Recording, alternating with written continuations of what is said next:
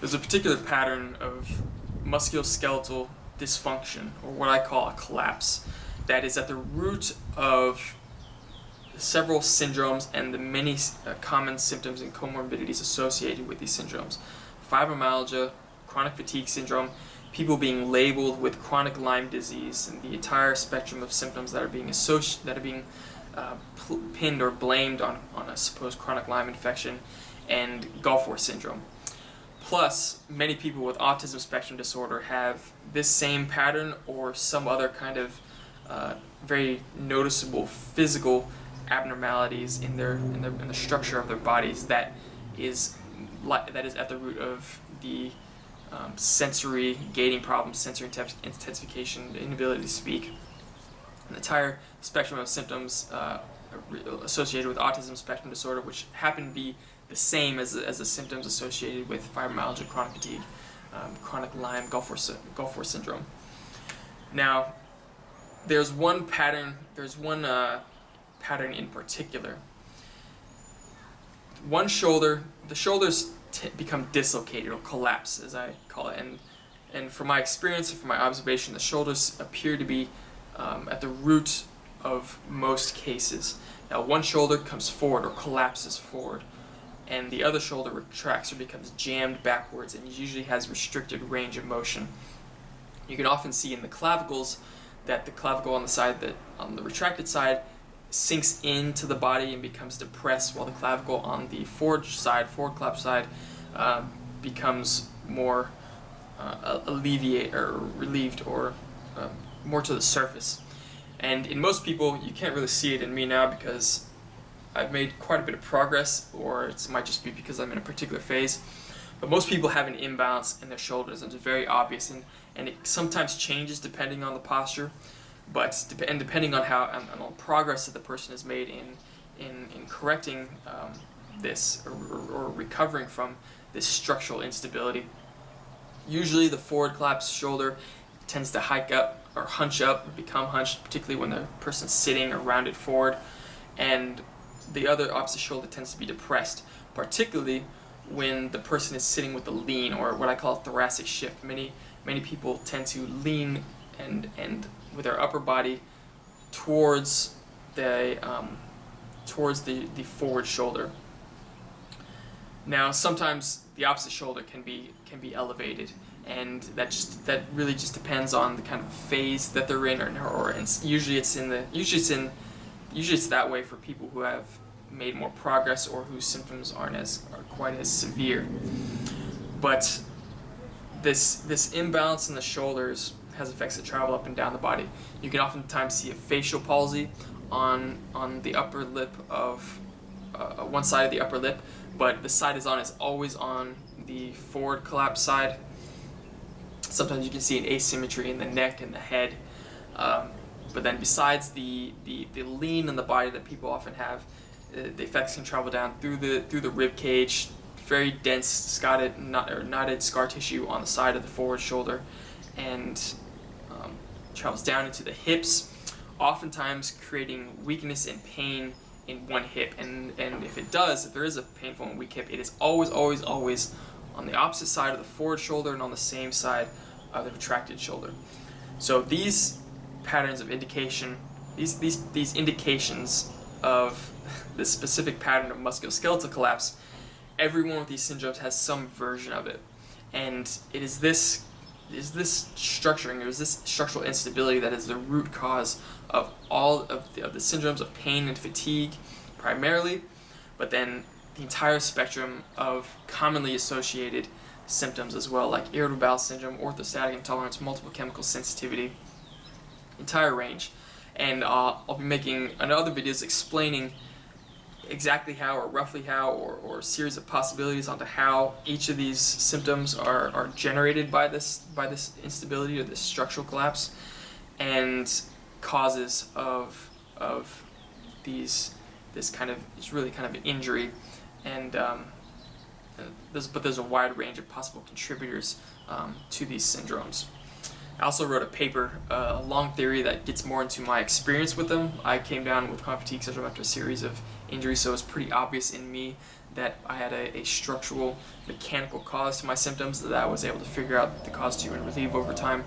And then also be making videos on how I've made progress, how I've learned to stabilize and cure myself at least as best I can, and what needs to happen in order to really truly be cured and fix the symptoms and these syndromes. So upcoming is a series of more than 150 case observations that I've taken from YouTube, usually in documentaries or personal videos, and where I analyze each person individually and show that they all have either this pattern or perhaps some similar pattern or some variation of this very common structural pattern. This is the first picture I took of myself when I first noticed the imbalance of my body all the way back in October 2013. This is 5 months after I had torn my right chest, and when I started experiencing fatigue, and then started really analyzing what happened after I'd gone to several doctors who were all useless. So I had decided to figure it out myself. And what I saw, what I felt, and what I found was that I had a shifting in my upper body. You can clearly see the leaning towards my left side in my upper torso, and many people with these syndromes have it. That's basically what I'm talking about when I say thoracic shift or lean towards the side of the shoulder that is forward collapsed. And it's maybe difficult to tell, but my left shoulder is relatively more collapsed forward, and depending on how I would sit or stand, it would be more obvious in varying degrees. You can also see there's an imbalance of my clavicles. My left clavicle tends to pop out more, and my right clavicle seems more sunken in as my right shoulder is more retracted. It's basically jammed backwards. Also, much of the muscle in my upper left back and left chest is very tight and dense, especially in my upper trapezius, and you can kind of see that in the hunching of the left shoulder. And that's the pattern that I began to see in most people with these syndromes when I began looking at people on YouTube. Now this is my after picture, and it looks worse, but it is actually a stage of progression that I've found is somewhat common, and other people have this sort of stage. But first you can notice that first you notice my right shoulder is more hunched up now, and that's because that's actually the shoulder that was jammed back and upwards when I was doing the weighted dips, and it just settled before. But you can see that my torso is straighter, is much straighter really, a bit straighter, much straighter. The line going down my body is more vertical, and the rest of my body just seems a little bit more lined up.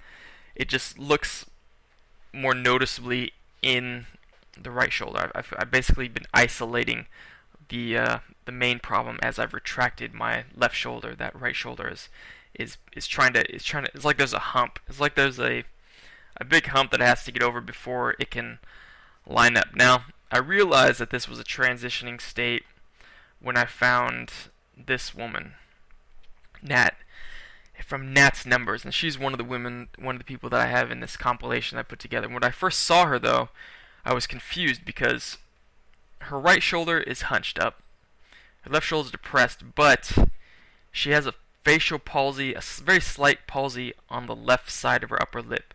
The facial palsy you can usually see when one side of the upper lip draws down and flattens and tightens, and when they open their mouth, that side of the mouth doesn't open up as much.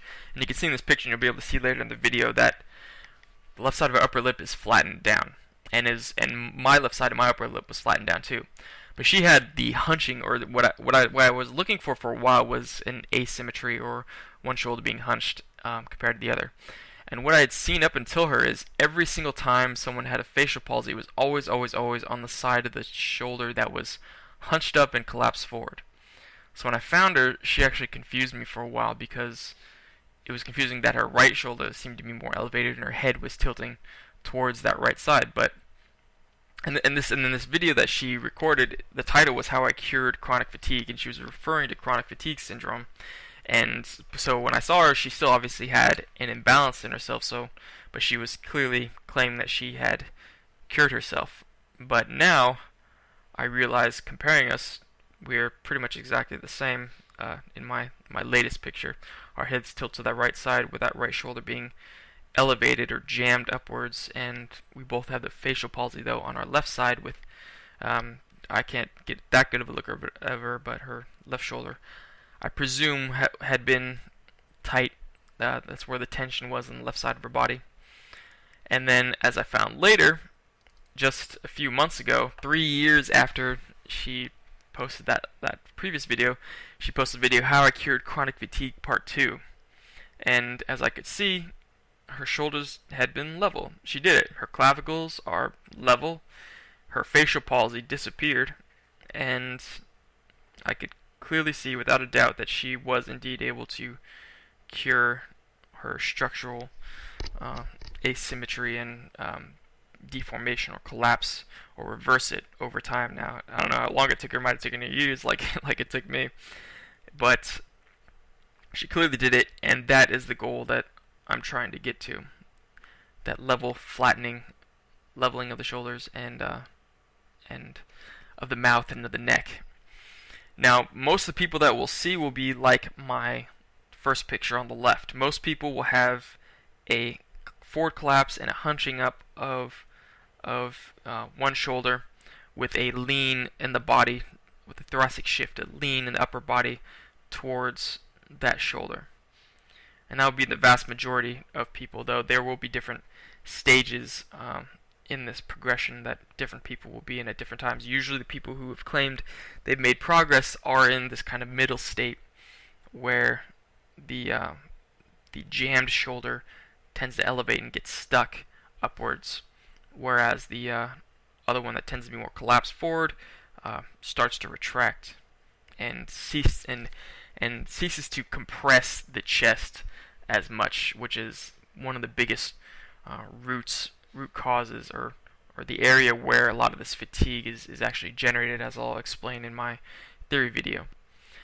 But this is relatively indicative of the spectrum we'll see in all these people going forward.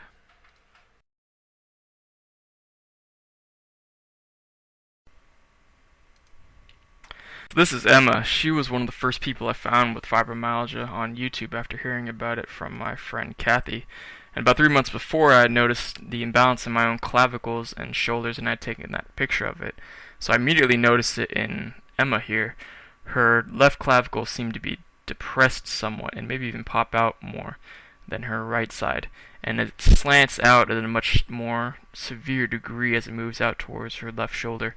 So much so that the mechanics look like it should have been way off from either side. And sure enough, as she explains later, her range of motion in her left shoulder is very restricted. She used to play cello, but she wasn't able to anymore because the pain in lifting the shoulder was too great. And you can see in her right shoulder that is kind of very slightly slouched forward a bit more. It's kind of collapsed a little bit more, while her left one is more retracted. So she seemed to have a very similar pattern to my own, maybe with less rotation, and hers was more on the opposite side. She had pain in her neck, clavicle, maybe even, I think even her jaw. And Emma here was probably one of the ones that really pushed me to see how common exactly this kind of instability or this pattern was in other people, maybe with these syndromes that seem so similar to each other. I hurt all the way from my head basically down to my feet. I hurt in my collarbones, I hurt in my spine, I hurt in my hips, I hurt in my legs, I hurt in my arms. I couldn't raise my arm past like this point, and I play upright bass, and upright bass is taller than me, and I would have to hold my arm all the way up there, and I had to drop it for a while. Probably through the last weeks of school, more than weeks, maybe months, I just couldn't play it, and that was definitely very hard for me. I couldn't sing because all the muscles and joints, like opening your mouth, it just hurt me. Michelle was one of the other people with fibromyalgia I found early on, and she seemed to have a very severe case of it. Immediately you could tell that her right shoulder is more hunched up, and that was really the first thing I was kind of looking for, just kind of an imbalance between the shoulders. Her right one is hunched. Her left one seems more depressed. But what really struck me about her case was that she had also had severe pain in her left hip. And that was like mine. She had her right shoulder hunched, pain in her left hip. And that was like my left shoulder hunched and pain in my right hip. I menopause because they took my insides out. They didn't need to take them out at 40, but they wanted to stop the pain in my left hip. And before I read the book from Dr. St. Ahmad, I guess I thought that was the best reason too. But now I realize it's just the doctors. They need to make up their money schedule. Because after that hysterectomy, I was in more pain than ever. I hurt in my hips. And I just noticed while watching Emma again that she also indicates pain in her left hip. She says hips, but she motions with her left arm to her left hip. And she has her right shoulder collapsed forward and hunched up slightly. Left shoulder hunched and slants down towards the right shoulder. Oh, I stubbed my toe. Oh, I broke an arm. Oh, I just had major surgery. All of those are, there's no doubt there's pain involved in differing levels, but with fibromyalgia, the pain just does not go away. Rhonda has a much more drastic and obvious hunching up of her right shoulder and slanting down of her left, and it's very persistent throughout the entire video.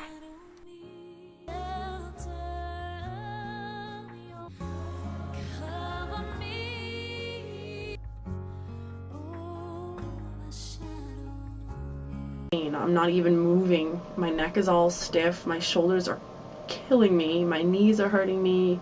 My legs, my back, my hips, my wrists, my fingers are so tight. It's so hard to type. Jaw pain. I have a headache. I have a constant headache that hasn't gone away for a week. So as you just heard Missy Cody explain, she has a significant amount of pain and discomfort in her jaw, her neck, her head, and her shoulders. It's difficult to tell exactly what kind of pattern her shoulders might be in, though there's definitely some dysfunction. She's shrugging them up in a very uncomfortable posture, but her left shoulder seems to be hunched more than the other side, so maybe the hunching is in her left shoulder. I can't tell because she may just be resting on her arms in a different way. So for Christina, it's in her right shoulder, though it's difficult to tell with her hair in the way. Her right shoulder tends to hunch up slightly and slouch forward more, and sometimes angle outwards.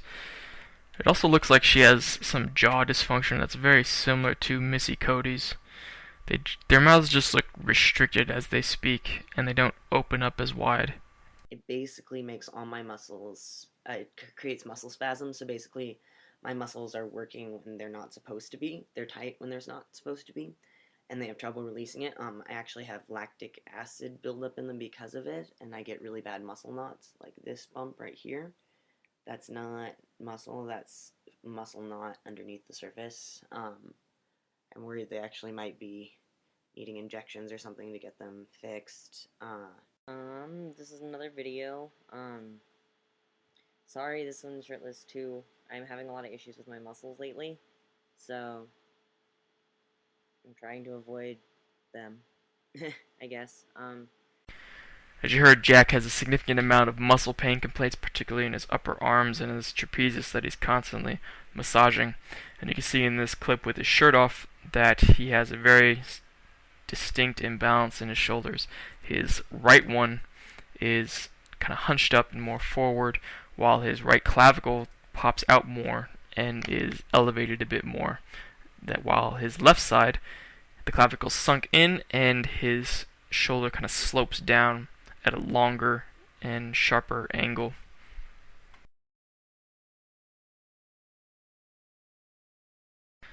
So with Rose, she sits very straight, very poised, neck straight, torso straight, though she has a very distinct imbalance in her left and her right shoulder. Her left one is hiked up more and clenched up more, especially when she starts speaking more emotionally and gets more riled up about what her topic is. Should be more accessible to people who are on a budget. And in the shot with her tank top, you can see a slight imbalance in her clavicles. Her left one is elevated a bit more and it meets her sternum at a slightly elevated point, and you can see a continued imbalance in the elevation of her shoulders. With Lynn Matalana, she's sitting very poised, very straight, head straight, neck straight, torso straight. So she has a very clear imbalance between her left and her right shoulders. Her left shoulder is significantly more hiked up than her right side. In Rose, you can see an obvious imbalance, but the exact nature of it is somewhat difficult to see because of the way she's sitting, but she sits with a lean towards her left side. Now, this kind of a lean is very characteristic of these syndromes, as we will continue to see. The hunched or the tension is mostly in her left shoulder. That would be the one that would tend to collapse forward if she was standing straight.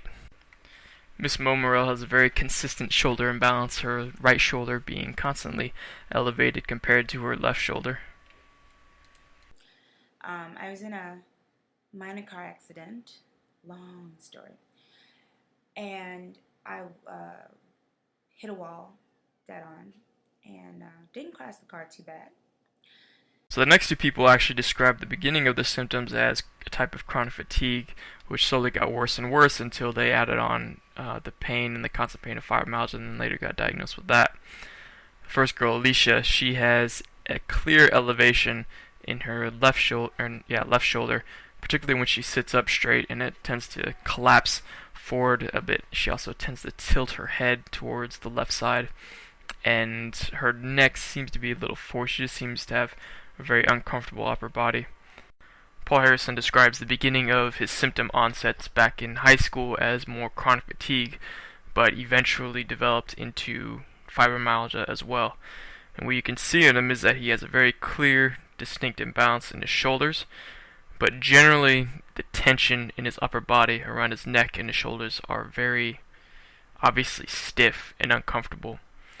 His right shoulder is the one that's elevated and tends to collapse forward. He tends to internally rotate it and lay his arm across his lap, his right arm, while his left shoulder is more depressed and retracted. But you can also see the tension in his neck. His neck looks very stiff, scrunched, and uncomfortable. In this video, Dr. Jonathan Kuttner describes his own experience with chronic pain after a pretty severe injury, and then shortly discusses or mentions or brings up the therapy that he developed for himself and then he shared with other people. Basically a trigger point and cognitive behavioral therapy, very similar to the therapy or what I've been doing for myself to recover from chronic fatigue syndrome. He doesn't mention fibromyalgia in particular, but chronic pain in general. But I think he probably intends to include fibromyalgia in his treatment programs as well. So I'll let him discuss his experience. He describes a injury that he had where afterwards his shoulder girdle felt dislocated and floating in space, floating and loose and unstable. And then he developed this chronic pain syndrome. And the way he describes his shoulder girdle becoming unstable, it sounded very familiar to me. I might have had a similar experience, but I believe what he's describing is the same thing or very similar to the kinds of shoulder collapses that I've been seeing and experienced, and we will continue to see moving forward. This video I want to share with you, in fact, my story, which was quite significant and for me life-changing. What happened was that one of my passions was hang gliding, and on one really fateful day I made a basic error of judgment, and instead of floating happily round the top of a ridge, I thought I'd take a shortcut across it. And so as I took the shortcut across, my hang glider was struck by downward, what's called a rotor of wind.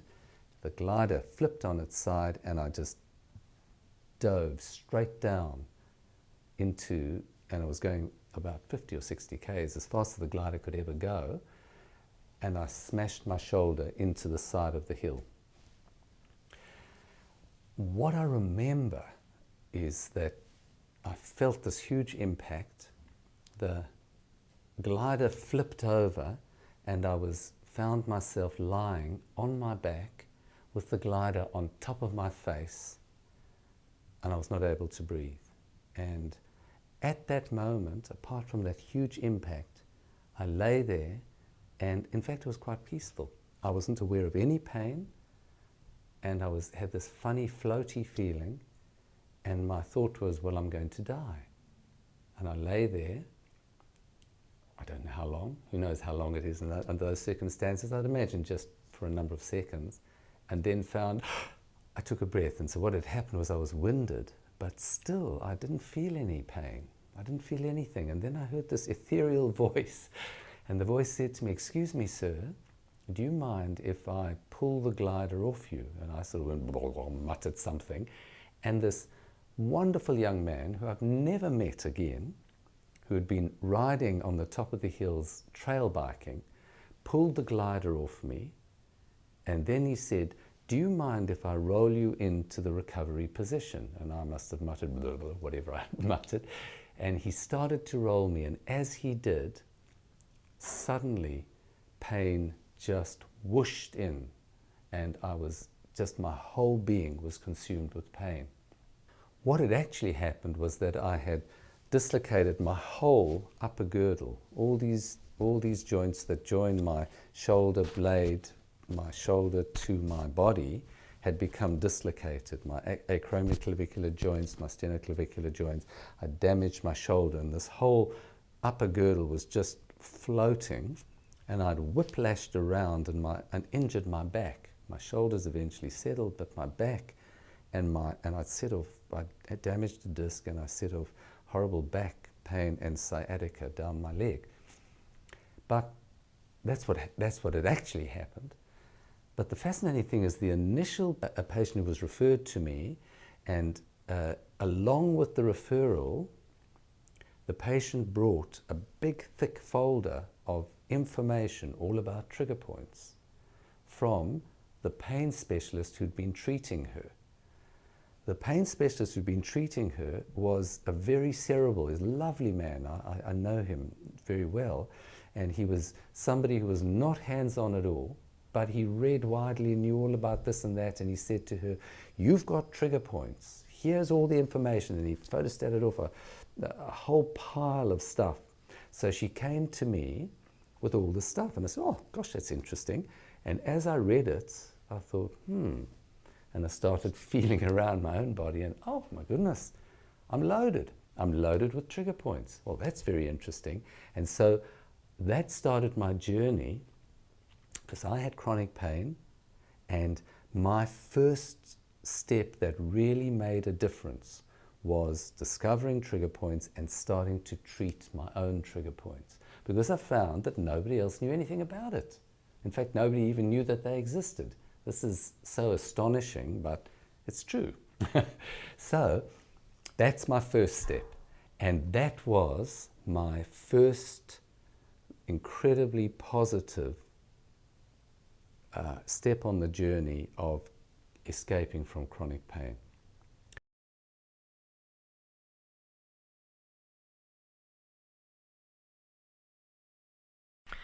So Lucy Saxon here has a very clear imbalance in her shoulders, and it's very consistent across multiple videos of her. You can see that her right shoulder is very hunched, and her left shoulder is relatively more depressed. Now, this imbalance, in the purpose of this video, is just an indication of a much more severe structural collapse that is underneath, that includes more than just the shoulders and the neck, but for the purposes of these videos, this is what we can see. And every single person with chronic fatigue syndrome has this kind of structural collapse or asymmetry. And it's a collapse because the proper suspension of the shoulders is completely gone, and it's under constant pressure of contraction. And since the structural symmetry isn't there anymore, the muscle that is tightest, is most tense, has nothing to work against it, has no kind of support beams to keep it expanded.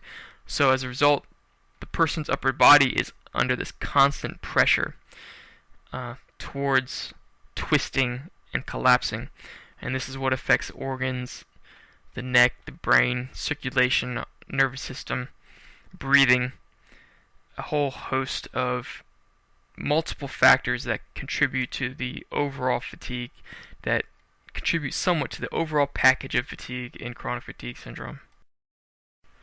So this woman was treated at Stanford by, as she describes, an interdisciplinary team. One of her treatments included some antivirals, but what you can see is that she has a very clear warped shoulder posture, very similar to the previous few girls, and that her shoulders are very hunched up, her head looks kind of in a forward head posture, and particularly her left shoulder is hunched, and you can see in her upper left side of her top lip, it's drawn down into that slight palsy, and that's always on the side of the tight shoulder, the one that's hunched, the one that tends to hunch up. But what I find interesting about her is that you could see that the tension and that slanting and the hunching in that left shoulder actually began long time before her onset of her chronic fatigue syndrome. You can see in this clip of her playing soccer, she had a tendency to hunch it, especially when she was in an intense moment as she's dribbling the soccer ball down the field. And you can even see it later continuing after her treatment in her post-treatment soccer ball kicking. She still has a tendency to hunch that shoulder. But it began a long time before, so what it means to me is that this shoulder dysfunction that I've been constantly seeing is kind of a built-up effect over time for the most part. It's usually not something that happens just instantly out of the blue. Katie, very similar. She has it in her left side as well, and she also has the slight palsy in her left upper lip. And you can see that it doesn't open up as much as the right side of her mouth when she speaks, especially when she has a wide, kind of smilish speaking style.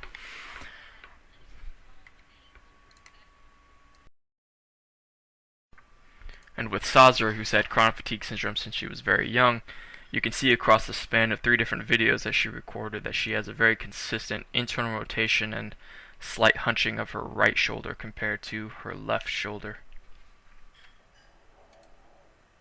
So in this trailer for a documentary, Canary in the Coal Mine, you can see this man who has a clear shoulder imbalance, but as he sits with a slouch, his left shoulder looks hunched up. But what I realized later is that when slouching versus sit up straight, it actually alters the shoulder, the side that looks more elevated or looks more humped or hunched.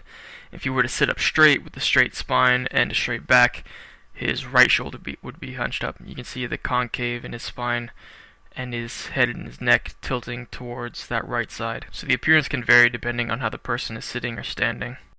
A woman with not so uncomfortable posture, but with still a clear imbalance between her left and right shoulders, with the left shoulder being hunched up.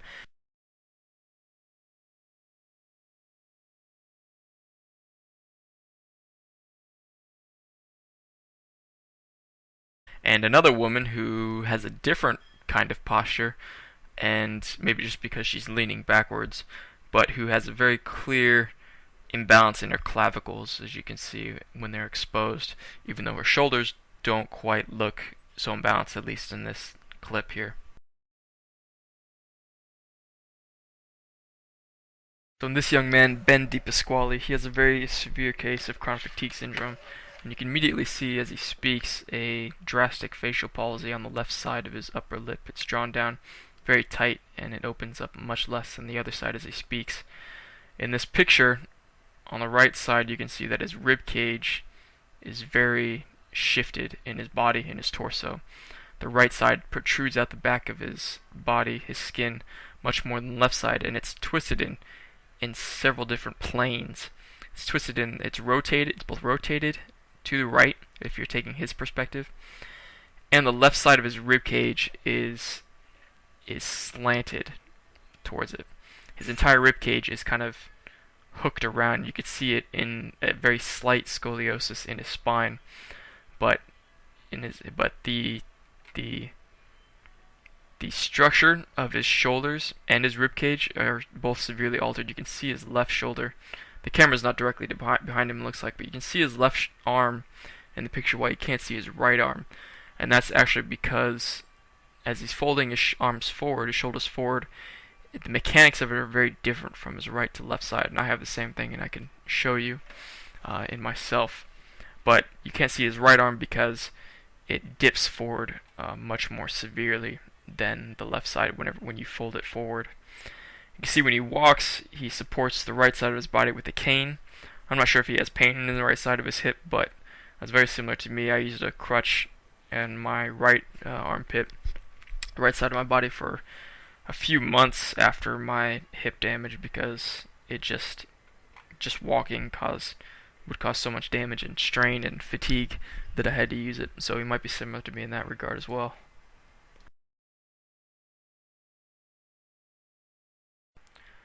The primary feature I want to point out here in Justin, this young man, is the slant in his thoracic cage as he sits with the lean over towards his left side and supports his left shoulder up with a hunch in it. He has a plain hunch in his left shoulder too, when he sits up straight in other videos that he has.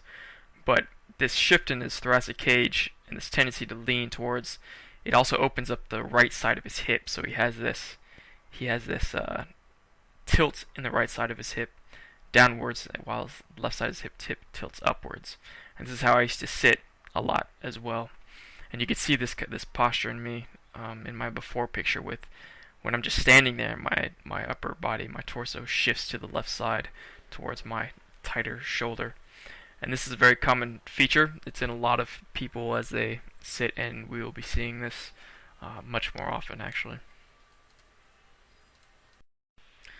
So in this television interview in the UK of Dr. Shepherd, who also has myalgic encephalomyelitis or chronic fatigue syndrome, he's one of the medical advisors to the ME Association in the UK. You can compare him to the host, compare how they sit and their posture and how they look. The male host sits much more straight and with his shoulders relaxed and down further back with his neck a bit straighter, while Dr. Shepherd, on the other hand, sits with a very typical chronic fatigue syndrome posture with his shoulders hunched up and leaning forward very drastically with a much more forward head posture. And that is actually how I would sit after I began working on my shoulders, and it would mostly be due because of the pain and discomfort in my hip. I couldn't sit up straight without putting a weird kind of pressure on my hip that was sourced actually in the mechanical effects of my shoulders traveling down my spine into the hip and the tilt in the hip that was just kind of built into me by then. And then Vicky, you can see she's sitting up straight, but she has a very drastic imbalance in between her shoulders, though it's difficult to see with her hair in the way. She indeed does have a very hunched left shoulder, and her right shoulder is much more depressed.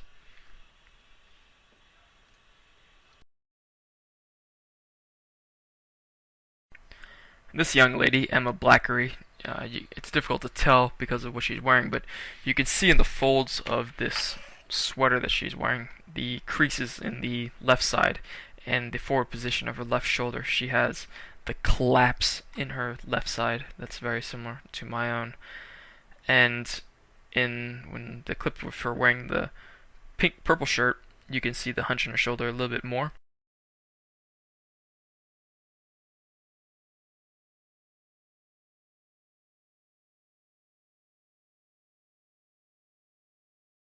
So these next two women describe various symptoms that are comorbidities, frequent comorbidities with chronic fatigue syndrome, fibromyalgia, like irritable bowel syndrome, headaches, anxiety, different kinds of neurological tension, brain fog. And you can see in Lisa a very clear tension in her shoulders with her right shoulder shrugged up more than her left, and her head tilts towards the right side. And with Julia, her shoulders look very even, and her clavicles look even as well, though there may be some kind of more apparent imbalance there on closer examination. But what's really significant is the tilt in her head towards the right side. And there's a Gulf War syndrome soldier who I will show later who had the exact same pattern, but he had a very clear destabilization in his right shoulder with the same exact kind of curve and tilt in the cervical spine, and with the tilt in his head, which I'll compare Julia to later. So the next few people are commenters at the Chronic Fatigue Syndrome Advisory Committee in the United States at different years. The first woman is, in the brown shirt, has the characteristic uncomfortable shoulders of chronic fatigue syndrome, and her left side is shrugged up with a tilt towards that left shoulder.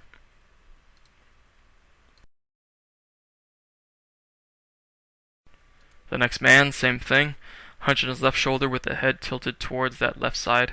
And also, when you see during his testimony that he constantly, very frequently, all the time, internally rotates that left arm and lays his left arm closer to his torso, almost as if it was going to be on his lap. He constantly internally rotates it and puts it back out. This discomfort in that shoulder is one of the very characteristic patterns of movement. It's a very characteristic habit. Internally rotating the arm, or putting the hand behind the head, or putting a pillow underneath that armpit. Those are all very frequent patterns or signs of discomfort within that shoulder. Next man, same thing, except it's in his right side, and you could see that his is much more severe. And in his talk, it's just only 5 minutes. By halfway through it, he starts to get very exhausted, and he slows down, and he starts to lose his place. And you can just tell that the severity of his discomfort and his collapse coincides pretty strongly with his degree of impairment. Although his presentation, his comments are very entertaining. Having been placed in a 3-foot square cage, Sim was repeatedly chastised for not participating in graded exercise. That criticism did not sit well with him, no pun intended. Furthermore, Sim received a negative personnel review for failing to cooperate in talk therapy sessions. This is a real head-scratcher. Obviously, Sim doesn't talk, as evidenced by my testifying on his behalf today. After that, they mocked and minimized his condition and gave him a paltry settlement that barely acknowledged the degree of his disability. ME/CFS patients will recognize some of these experiences. While Sim is disappointed, he nonetheless feels his brief career was worthwhile, if only for his extensive study of human researchers, fascinating creatures that they are. Next man, Robert Miller, you could see it in his right shoulder hunched up. His left arm shoulder is slanted down and more elongated. And you could see later in his 2015 comments, while he's wearing his jacket, he has a very significant crease in it. And a lot of the times in these people with these upper body or these torso shoulder instabilities, you can tell just by looking how their clothes fit on them. The clothes don't fit right. The clothes tend to slant on the body just because there's this abnormal twist in the shoulders and the rib cage. So a lot of times there's like tenting effects, or the neck becomes extremely imbalanced, or one sleeve runs down the arm longer than the other sleeve, and that's just a common feature of this structural instability in the upper torso. So this woman, it's kind of difficult to tell. Her shoulders look pretty level, and her clothes that she's wearing don't really lend well to seeing her shoulders clearly. But it's actually in her right shoulder. She has a slight hunch, and her facial palsy, very slight facial palsy on the right side of her upper lip. But in this next scene, you can see her standing second from the left, with the black hair. She has this tendency to hold her arm forward and internally rotate it to a pretty severe angle and lay it across or on top of her torso. That is a sign of a significant collapse in that shoulder, or it becomes a lot more comfortable to hold the arm and the shoulder in that position once that shoulder is collapsed, instead of retracting it like her left arm, like her left shoulder is much more retracted. And you can see Robert Miller on the right side of that picture, holding with his own uncomfortable position, kind of shifting his torso to the right side and hunching it up, supporting it with that chair. And the final woman you could see with more of the typical chronic fatigue syndrome slouch, with her right shoulder tending towards the shrug and the forward motion. I included this clip of Anil van der Zee, even though he's not sitting up straight and he's speaking in German, so I don't know what he's saying. But he's holding his right shoulder in one of the classic uncomfortable positions that people with this kind of shoulder dysfunction tend to hold it in, because the mechanics just seem to kind of make that position a lot more comfortable for many people at different times. Certainly me. So he has it in his right shoulder as I had it in my left shoulder. So you see with this girl Claire, there's no really good camera angle of her shoulder, so you can't really tell if there's an imbalance, but you can see by how she lies in her bed with the pillows behind her head that she's just stuck in this very forward head posture with her upper back very rounded to a severe degree. And if she just lays like this for a long time, it's just perpetuating her being stuck in this kind of dysfunctional mechanics. And for me, after I hurt myself, my first injuries, or my injuries after my hip especially, when I was lying in bed a lot, I got much worse, because at one point I tried to bring my computer to my bedside, and that just caused my muscle pains and tension to just travel and become way worse. It started going down my wrists into my hands. My hands would be incredibly painful from just using the mouse or the keyboard. And so just trying to stay in bed, eat in bed, look at a screen from in bed, which forces you to tense certain muscles to hold you in certain positions, is extremely bad. And it really is why a lot of people with chronic fatigue syndrome, probably particularly Claire, just don't get better over time. So now here is very important. At first she kind of confused me, because this video that she made back in 2012 is titled How I Cured Chronic Fatigue, and she was referring to chronic fatigue syndrome and not just some kind of general fatigue. But I could see that she still had a clear imbalance and instability in her shoulders and her neck. Her right shoulder is hunched up and her head tilts, or has a tendency to tilt towards that shoulder. So she still had the imbalance, but she was saying she cured chronic fatigue, and largely from eating right, very perfectly, precisely. And she described herself as a health nut, exercise freak before or during her onset, when she had the flu-like illness that preceded her chronic fatigue.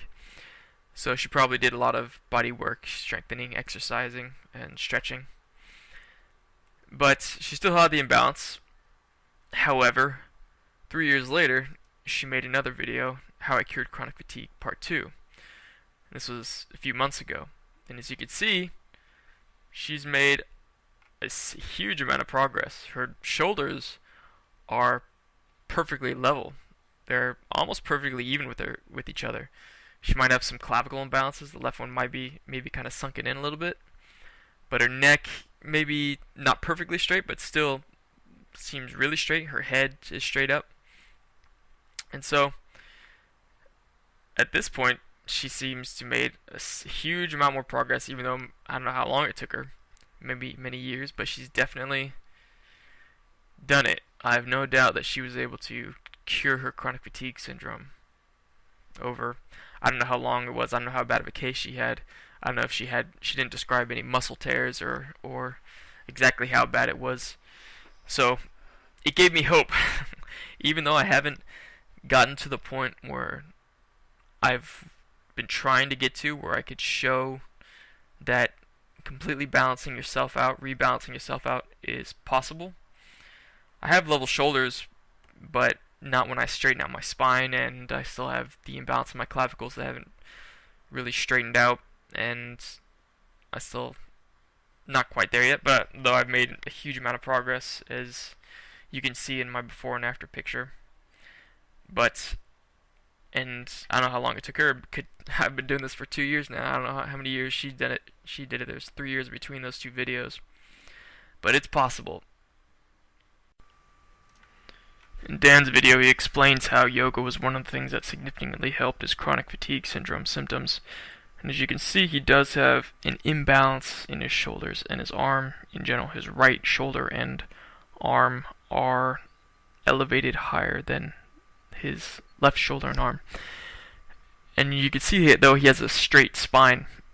Now, if he were to level out his shoulders in function, his spine would concave towards that right shoulder, and it would compress his chest, neck, and other organs. But since he's sitting with a straightened spine, you can see that imbalance a little bit more clearly in his shoulders. And it's this imbalance that causes the twisting effects.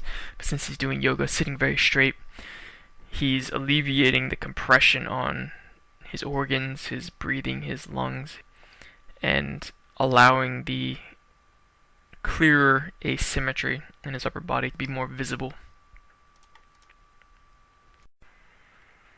So this next man, Giles, has the typical chronic fatigue syndrome pattern. He has a thoracic shift towards his left side. His rib cage kind of leans over towards the left. His left shoulder is slightly hunched up. As he walks, that shoulder has a tendency to internally rotate. He has a tendency to internally rotate his arm and hold his left arm in front of his body as he's talking. He has a slightly unsteady, imbalanced gait because of the effect traveling down into his hips. In this video that he made, he actually talks about gentle muscle stretching and gentle muscle exercises as being one way to improve functionality while having chronic fatigue syndrome. As you can see, while he stands, he has a shift, putting most of the weight on his left leg, and continues to twist his body in that typical way. So in this young lady, Kai, you can't really see a shoulder imbalance, but her clavicles are very faint, but you can kind of see a slight imbalance in her clavicles. They don't meet at her sternum in quite the same way. Her left one seems a little raised compared to her right one, and pops out, or looks like it pops out a little bit more. It's very slight, and the next girl has a very slight indication as well. She looks like she has Laura Jane. She looks like she has even shoulders, but her right shoulder is actually collapsed forward a little bit, and her left shoulder is a little bit more retracted.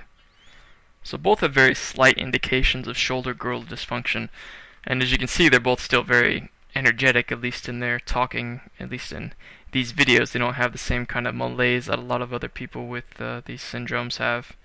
And it seems, and as far as I can tell, the degree of severity does seem to correlate a lot with the obviousness of the mechanical dysfunction.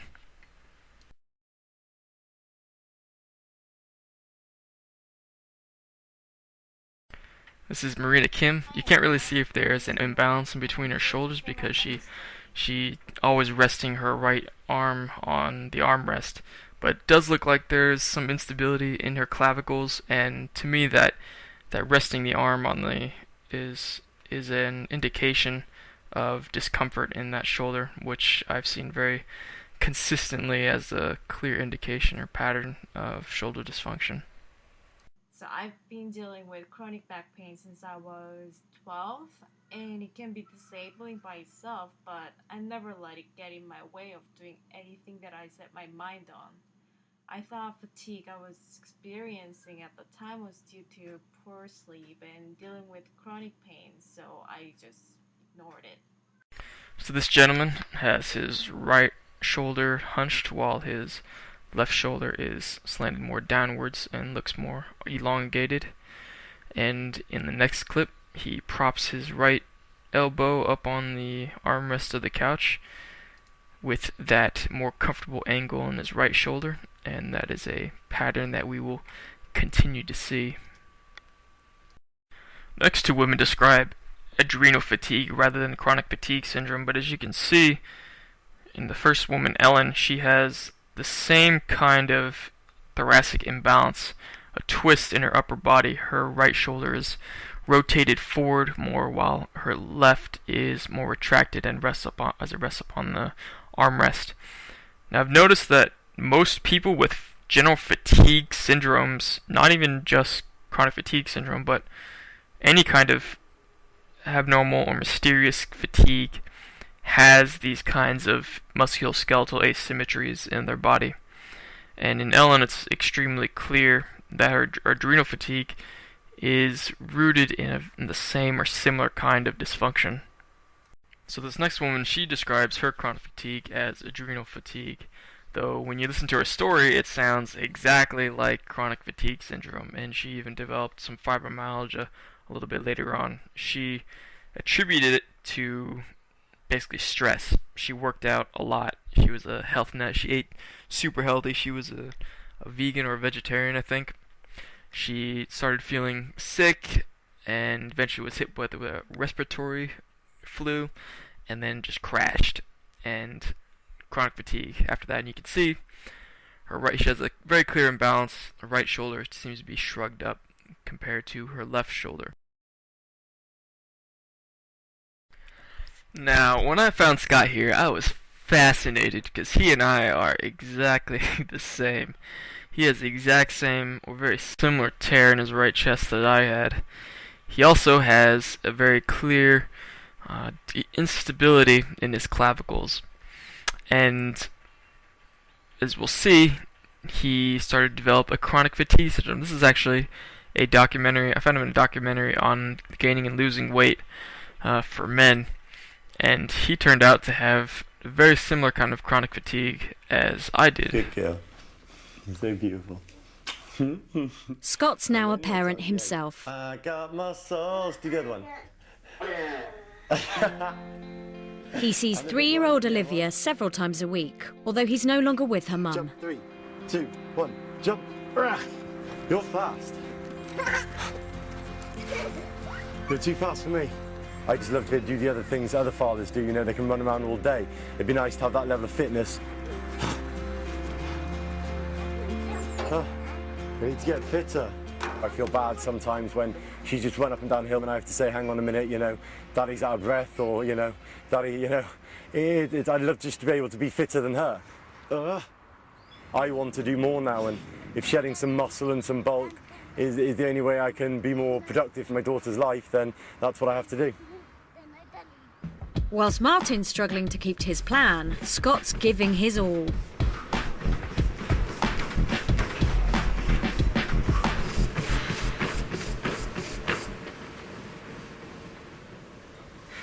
Are you sick?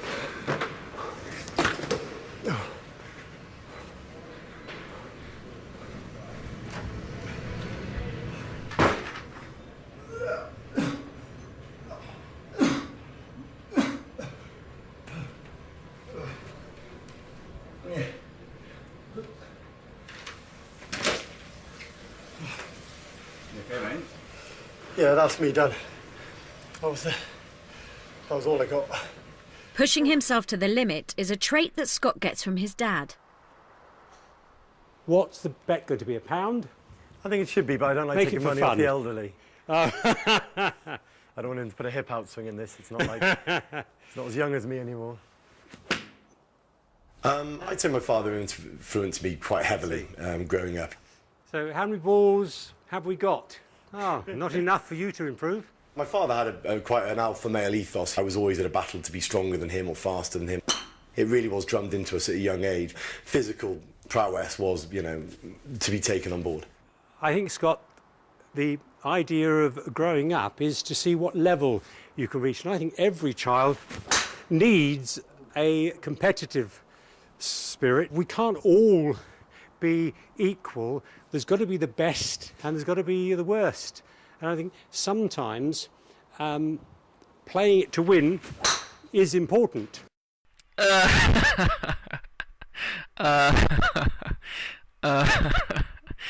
That's exactly how my dad and I were too. Very competitive, physically driven, and it's very interesting that we both were led to push ourselves so hard that we got the same injuries.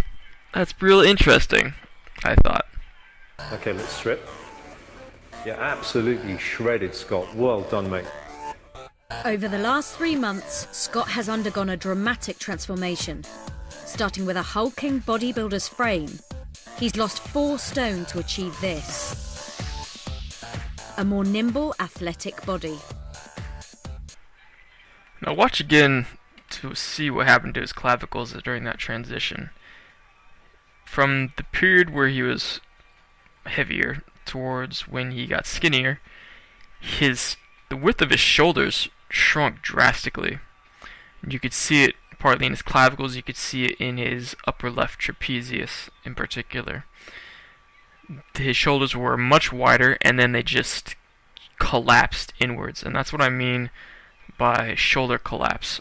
This kind of instability, musculoskeletal instability, leading to this whole really structural collapse that then it starts to impede organs and breathing, heart rate, things like that. And you could see it in his left shoulder in particular, how his trapezius all of a sudden becomes extremely tight, his clavicle starts to angle up, and angle up a more severe degree, and his shoulders, just the width of it just disappears, just right before your eyes. And you can see it clearly in the before and after picture how the difference it is. A recent UK online news article told a short story about this girl Kayla, 8-year-old with chronic fatigue syndrome, and as you can see, she has the neck craned to that right side, supporting that right shoulder hunched up. And in the next picture, you see the thoracic shift, leaning on that right shoulder. Exact same posture in an 8-year-old girl. And it says in the article that, quote, Kayla was as energetic as any other child up to the age of 5. After breaking her arm in autumn 2012, she went on to develop viral gastroenteritis. She never fully recovered. Within weeks, she complained to her mom, a former nursery practitioner, that she felt sick, dizzy, and she appeared wobbly on her feet. 8 years old, so in her case, there might have also been some shoulder damage when she broke her arm, or just the pain and reaction to it, just clenching it all the time, altered her muscular activation, her mechanics. This is a picture of Vanessa Euclin Lee, and she actually committed suicide in 2014. She had CFS for a long time, ever since she was a teenager. And as you can see in the picture, she has a very clear imbalance between her left and her right shoulder.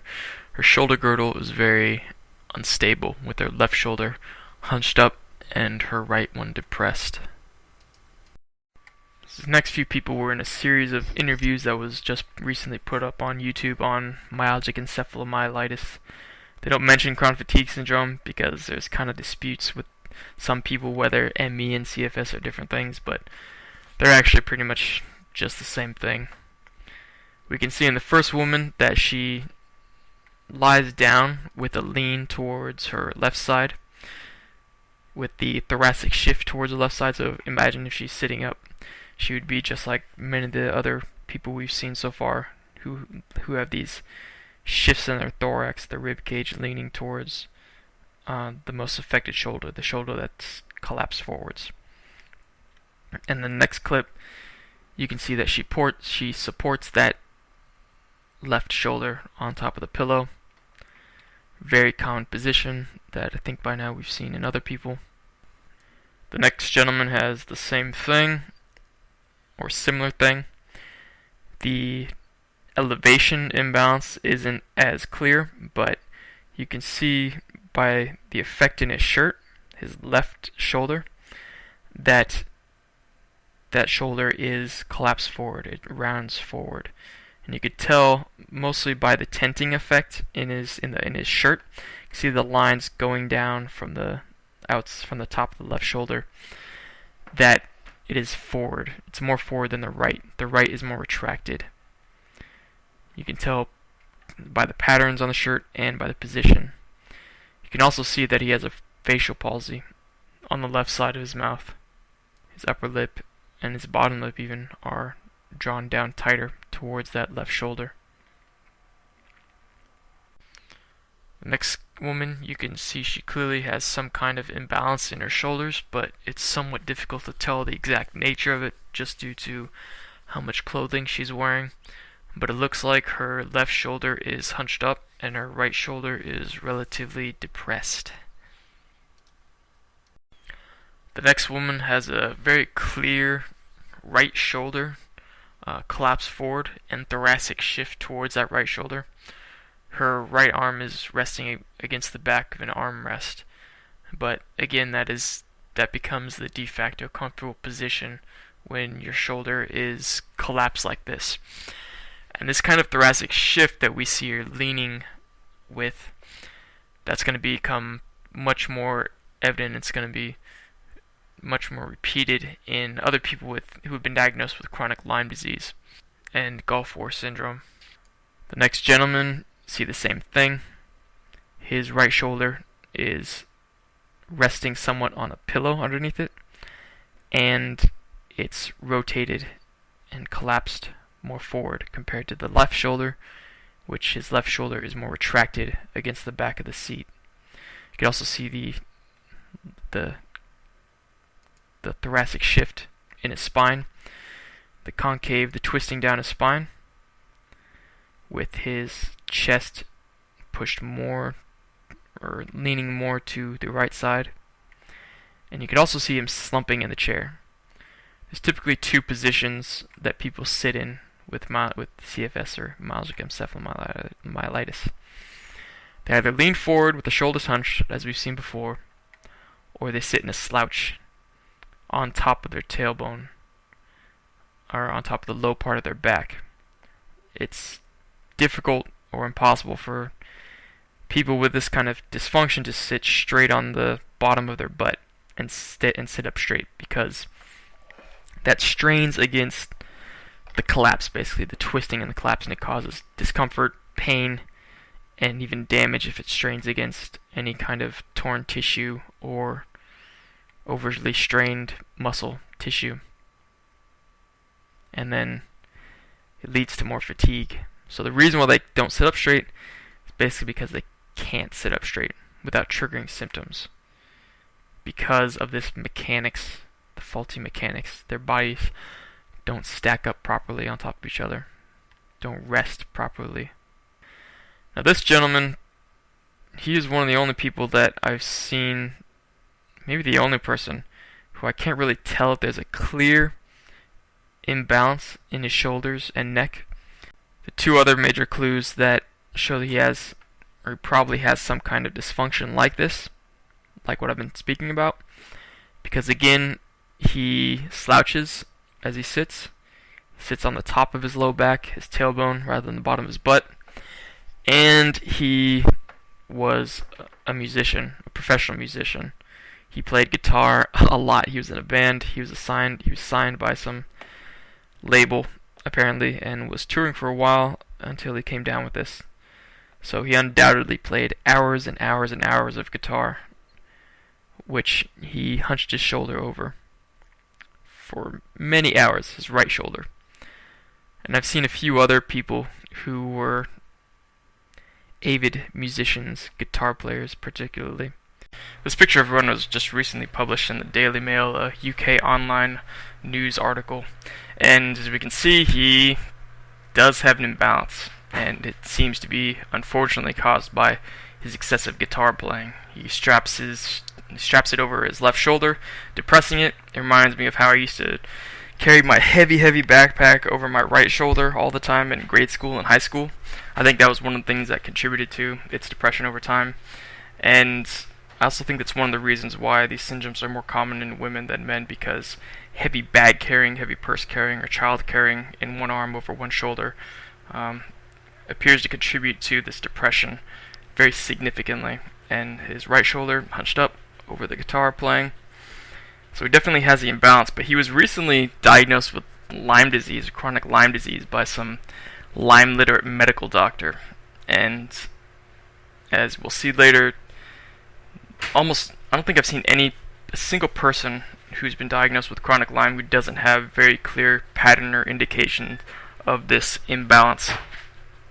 And it's really the main reason why I've realized, or I know, or I think I've seen that chronic Lyme disease is actually a nonsense bullshit diagnosis, to be frank, because they all have the same pattern as people with chronic fatigue syndrome, fibromyalgia, and it tends to be more clear the worse the symptoms are. So his case, I think from this picture, it's definitely pretty clear that he has the same kind of imbalance. A doctor came alongside me and said, the best thing for chronic fatigue syndrome, which is what I think you've got, is to do graded exercise. So I stopped listening to my body's symptoms and I did graded exercise every day, whether I felt well or whether I didn't feel well. I did it on the good days and the bad days. And then one day in 2007, having faithfully kept up this exercise, I was walking up a mountain in the Lake District on a holiday, really relaxed, and by the end of the day I couldn't hold up my head. It felt like something in my body had snapped, like there was an elastic band that had just been pulled to breaking point. When I heard this woman describe her experience, I realized that I had the same exact experience, or just about. The stretching in her body and the snapping, which she's describing as a muscle tear.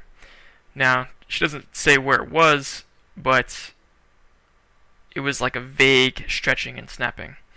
I had the same thing, and I realized it was actually a fifth tear that I had, and it occurred somewhere around my other tears, my tears in my chest and my hip, but I'm not sure if it was before or in the middle or afterwards. But where I believe it was somewhere around my thoracic spine.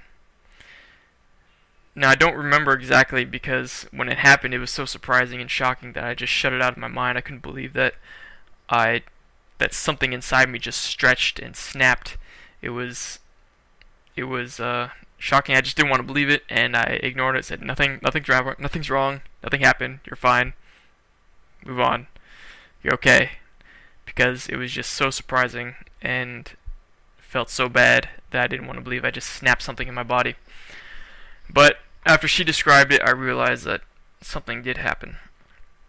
And I think it was in my thoracic spine because I do have a flattening of my thoracic spine, and which I had heard about or realized after I had listened to or I heard about Raymond Perrin's theory and his technique on chronic fatigue syndrome, and the cause and mechanism and the consistent physical signs that he's seen and observed in his patients. I had a patient that came in who previously was a cyclist, and he told me he's got postural problems and he had back problems. That's why he came to me. But he also mentioned that for 7 years he had chronic fatigue syndrome, ME. And in those days I thought, well, there's nothing much I can do for that. In the 1980s we all, thought it was just psychosomatic, and tender loving care, smile at the patient and it might help them. But I have no concept that I could help this person from his chronic fatigue, but I could definitely help his postural mechanics. And I started treating him, and lo and behold, after a few months, he started significantly improving, and eventually he, within the few months I treated him, he said his symptoms have disappeared. I've cured him. I said, no, nonsense. How can I help you? So he said, no, you have, and he was the one that started me all those years ago in my search for why I managed to help this patient and what was going on. So we start with the thoracic spine because he had thoracic spinal problems, and in my paper of 1993 in the British Osteopathic Journal I looked at the common findings in patients with associated symptoms. I had quite a few patients with these ME type symptoms, and I wasn't somebody to diagnose ME, but I noticed that they had all the same problems. Their thoracic spine was visibly not posturally the way it should be. It should be curved in the middle and what we call slightly kyphosis, and they were often flattening and distortion, as you'll see. This is a healthy spine, and you can see here how it curves out and then inwards there, what we call a lordosis, and a kyphosis and lordosis, which goes inwards. And we see an ME patient where there's definitely a flattening, and this picture was taken in 1989, 1990, this patient, many years ago. And equally we had patients who had very rigid spines, especially the elderly ones, so they had definite visible problems in their thoracic spine. Very, very clear flattening and then outside. And we saw problems affecting not just the back of the postural mechanics, but also the very front. And you can see here how her sternum is completely concave there, putting terrible pressure on the mechanics of a thorax. And what we saw in many, many cases was what we call osteochondrosis or Sherman's, where the flattened area and this area of the spine should go in and it goes out quite often. And this is again and again and again. In the hundreds of patients, over 1,000 patients I've seen since 1989, they all have major problems that you can see in the spine. They might not have pain. Not all of them have pain associated with it, but most of them do. And in fact, most of them have a lot of tenderness in the mid-thoracic area. So these are the signs that physically I feel in every single patient I see with ME. And if most of them have been diagnosed by hospitals before they've come to me, via the CDC criteria for CUDA. And you see the varicose lymphatics that we have. We also have a point which was coined by a patient, Perrin's point, so it's stuck. It's lateral to the left nipple, about 1 inch or so, or 2 centimeters, and is slightly superior. And every ME sufferer that I've examined has this tender point. There's also, if patients have bowel problems, have irritable bowel or irritable bladder, or lots of aches and pains in their legs, and that's often their case, the celiac plexus, which is the big bundle of sympathetic nerves, also known as the solar plexus, that's very tender. And we see this again and again. It's almost a litmus test to anything below. Any symptoms below this area, fire up this celiac plexus. And we know already, as I've said, that there's spinal problems. So I definitely had all these signs, these common physical symptoms that Perrin has observed in every single person with chronic fatigue syndrome, and that's how he diagnoses chronic fatigue syndrome. Now, part of the reason why I make this video is because he seems to be largely ignored or not taken as seriously. These patterns that he'd be seeing in every single person just hasn't seemed to be recognized. There's for some reason, there's just still so much confusion about chronic fatigue syndrome. And it's ridiculous, really. But, I mean, I don't think his theory is completely right. He goes into largely the lymphatics. He blames largely the lymphatic system and sympathetic nervous system for the production of symptoms in chronic fatigue syndrome, and he develops lymphatic massage techniques to help people, and he's helped a lot of people. I've heard mixed things. I don't know what his rate of success is, but a lot of people have been helped by it. Some people I've heard have not been helped so much by it, but that largely actually may be due to patient participation and enthusiasm and ability to do a lot of the practices and stretches and exercises by themselves. But he's definitely mostly onto something. Or onto it, not something. These symptoms, these physical signs are chronic fatigue syndrome. Now, everyone's still going to be different just because everyone's bodies are completely different. But judging by what I've seen, this is it. Again, the purpose of this video is to convince people, to make it so that others can see that it is it. And if you have chronic fatigue syndrome, or even fibromyalgia, or as I'll get to, Lyme or Gulf War syndrome, maybe you'll be able to see it in yourself, feel it in yourself, and discover it for yourself. That's my hope.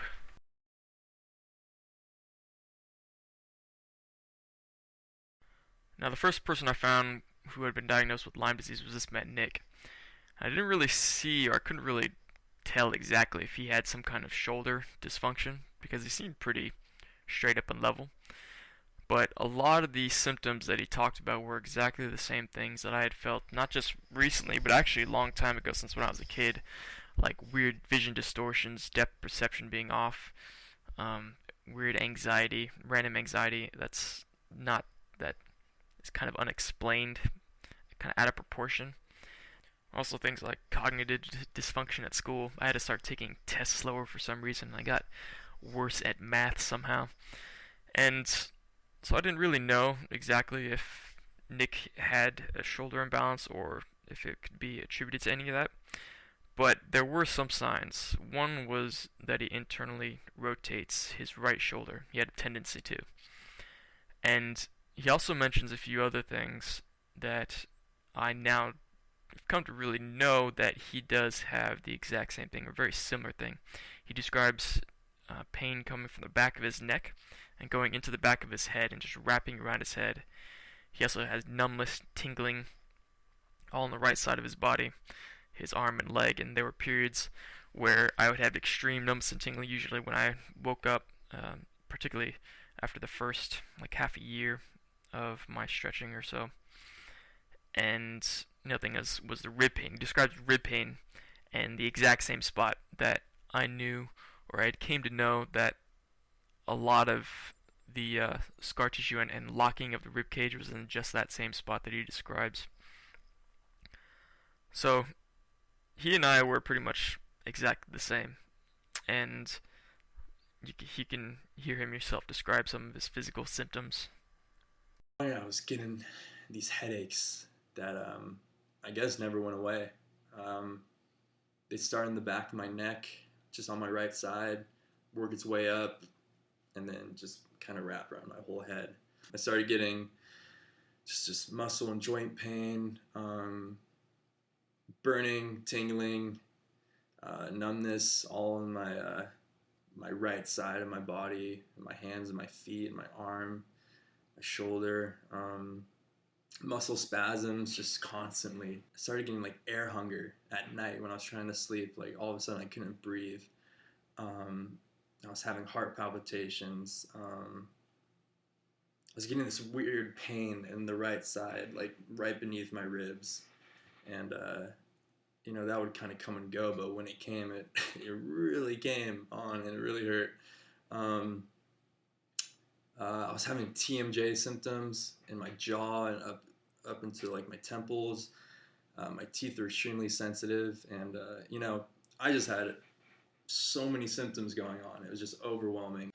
This next man, Will, he also had a lot of the same exact kind of symptoms as I had, including sensory distortions, vision distortions, sort of weird anxiety, insomnia, and it is also not so clear just looking at him from the front.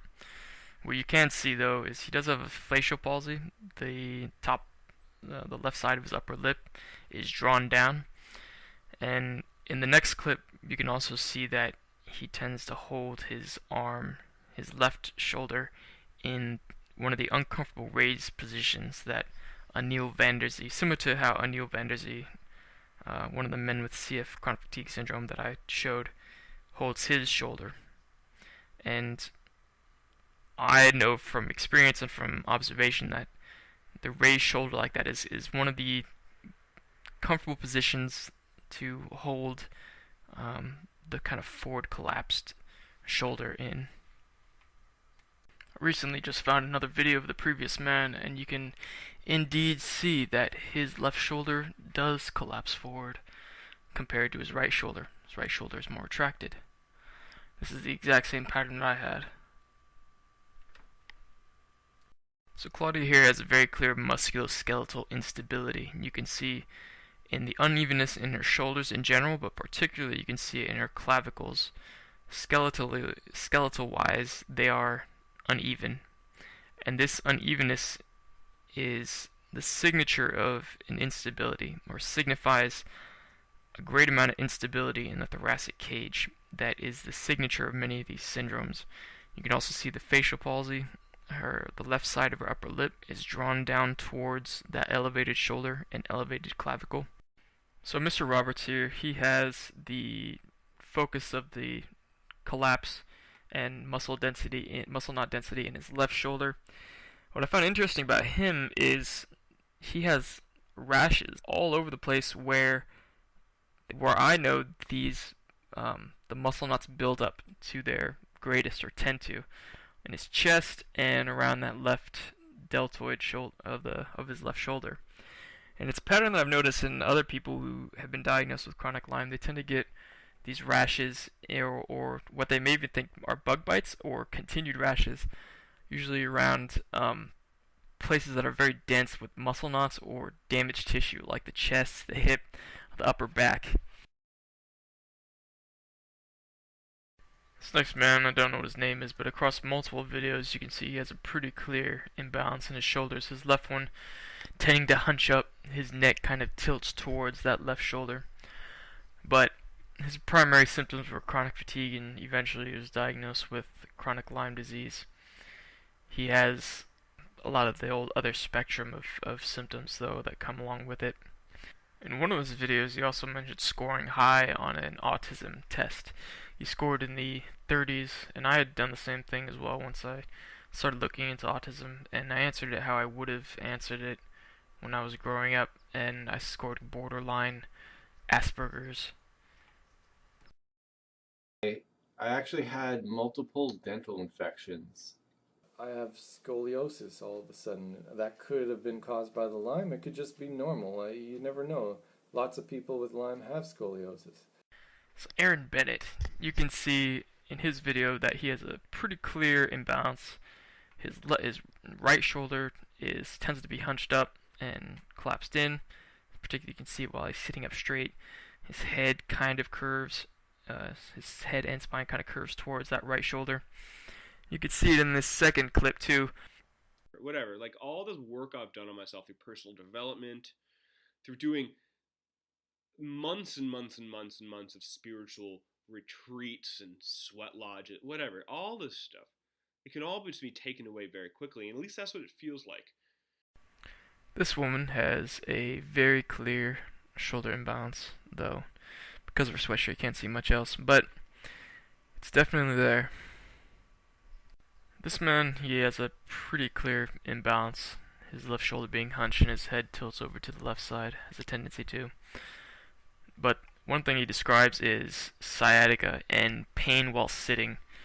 Now, I didn't quite have sciatica. I only had sciatica very few times, and whenever it popped up, the nerve pain traveling down my leg, my right leg, whenever it popped up, I was able to make it go away pretty quickly because I knew just to go through my stretching motions and eventually it would go away. But the sitting difficulty I definitely had, but that was more due to a large-scale global tension and damage in my hip that was then causing the pain while sitting. But I thought it was interesting how he described a similar thing, and he was wondering how many people with Lyme disease also had that same thing.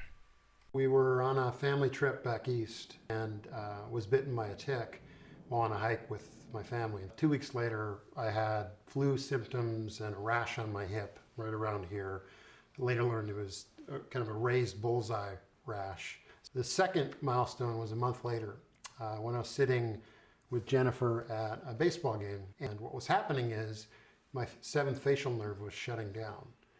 And so we got home, and that was the first point in the night. We were standing across from each other. And he was talking, but only half of his face was moving very well, and his words were slurred. The doctor fairly quickly said, I think you have Bell's palsy.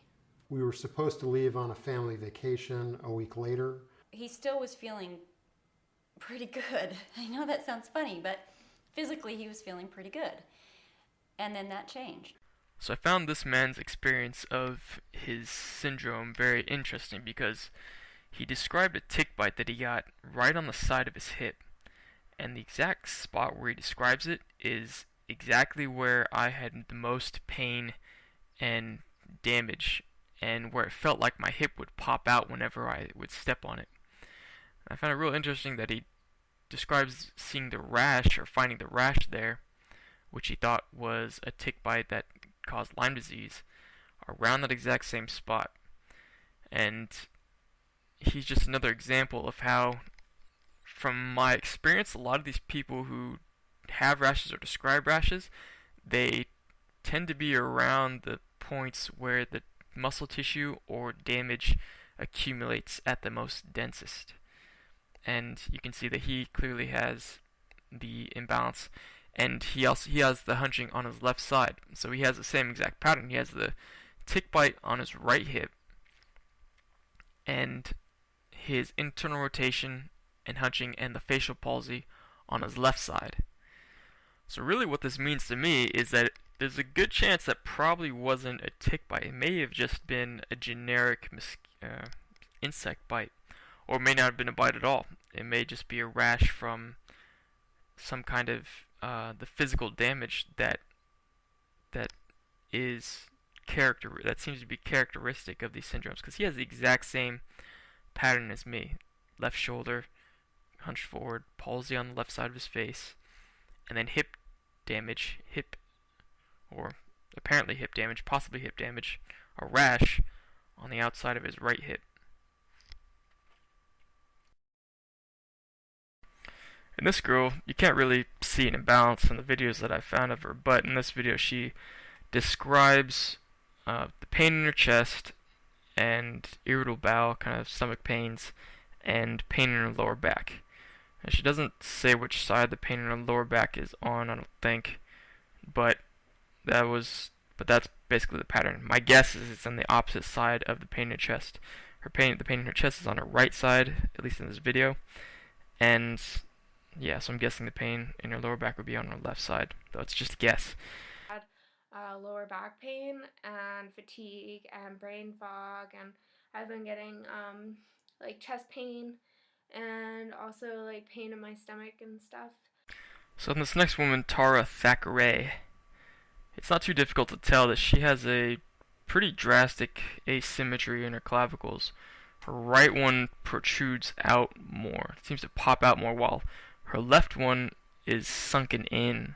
Particularly you see around where they both meet the sternum. Their right one also tends to elevate a lot more than the left one. Left one just sinks down and disappears once it gets to the center of her chest. So there's definitely a very distinct imbalance in her clavicles. So in this Mandroid, it's difficult to see, maybe, but you can see in his right shoulder that it slouches forward. Tends to collapse forward, while his left shoulder tends to be retracted. You can see at different points how his body shifts. When he slouches, his right shoulder is slouched more forward and more depressed. But when he sits up straight, his right shoulder becomes elevated, or looks more elevated. As it retracts, it gets pushed upwards. And it's an odd kind of mechanics to it. But at other moments, you can see how his neck tilts toward that right shoulder. But he has most of the dense muscle tissue in the right side of his body, and you can see it in his itchiness. He itches the right side of his face a lot and his chest. And as I've said before, a lot of the people who have these rashes, they tend to be in the areas where muscle knots are most dense, and the muscle tension, scar tissue, maybe toxic buildup of that muscle tension is greatest. In my experience, the tension from my shoulder went up into the left side of my face, so I had a lot of tension all around the left side of my jaw and into around the mouth, my ear, and through to my nose and cheek and around my left eye. And he has apparent signs of itchiness, rashes around those same areas as well. So this woman, Brooke Lando, she has a pretty clear, though not so drastic, shoulder imbalance. Her left shoulder is shrugged up more than the other side, and you could tell by her sleeves on the top that she's wearing that her left sleeve droops down. It covers more of her left shoulder than the other. That's because that shoulder is kind of collapsed inwards, scrunched upwards and inwards, and so that's one of the general clothing patterns is the sleeves on that side, on whichever shoulder is more collapsed and internally rotated, it draws further down on that shoulder. And then you can see in this other picture that she has a very drastic thoracic shift to her left side, at least during this picture when she was presumably at a pretty bad moment in the progression of her illness. She's a very drastic thoracic shift, and she supports her left shoulder up with the pillow underneath her armpit. And those are both extremely common postural patterns indicating this kind of shoulder dysfunction. And Yolanda Foster, I believe she's an actress. She has a battle with Lyme disease, and you can see in this clip that she does have a clavicle imbalance. Her right one is elevated compared to her left one. And then you can see in this next clip, this next news clip or interview on Fox, that she tends to sit with the thoracic shift, the lean towards her right side. I was struggling for about 2 years before I finally was diagnosed, and it started with, losing my brain function, like not recognizing people, not being able to pull, words and memories. What did you in my think brain. it was? A brain tumor or something? No, I never thought it was a brain tumor. I always thought I had an infection in my brain, and I kept saying to the doctor, there's something going on in my brain, and they, started giving me antidepressants and Ritalin and Adderall and all those kind of things. And you saw some of the best doctors in this country, but it Yes. wasn't until you went where? To Belgium. To Belgium, and they figured it out. Yes, they do an old-fashioned test to diagnose Lyme, and it takes 6 weeks. And he called me back and he said, the doctors in America diagnosed you with chronic fatigue syndrome, but you really have chronic Lyme disease. And you don't remember seeing a tick on you, or you don't remember any of that? You didn't have the bullseye? No, I didn't have the bullseye, but then again, I'm kind of a town boy. I ride horses and I live in the barn most of the time, so I could have been, stung not knowing it, and I would have probably not even paid much attention to it. In this picture of Yolanda, you can see a little bit clearer the exact nature of the clavicle imbalance that she has, and some hints as to how it affects the physiology of people with chronic fatigue syndrome and symptoms associated with labels, diagnoses of chronic Lyme disease. Her left clavicle is more depressed, and her right clavicle seems more elevated, but specifically you can also see that the gap, the spacing in between her neck and that left clavicle is greater than the spacing between her neck and her right clavicle. Her right clavicle is basically crushed up against her neck, or much more close. And this point, this area, this clavicle area, the chest area, is probably the greatest region where symptoms are produced. This region particularly affects fatigue, or the unique kind of fatigue in chronic fatigue syndrome, and the brain fog. This crushing effect on the neck and the chest, it probably affects blood flow to and from the brain, or the head, and possibly even lymphatic flow. And it also affects breathing, because the muscles in that shoulder aren't being properly suspended when this warping occurs. So the lung could be crushed or not expanding and contracting fully, like it was in myself. And other than that, the autonomic nervous system might even be affected, like heart rate. Those were the two main things. And then anxiety. You get a lot of anxiety from this chest area. Yolanda recently made an appearance on Dr. Oz's show, which they did an extensive interview about her condition. And in this picture that I took of it, you can see her with her physical therapist. She describes pain in her left hip. That's opposite to her forward collapsed right shoulder. So she has the exact same forward collapsed shoulder, opposite hip pain and dysfunction and weakness that I have, and we've seen by now other people have with these syndromes, and will continue to see others with them with the same pattern. So she has I would say textbook, but she has the definition, or the exact common pattern that most actually will turn to have with these syndromes. But also in the interview, they described her discovering that she had silicone breast implant leakage in her chest from many years before, from a water skiing injury where she crashed and broke one of the seals.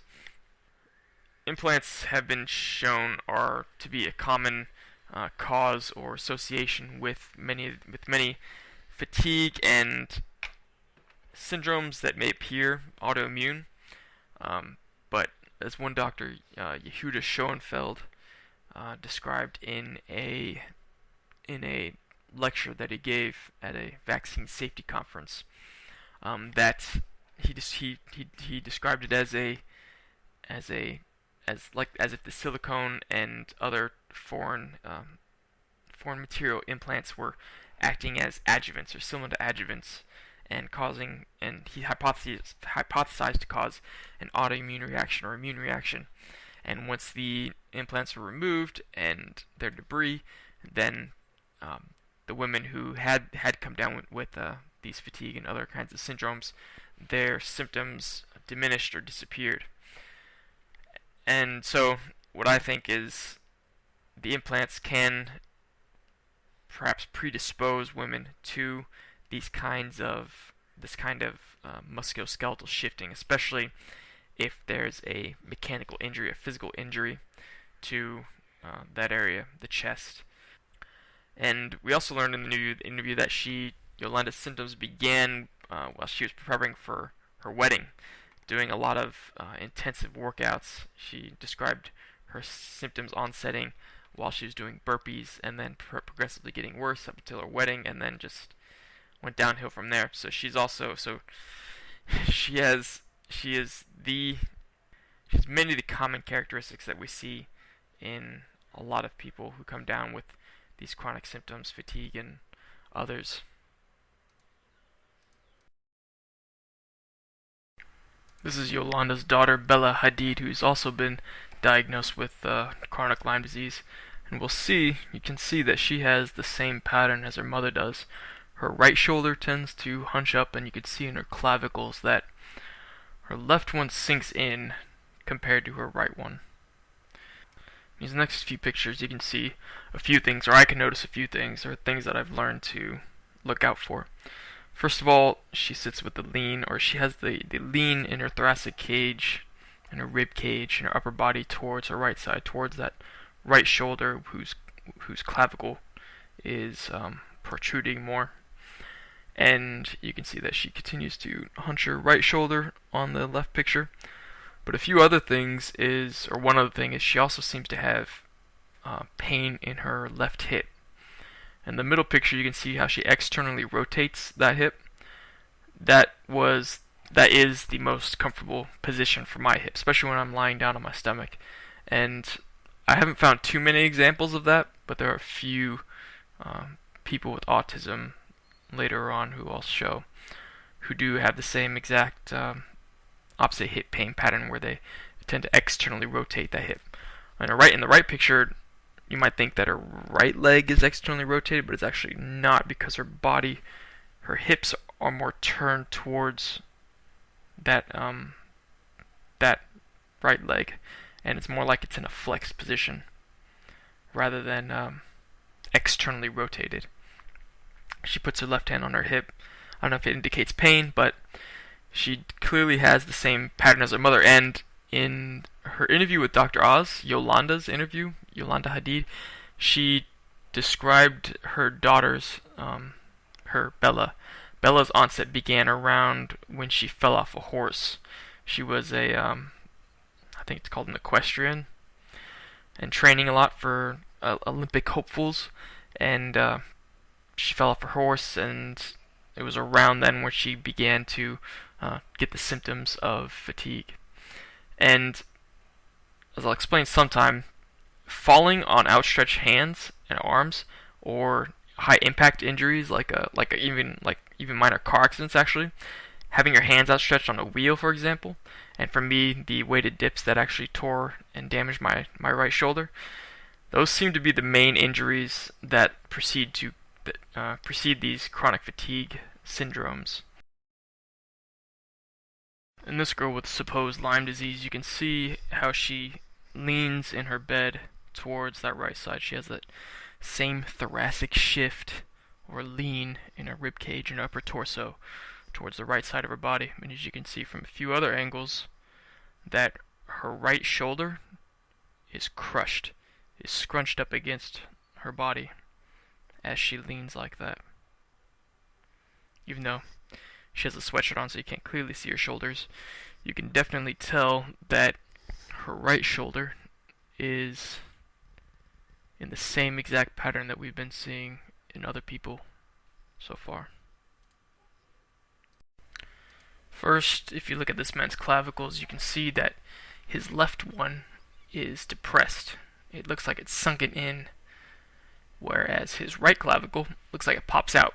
It hides behind that strap on his chest, but you can see there's an imbalance in the clavicles. Now when you look at his shoulders and how they meet his pecs, on the right side, his right shoulder is more forward, and it squeezes up against the pec to a greater degree. And you can see that his right pec is more puffy, is puffier, whereas his left pec is flattened and drawn back tight, whereas his left shoulder is more retracted, and it's not forward and scrunched up against his pec like his right shoulder is. These next few women are from a popular documentary called Under Our Skin on Lyme Disease, but we'll see it's probably not actually Lyme disease that they have. The first woman, you can see in the first clip that she has a very flattened thoracic spine. You can see the flattening of her upper back and the sharp break in the middle of it. This flattening of the thoracic spine is something that doctors who have been studying chronic fatigue syndrome have noted very frequently in many of their patients. And you can see that she has it to an extreme degree. In the next clip of her walking a short distance to the door, you see that she has a shrug in her right shoulder, and you can see it slightly in her gait, that she has it very, as she lands on her left foot, it's very weak and unsteady. She shudders a little bit.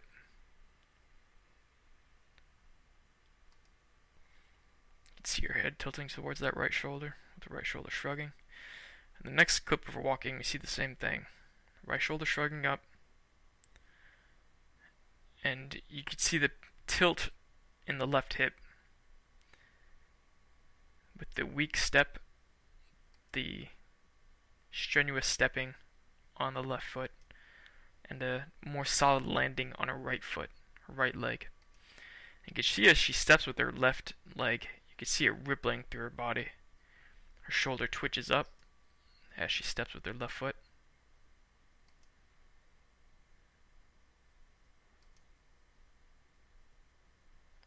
And more solidly lands and steps with her right foot. And the twist in her hip is very characteristic, that rippling, just traveling throughout the entire body, the instability, all connected down through the torso between the shoulder and the hip. You can see she has a facial palsy in the right side of her upper lip, drawn down. And she holds herself and that right shoulder uncomfortably. Tendency to. The next girl, she can hardly walk. She sits very uncomfortably with the shift towards her left shoulder, and usually with their shoulders rounded forward, while her mother sits up relatively straight and poised.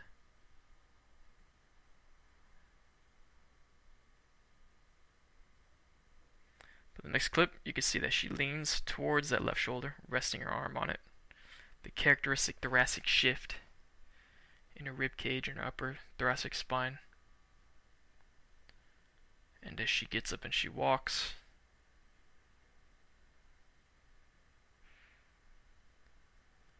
we can see strength in her left leg, weakness in her right leg as she drifts towards the right side of the room. And when she comes to the light, bam. Very clear clavicle imbalance, with the left clavicle stacking up on top of her right clavicle. Her right clavicle being more depressed, looking like it meets the sternum at a lower point. The next woman, her primary complaint is pain. As she walks, her right shoulder tends to hunch up.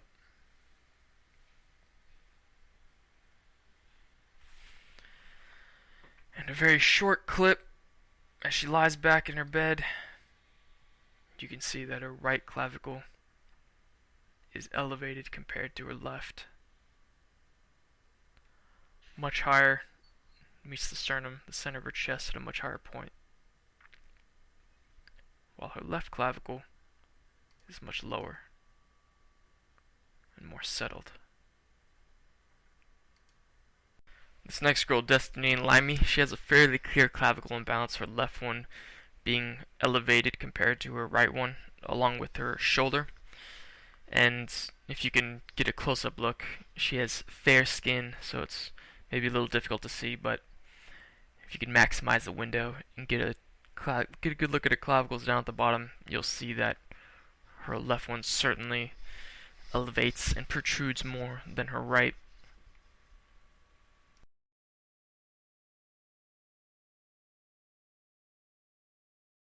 And this woman with a more extreme case, she tends to clench her left arm close to her. Her left shoulder seems to be clenched in an odd way, and you could see it jerks quite severely.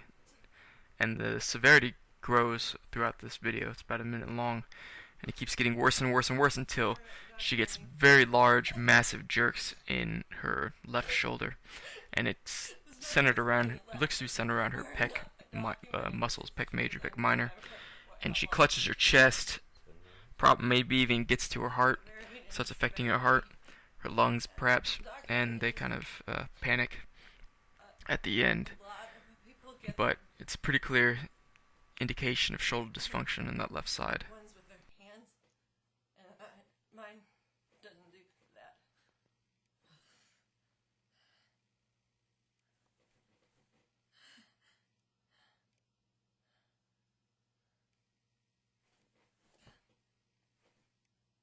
Okay, that's enough. Now, with more severe cases, the imbalances and instabilities in the shoulder, the pattern that I've been talking about, it tends to be a lot more obvious the worse the symptoms are.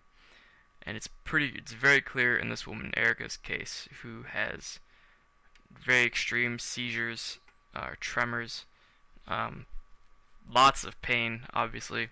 I'm not sure exactly what are the symptoms, but she's had a lot of different kind of treatments. But every time she sits in her wheelchair, every little clip, you can see that she internally rotates, hunches forward her right shoulder.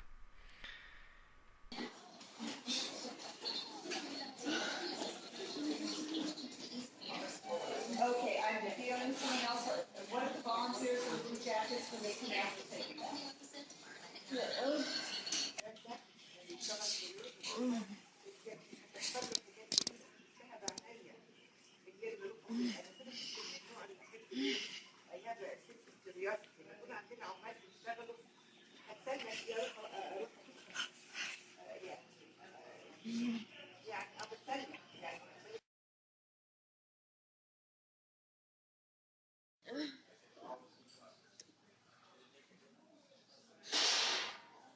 You tell me your name?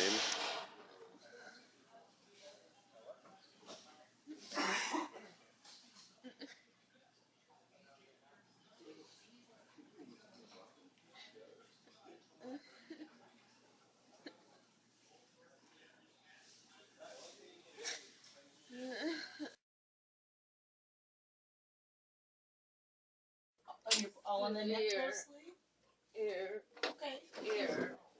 Way up by the collarbone and neck? And then a little bit in the chest as well? And if sit like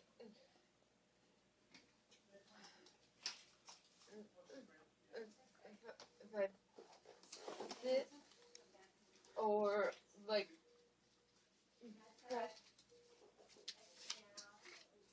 pressure.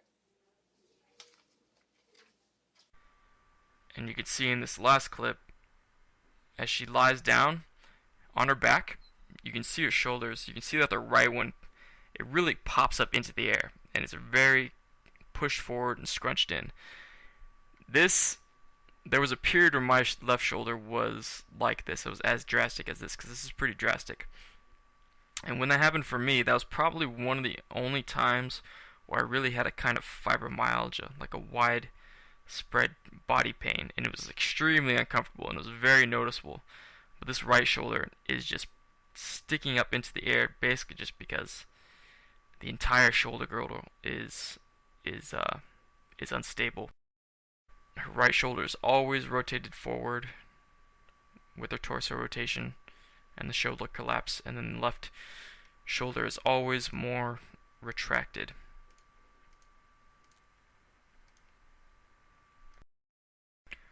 Rodeo cowgirl. During her hospital visit, you can see that she has a significant amount of tension in her left shoulder. The back of her neck and that shoulder frequently tenses up to a severe degree as she shrugs up. Whether it's automatic or if it's a conscious reaction to something, I'm not sure. But the tension builds because the structure of her shoulder isn't stable. And it relaxes, but then comes back again. This is like the traveling sensations, the traveling symptoms, the turning on and off of symptoms in these syndromes. And in a later clip of her in her room, in her bed, you can see that her left shoulder collapses forward relative to her right shoulder. Now her right shoulder frequently seems more elevated, but the relative elevation can change depending on whatever stage or state the shoulder dysfunction is in. But the general forward collapse of the shoulder is what I look for. And then she has the facial palsy, the very slight drawn down left side of her upper lip towards that shoulder that's collapsed forward and tends to tense up, tighten up, and go behind her neck. And in the next clip, you can see she stands with the thoracic shift, leaning towards the tree. Thoracic shift is shifting her rib cage, curving her torso to sit in that lean posture, while sticking her hip out to the right. And the close-up in her clavicles, you can see the left clavicle is raised, it protrudes out somewhat, while the right clavicle sinks in as it gets closer to the sternum, towards the center of her chest. And just make sure you keep your eye on it with the ticks through the season. This is Krista. Krista was one of the few women that I found who had an extreme case of what was diagnosed as chronic Lyme disease. And her husband made a very long video documenting her experience with it. The most severe symptom were just these sometimes non-stop, uncontrollable, traveling pain moments that would be so severe that she would just pass out. She'd have pain up into her neck, her head, her shoulders, her stomach, and her hips. And you could see in these early clips just how it moves around from upper back to the back of her neck, to the front of her chest, back up to her head, until she passes out.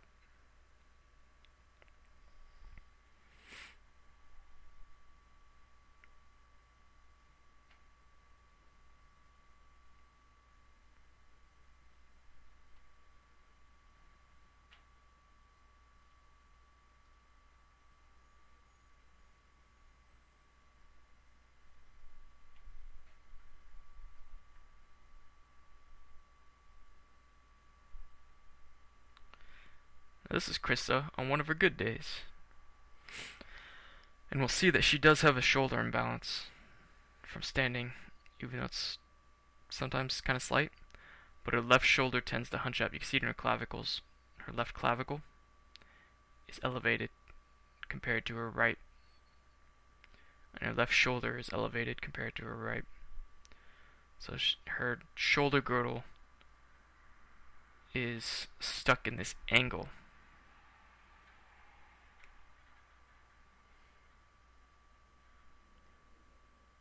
You can see as she stands up relatively straight, but she has a curve in her spine She has a slight scoliosis. This is her comfortable posture as she curves her spine and leans toward her left side.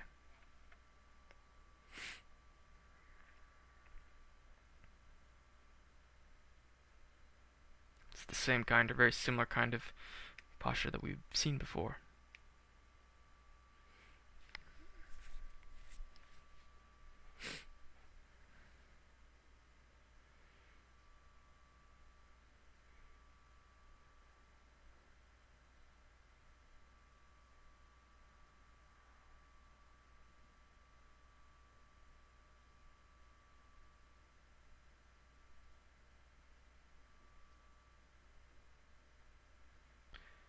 But then, a new symptom.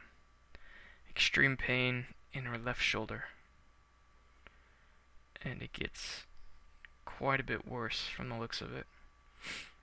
But she has an incredible amount of tension and pain in her shoulder up to her neck on the left side, predominantly. Although, I believe this dysfunction was there before. The pain was there before, it didn't just suddenly pop up. You can see as she lies down on her back, her left shoulder pops up into the air. Clutching her left shoulder in pain.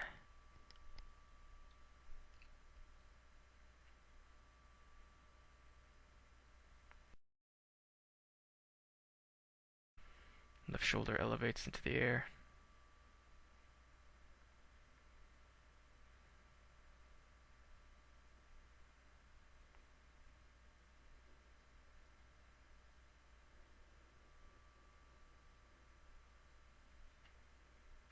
More severe pain. You can see by now she's really twisting her head. Traveling.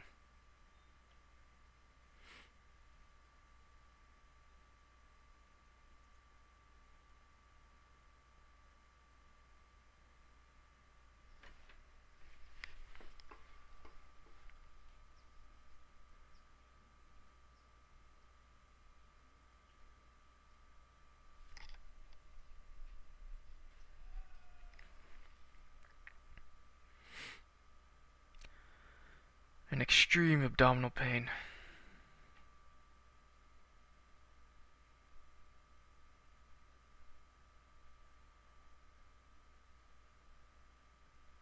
They get the hint that there's something wrong with their left shoulder.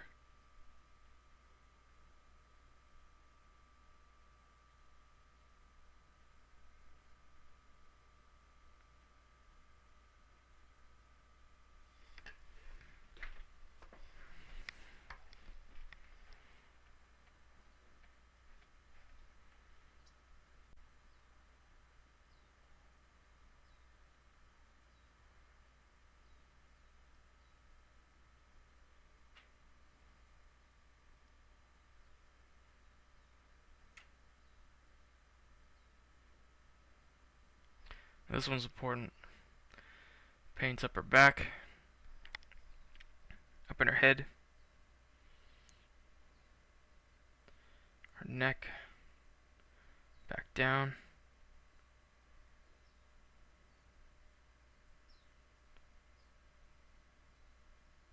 and bam, into her right hip. She has the exact same pattern as me. Left shoulder pain, right hip pain, to the extreme.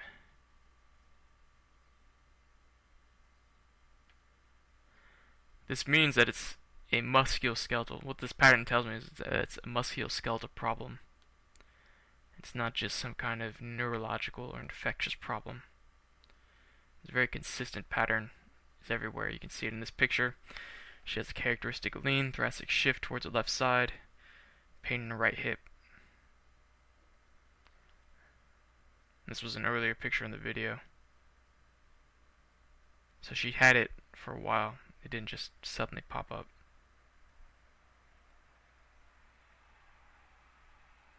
In this clip you can see a little bit better the imbalance in her clavicles. This is the real reason why she got better. Her grandpa gave her the gift of weekly massages, which significantly helped her body pain.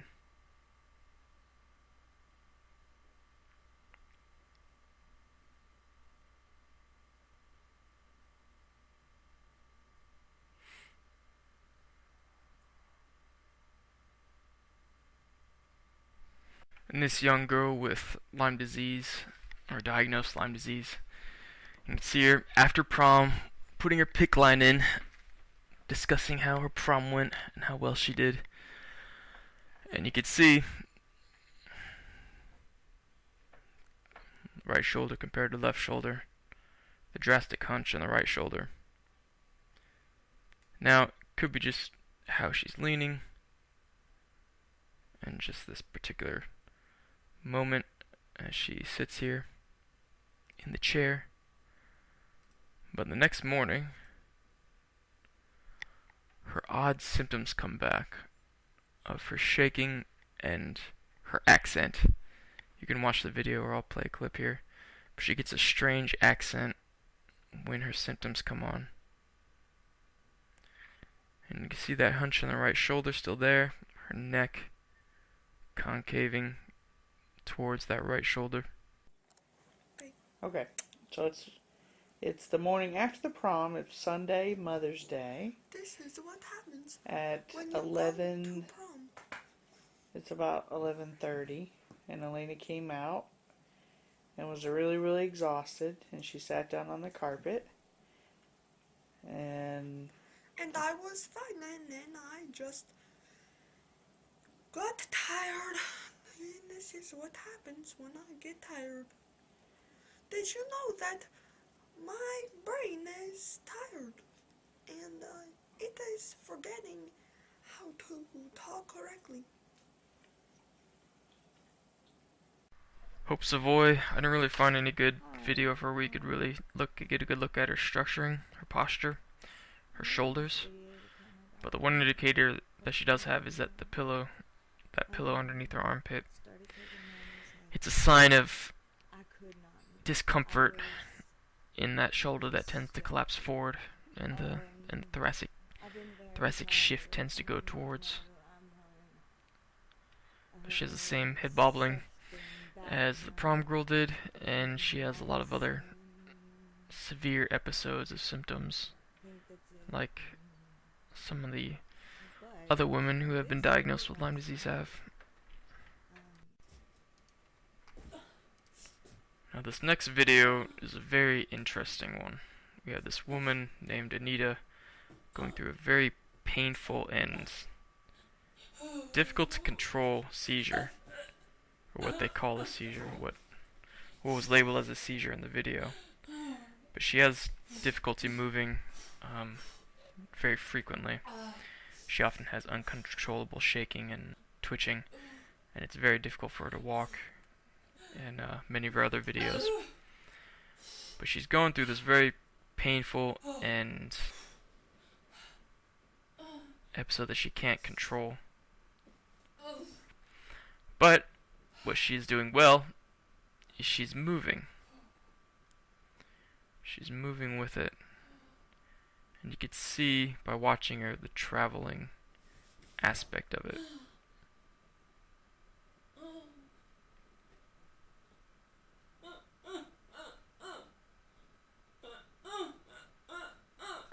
Eventually. She probably has stomach pain, shoulder pain, indicating shoulder pain in her left shoulder. Maybe some neck. It's probably all over the place. She's very tense, tensing up, breathing hard, a lot of contractions, more shoulder pain. Now it's in her other shoulder as well, where she's just trying to stretch them. Moves up into her head, back of the neck, like we've seen before, down the body,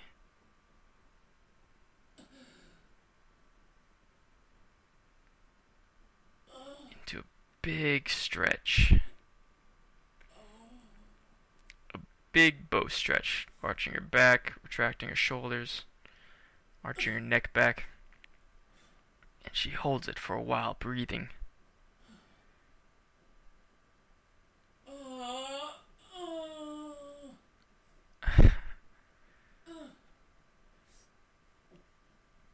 Continues.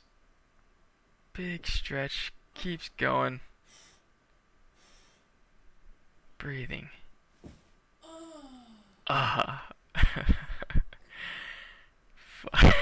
And relax. I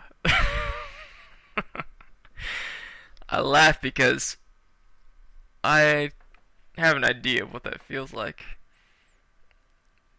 But what she did well was she moved with it. She followed her body, followed the sensations, went to the big stretch, and finally the sensation dissipated. The seizure-like episode, or the uncontrollable tremoring, because she went to that big stretch as she probably sensed her body demanded, her body needed. But is there anything that I can do for you? Okay, so what happened was my left hand started to shake a little bit, and then it just went rapidly through my left side. This has been going on for about 25 minutes, and I took a pill called leprozole that they gave me in the emergency room to stop this tremors. And so far, they haven't stopped. So this is to try to help you. You can see my left arm, my hand shakes, and my shoulder. I'm hoping that this will help you. I don't know whether or not you'll see the episode. This hasn't happened since the 14th of this last month when I was hospitalized. Today is March 23rd, Monday. And then you can also tell that my speech is not correct. Okay. Good? Yeah. So as we just saw with Nathan here, he has an extreme tremoring focused around his left arm and his left shoulder. And in this next video, we're going to see how one of his more extreme symptoms affects him. He said earlier that that the tremoring affects his speaking. Well, in the beginning of this video, he can't speak at all.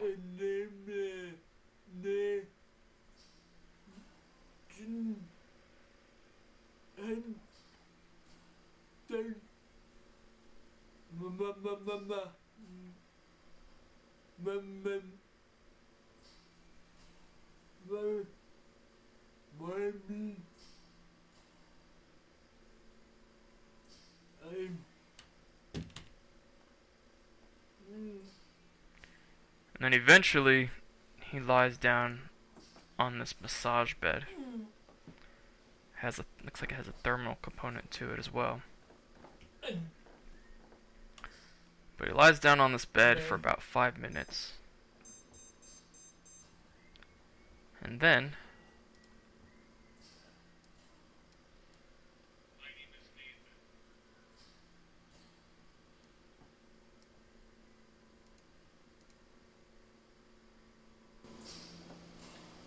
My name is Nathan. after about 5 minutes on the massage bed, he's able to speak.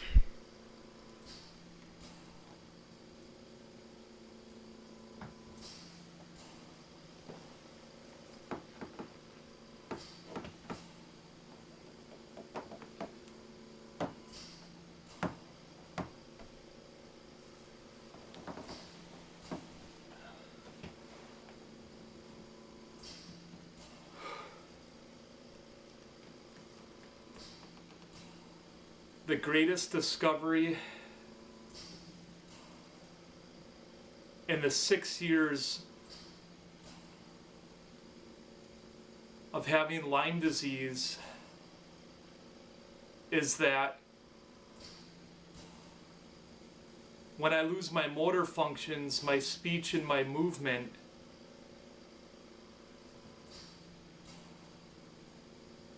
what happens is I get severe head pressure, intense head pressure. It's always on the right side of my skull, starts in the back of my brainstem area, comes around my temple, and when it goes into the front here, it feels like the whole side of my skull is filled with concrete. And it's immense, immense pressure. What happens is if that pressure doesn't dissipate, I have seizures. If the pressure only gets into the temple area here, I lose my speech function. The worse the pressure is and the longer of a duration of the time I have it, my motor functions are affected more severely.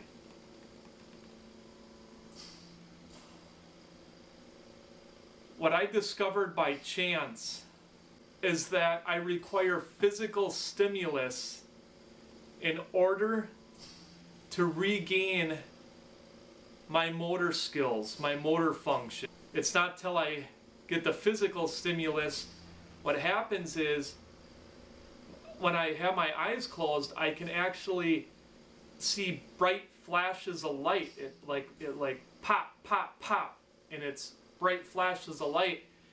And sometimes it causes my body to jerk, and then my motor functions improve.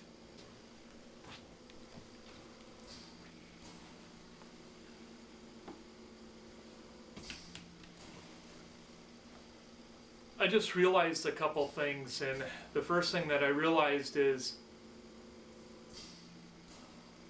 when I lose my motor functions and I gain them back, it affects my thought processes too. Like cognitively, I'm severely affected. I can't get the words out that I'm thinking about, so it affects my brain. And I was in 2 very severe physical accidents. One, I was in a car accident where we flew off a ravine, and we flew 300 feet, and we nosedived and flipped 3 times in an Omni Horizon hatchback, and I didn't have a seatbelt on. I was 15 at the time.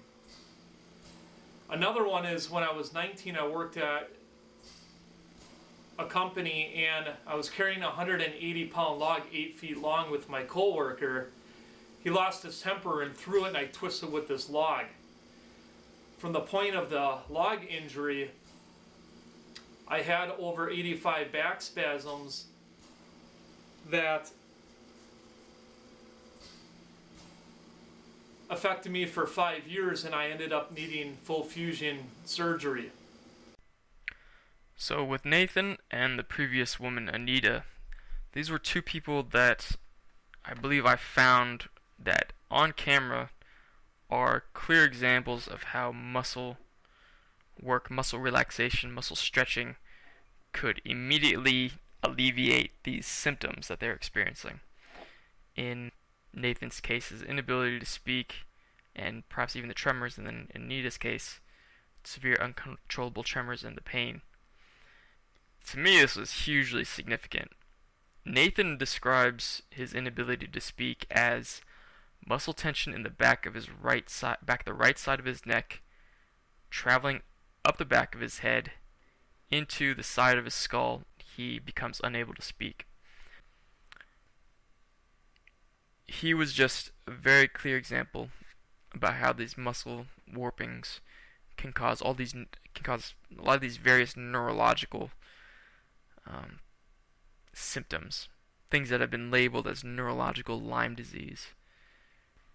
His symptoms, as well as Anita's, I believe, were clearly caused by this musculoskeletal issues, tension, and which you could see just right on camera. These things being alleviated once the muscle tension is alleviated.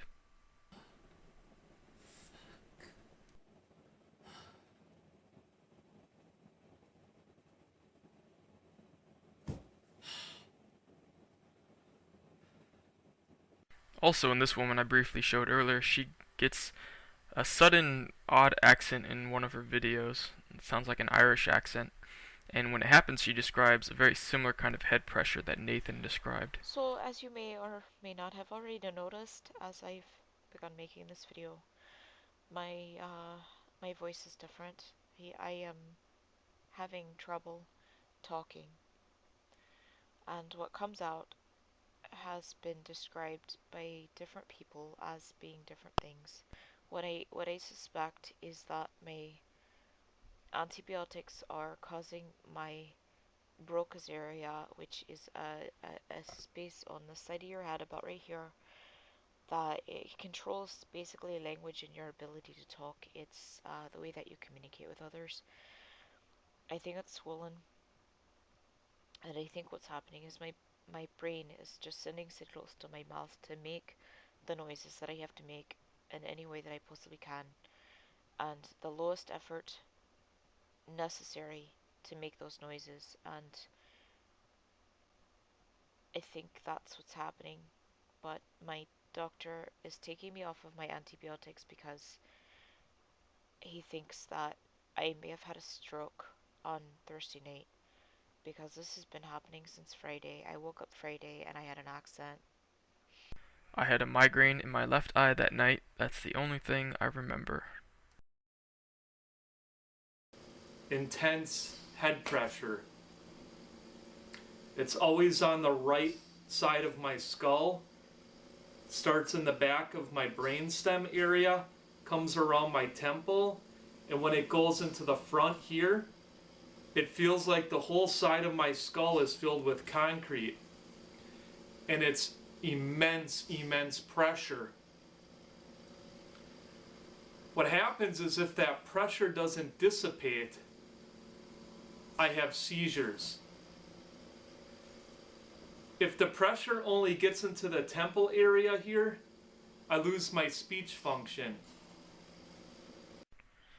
The next two people, Ari and Danny, are brothers and sisters. They both have pretty severe chronic fatigue, and Danny, the sister, has fibromyalgia type symptoms as well. You can see in Ari a very clear shoulder imbalance. His right shoulder is very similar to my left. It shrugs up and it protrudes forward. You can see just how much that humerus just pops forward into the air, while his left shoulder is relatively stable and even. You can see in Danny that both of her shoulders kind of pop up into the air as she lies flat on her back.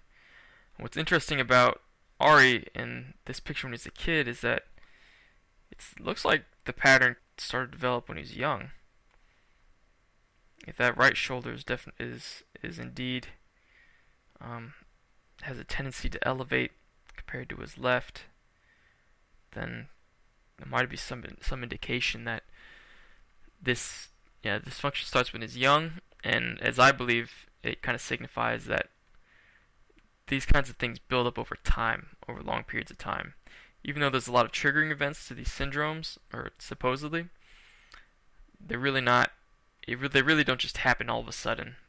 They're a long accumulation of injuries and dysfunction that all of a sudden reach a point of drastic instability and point of no return, and just get stuck in a state of chronic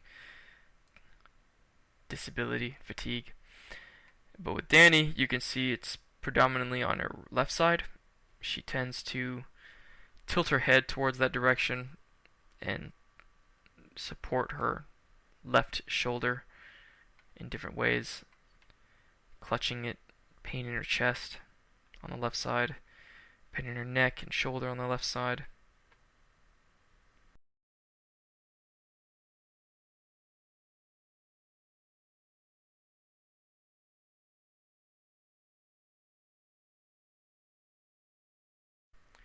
And you can see in this picture, you can kind of see that her right clavicle sinks in.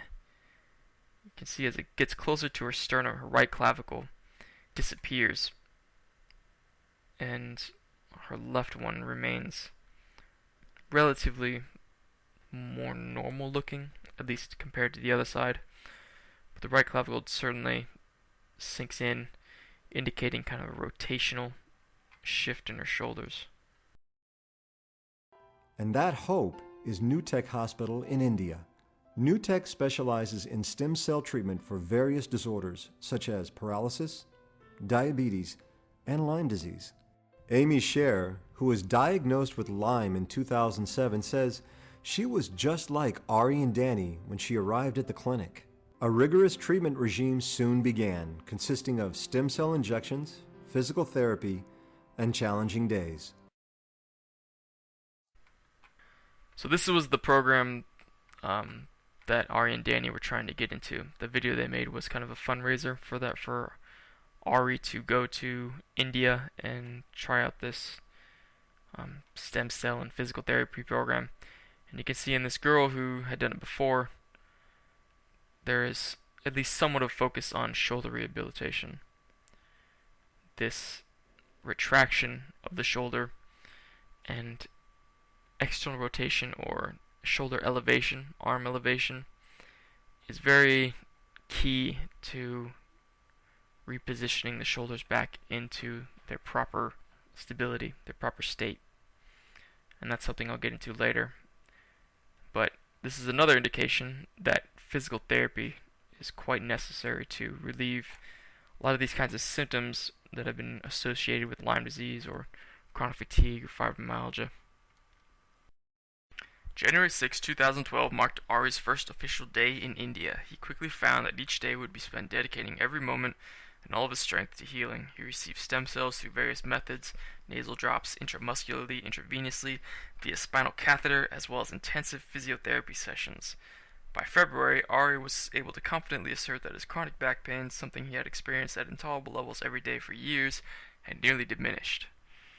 As we can see, he had chronic back pain for years, intolerable. That is a hint of musculoskeletal dysfunction, whether it's upper back or lower back pain. Mine was both. I don't know where exactly he had his. But the intensive physiotherapy sessions were the key to his improvement. As we'll see other people who have continued to see more people who have improved with physical therapy. But it says, however, Ari still faces a level of physical challenge. He has good days and bad days, and still has ways to go on his path to health. He wants to return to India, and all that. So, improvement, but not perfect, or not completely well. That's the struggle. I'm a wife and mother, and I loved exercising. I loved extreme sports. I had a flu bug, an odd flu bug with my muscles and joint aches and pains and an odd rash. I had that for about a week, and my right arm just all of a sudden paralyzed. I could not move it, nothing.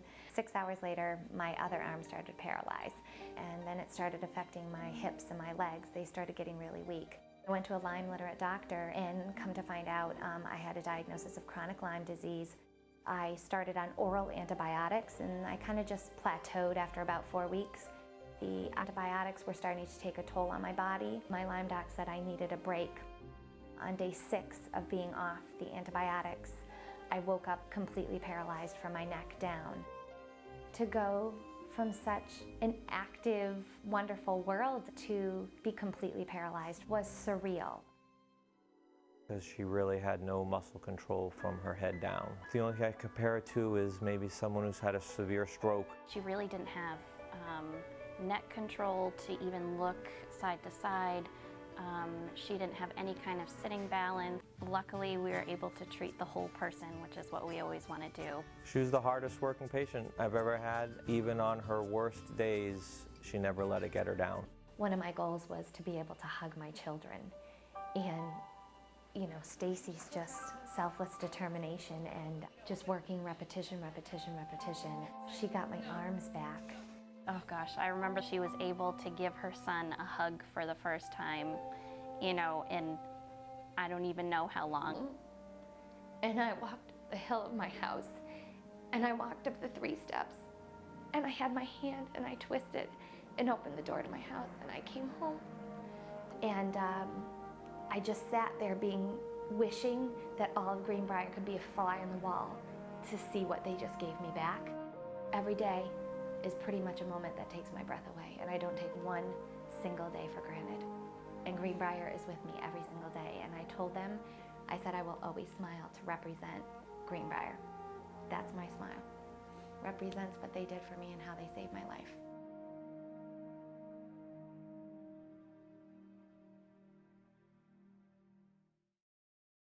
So you could see that a significant part of Kelly Downing's recovery story was restabilizing those shoulders, getting particularly that right one back into its proper position.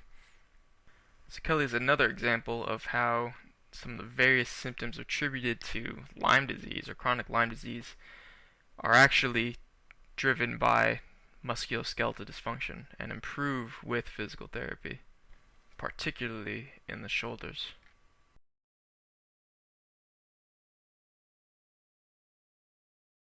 On this picture, you can also see the thoracic shift that she stands with towards that right shoulder. And the other point about her enjoying extreme sports kind of before the onset of her illness, that's also been a very consistent pattern. Most people with chronic fatigue syndrome and chronic Lyme disease that I've seen, that I've really heard about or watched or read about what their lives were like beforehand or what they were doing, most people are involved in either going to the gym a lot or extreme sports, also things like biking, snowboarding, skiing, snowboard ski trips, and then all of a sudden they come down with a flu-like illness, or just suddenly out of the blue they're paralyzed. And it's just the physical stress causes some kind of injury or damage or muscle tension in the body that doesn't get restored, or tears occur on top of previously growing physical dysfunction within the body, like abnormal movement patterns or inefficient, improper movement patterns that people may have had for years by then. Could have started years and years ago, since childhood, like me, or with Kelly here. You can see that she already started to develop the typical thoracic posture even before she came down with the onset of paralysis and the other symptoms she has attributed to Lyme disease. This next woman's case is pretty self-explanatory.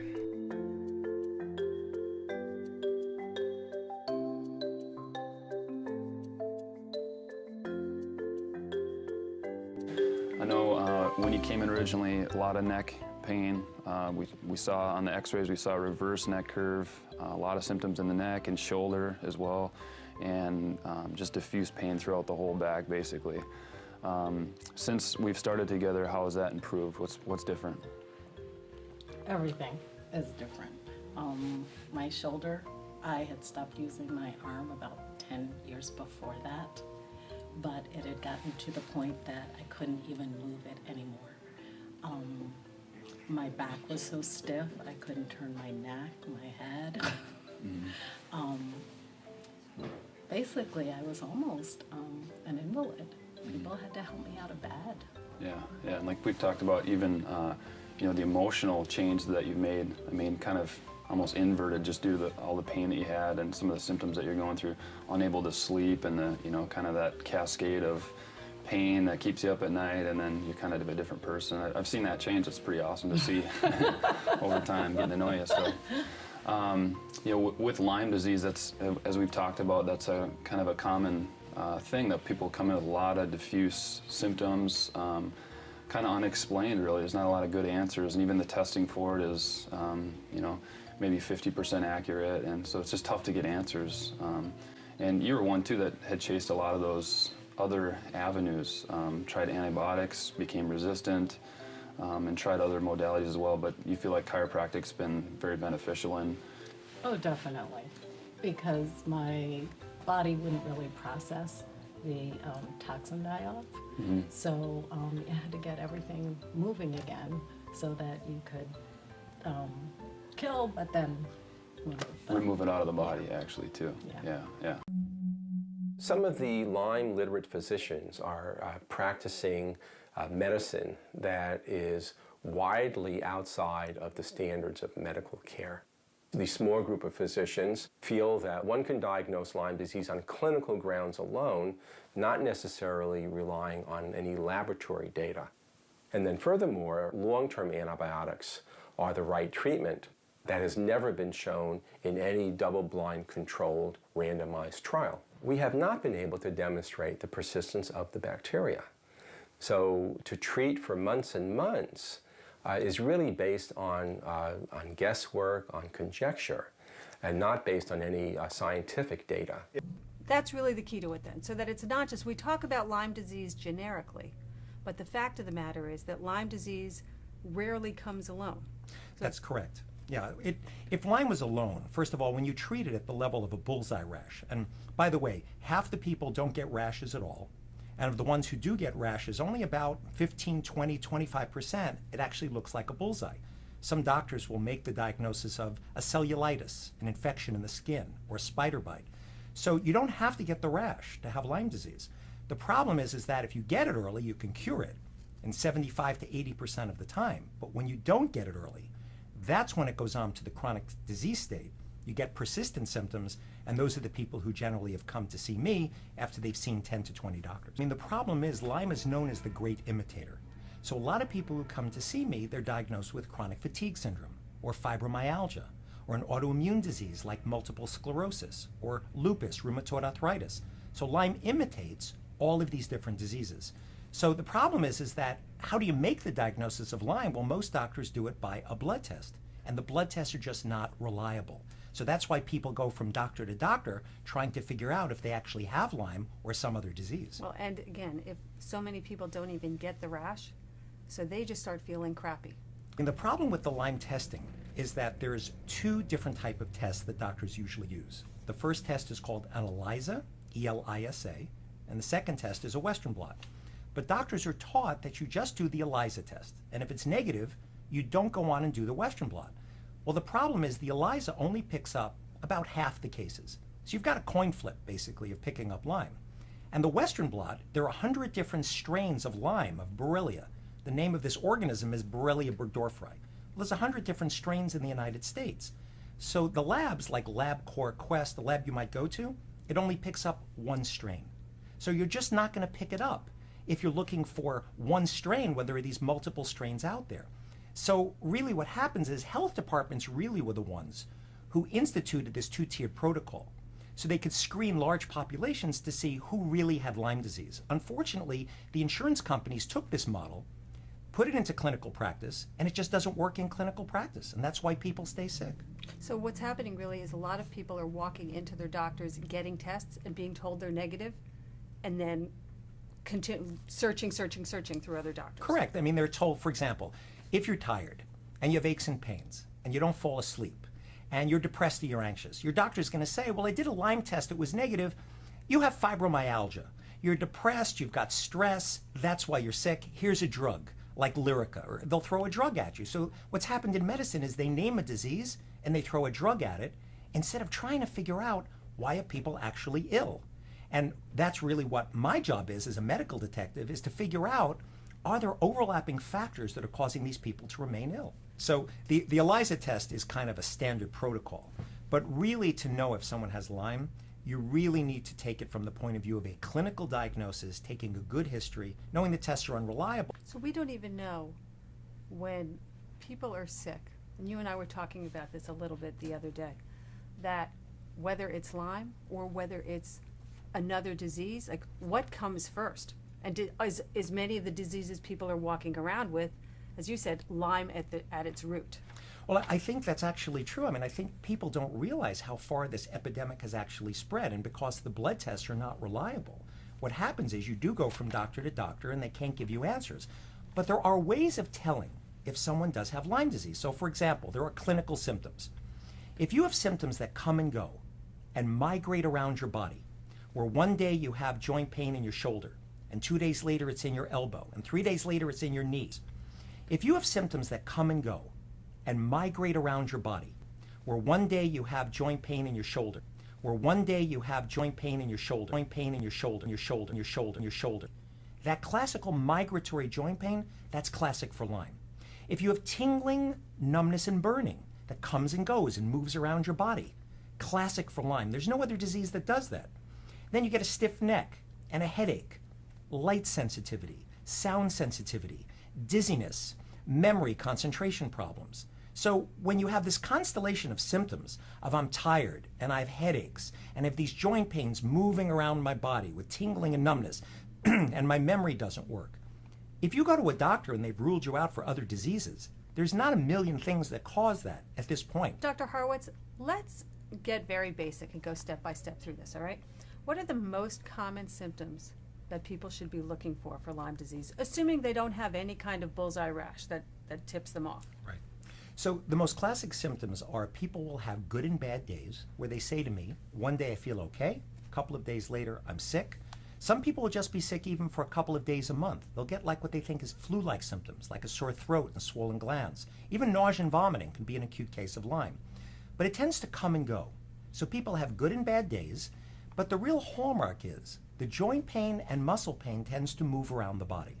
So one day people will say it's in my shoulder, will say it's in my shoulder, it's in my shoulder, my shoulder. 2 days later it's in my knees, 3 days later it's in my ankles. There is no other disease that causes these type of pains to migrate around your body. And then you can have nerve pain, tingling, numbness, and burning. It also comes and goes, and it tends to move around your body. And then you're not sleeping. You don't fall asleep. You keep waking up. You're depressed. You're anxious. You can have chest pain, palpitations. They go to cardiologists. They can't figure it out. It's a multi-systemic disease. So if you have multiple symptoms with this constellation of fatigue, headaches, stiff neck, memory problems, difficulty falling asleep, migratory aches and pains, very classic for Lyme disease. And what are some of the wackiest symptoms that people have ever shown up with? Again, these people, they're so confused, they're lost. So I need them to understand simple ones and what are some of the wacky ones that...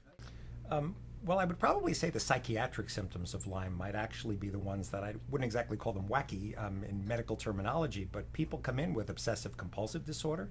I've seen people with schizophrenia and psychosis. Lyme causes every psychiatric manifestation known to mankind. Wow. So the problem is it really is the great imitator. So if you all of a sudden come down with a horrible psychiatric diagnosis, right, and you had nothing before in your life to suggest why this would happen, you have to think Lyme again if it's a multi-systemic illness. In other words, it's not just those mental symptoms, but you've got the physical symptoms to go along with it. Your shoulder.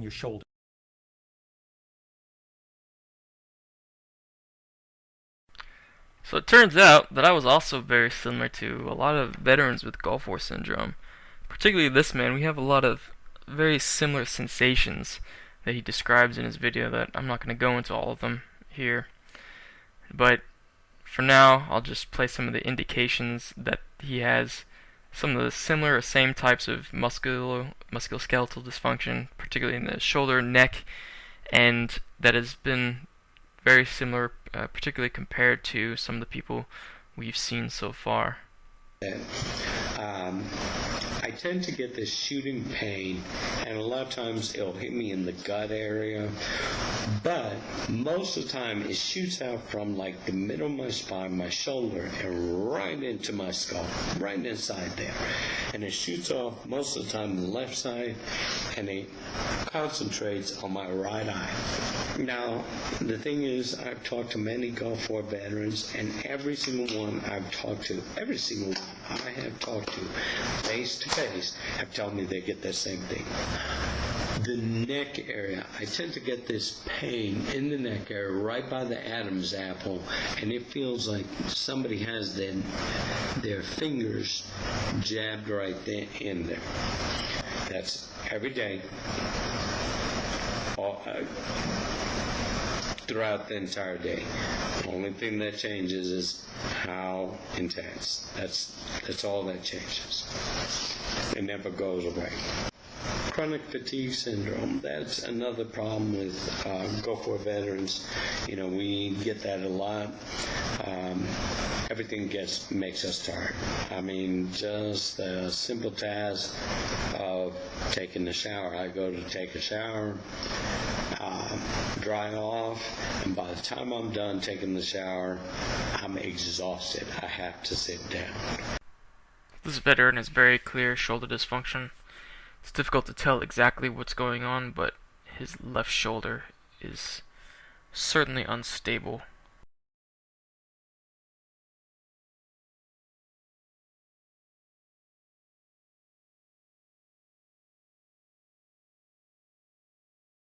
The dysfunction mostly seems to be in his left shoulder.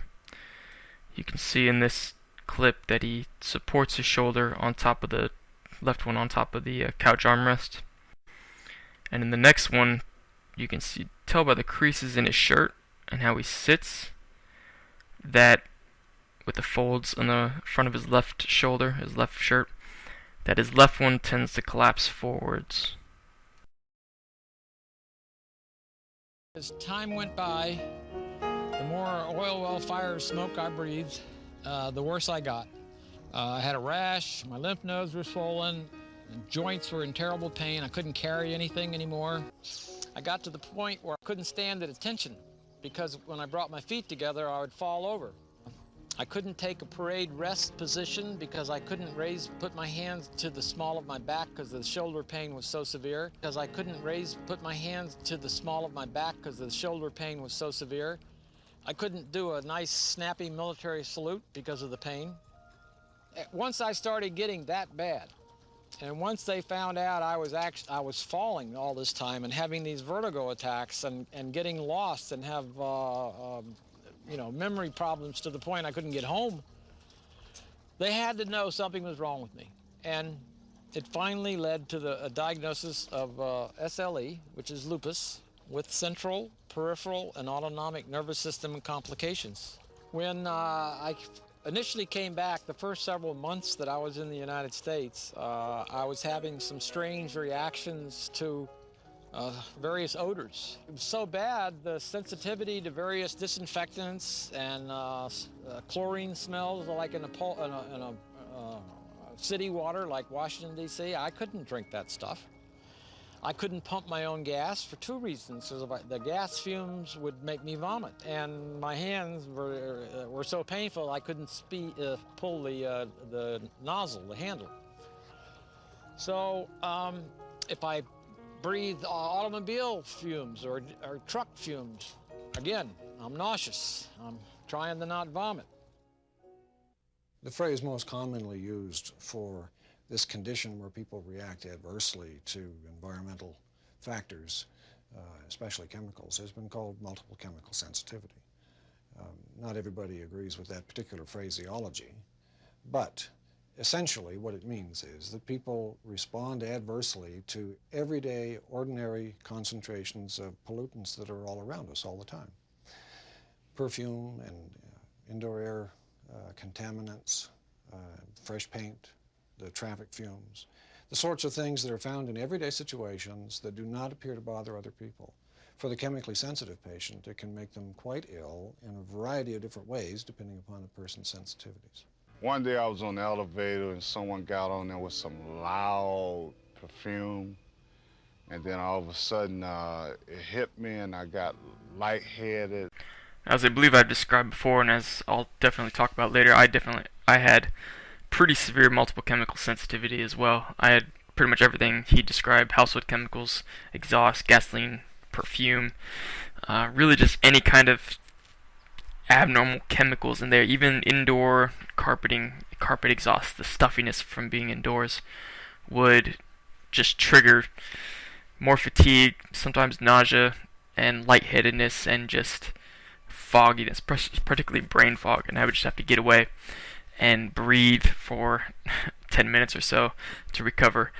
Throughout most of 2014, I didn't even sleep inside. I was staying with an uncle and grandparents' house, and later on my own parents' house, and almost all of 2014 I slept outside, just because I couldn't stand inside. I'd just run in to cook some food real quick or grab some food, and maybe go to the bathroom and just get out as fast as I could and breathe and try to recover.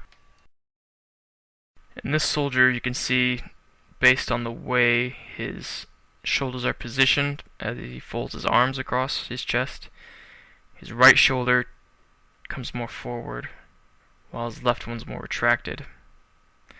His left one is more level and wider, whereas his right one has less resistance to that forward motion in the shoulder, and so comes forward to a larger degree. And you could kind of see it in the pattern in his shirt, how different it is from the left to right side, because his clothes don't fit him as well. In Sherry, you can see very clear structural asymmetry in her body, though it's difficult to tell exactly what kind of pattern it might be, which shoulder is more collapsed than the other, or which one may be the one that's more dislocated, which side of her hip she has more pain on. She looks like she probably has pain in both sides of her hip. My guess is that her left shoulder is more the one that collapses forward, while her right one's more retracted, because you can see in her hips that her right leg looks a bit weaker than her left. She seems to put more of her weight in her left leg and tilt her right hip downwards. But she is clearly a more severe case. She has extreme difficulty speaking, extreme cognitive problems, along with her physical dysfunction, physical movement problems. But in general, she definitely has very severe asymmetrical warping traveling all the way throughout her body. In Bob Jones, you can see the characteristic thoracic shift, lean towards his right side, and support of his right shoulder on top of the armrest. Now, this isn't just because he's sitting on that position of the couch. This is the more comfortable position for him to sit in. It's very similar to other people we've seen thus far with chronic fatigue syndrome, chronic Lyme disease, or diagnosed chronic Lyme. You can see as he stands displaying his trophy, he continues to preferentially lean over towards that right side. And here you can see as he sits leaning forward, similar to the previous Gulf War syndrome veteran, that his right shoulder tends to slouch forward more. And you can see that the line in his shirt, the top line in his sleeve, takes the same angle as the other soldier's shirt. And I'll show a comparison of that.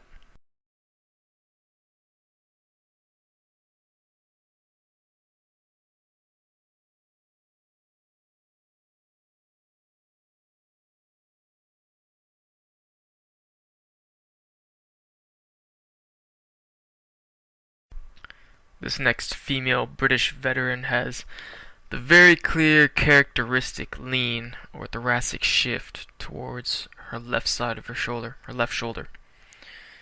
And as we can see in another clip, she has that pillow right by her left side to support that arm under that shoulder. With this veteran, you can see in this picture while he was still deployed that he tends to stand with that thoracic shift towards his left side, supporting his left arm and shoulder on the side of the vehicle. You can see weakness in his right leg as he walks.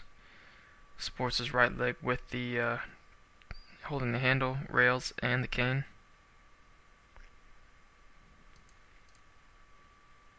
And as he comes down the ramp in his chair, once he reaches the bottom, you can see the internal rotation of his left shoulder, the rounded back, and the flattened thoracic spine.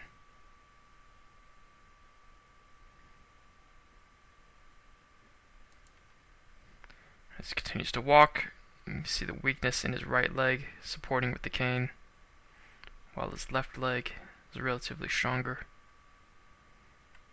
He has the characteristic pattern of what I just call a collapsed shoulder to opposite hip weakness.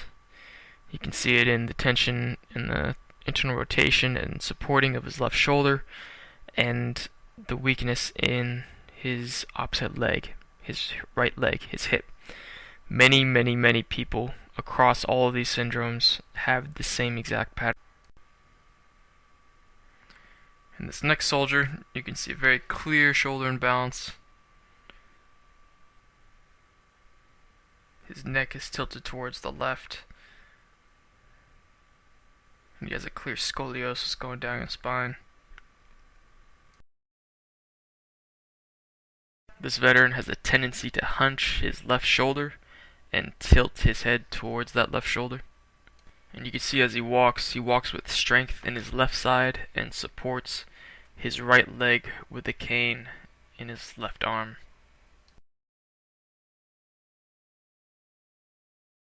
And again, you can see that inconspicuous red pillow behind his left arm.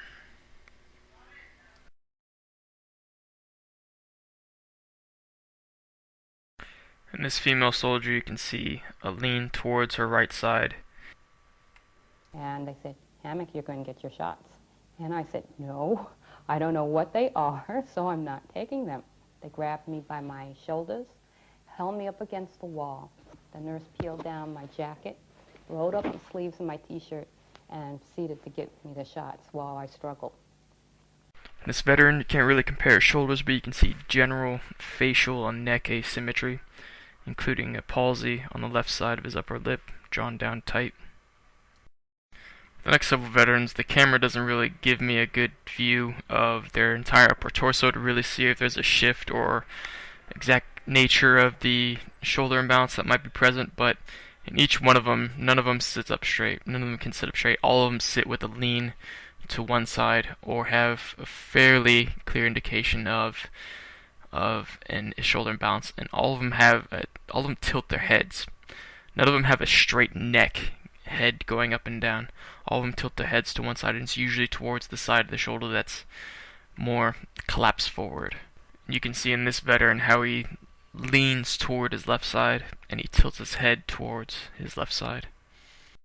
This veteran may be somewhat difficult to tell the exact pattern, but he has a tendency to tilt his head and his neck towards his right shoulder, and it's mostly difficult to tell because of the difference in the background behind his left and right shoulder, but his right one does seem more scrunched in and a little bit more forward, while his left one is more depressed and elongated, longer trapezius down to the outside of his deltoid.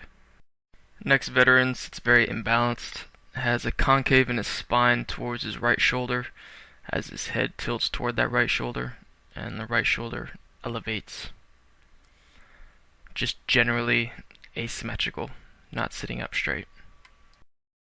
Next veteran sitting with the similar kind of lean or twist in his body, his spine, leaning towards his left shoulder with his head tilting towards it, though his left shoulder doesn't seem elevated, perhaps because he's leaning even further than the previous veteran was. But he certainly has a concavity in his spine towards that left shoulder. And you can also see he has a slight palsy in the left side of his upper lip, with that lip drawing down towards his left shoulder. This next female veteran, again, can't really see if there's an imbalance from this camera angle, but she gives a few hints as to some musculoskeletal dysfunction. I received the typical anthrax botulism shots, the vaccines, and I received pyridostigmine, a drug which is an anti-nerve agent drug that we were given, and I had a severe reaction to that drug when it was administered. I started developing twitching of my eyes, and they'd start running, a runny nose and a drooling and deltoid muscles and aches and pains. And I've also been diagnosed with central and peripheral difficulties and a right ear balance disorder. And this next veteran, you can see exactly what's going on. This was a picture of him while he was still deployed. You can see the concavity in his cervicothoracic spine towards his right shoulder, and his left shoulder, you can see the clear outline of the deltoid, the mechanics of it, the humerus is in its proper place. But on the right side, the head of the humerus is actually collapsed forward, and the entire shoulder actually is collapsing forward and inward. You can see that his right arm angles outwards because of tension in his deltoid and his shoulder pressing up against his rib cage. It kind of pops the arm out, angles it out. But this forward collapse is what's pulling his body into this cave, into this concavity. It's bending his cervicothoracic spine like a bow because it's unstable, and the tension on it, it's not properly being suspended by his clavicle and scapula and rib cage. And that is what drives this curve. And you can see it in his walk. You can see as he walks, he does the shift in his torso towards the right side, particularly when he lands on his right hip. Now this is the same kind of lean as we've seen in other people with these syndromes. You see the thoracic shift when people sit typically on a couch or in a chair. He has it manifesting in his walk, and this is just to show how it's a mechanical kind of kinetic reaction, that it's the natural it becomes a natural tendency for his body to shift that way once the mechanics in his shoulders are altered, and it has effects that travel all the way down into his hip, into his legs, causing him to put more of the force and the weight on his right leg because his new center of gravity is more towards his right side since that shift constantly occurs. And his left hip is overstretched. You can see that he prefers to step down at the curb with his right leg, and once he steps back up on the curve, he also uses his right leg because it's more stable, it's stronger.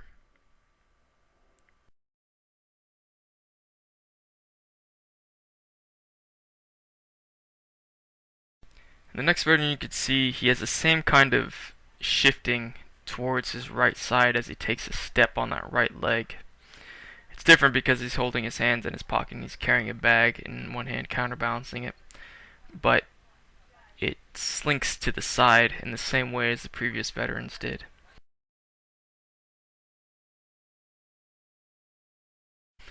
And you can see as he's interviewed, he has the tendency to lean, tilt his neck and his head towards that right shoulder.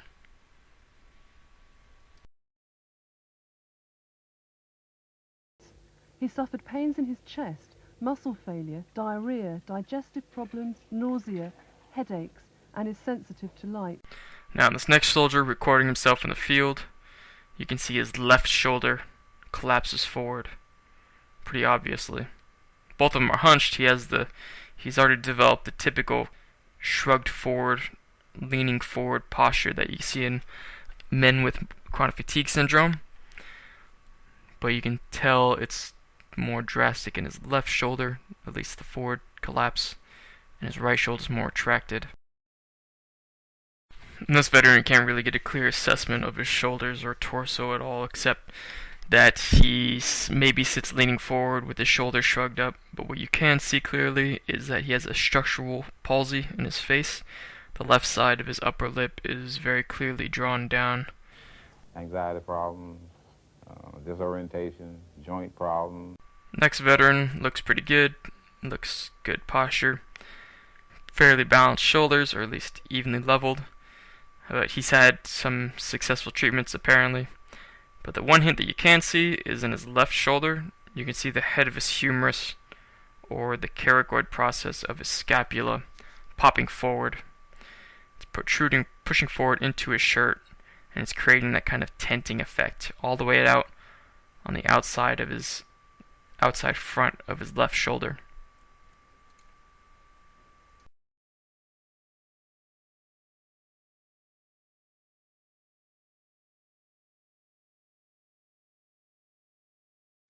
Next soldier, not really sure.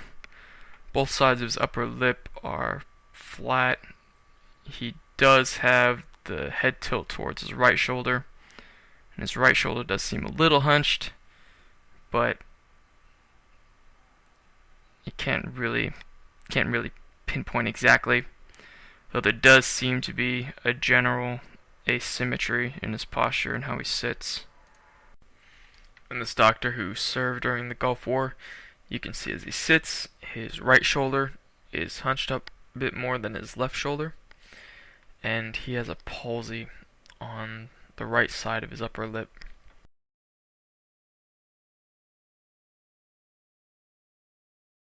Similar thing with the next veteran. See the tilt in her head towards that left shoulder and the concavity in the thoracic spine towards that shoulder. That left shoulder is hunched up, and you can also see a facial palsy in the left side of her upper lip, drawing down that side of her lip towards that shoulder. The next veteran, you can see the same thing. Her head has a tendency to tilt towards the right side, and when the camera zooms out, you can see that she has a clear and drastic imbalance between her left and her right shoulder being hunched up.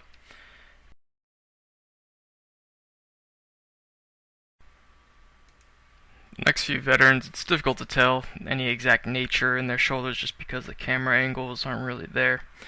You can't really get a good view of their upper bodies, but they just have this general discomfort about them. Maybe some twisting, maybe some hunching, maybe some discomfort, pain in their bodies.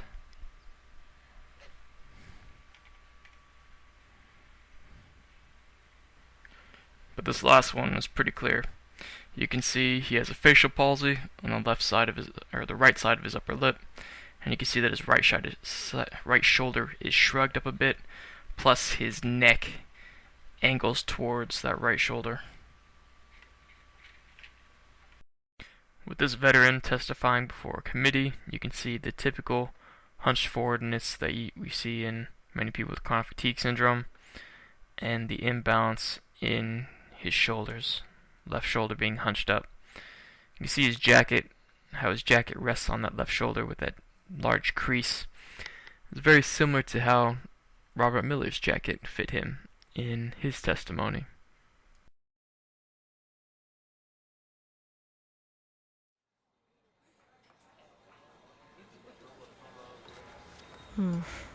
I can't wait for a coffee. Oh, hello, barista. What do you girls want? Skim soy latte? Darren, soy can't be skim. Hot chocolate, orange juice? No, Dad, I want a coffee. Hot chocolate? Great. So I was thinking of going to Sarah's later. Could you give me a ride? Yeah, sure. Are you cool with taking your sister? Yeah. Wait, what? I have my own plan. Carly. Okay, I'll see you tonight, okay?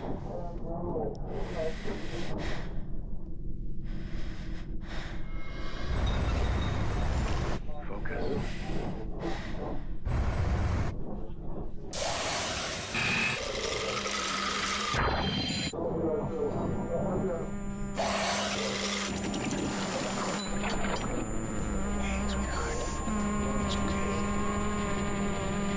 Carly, how can I help?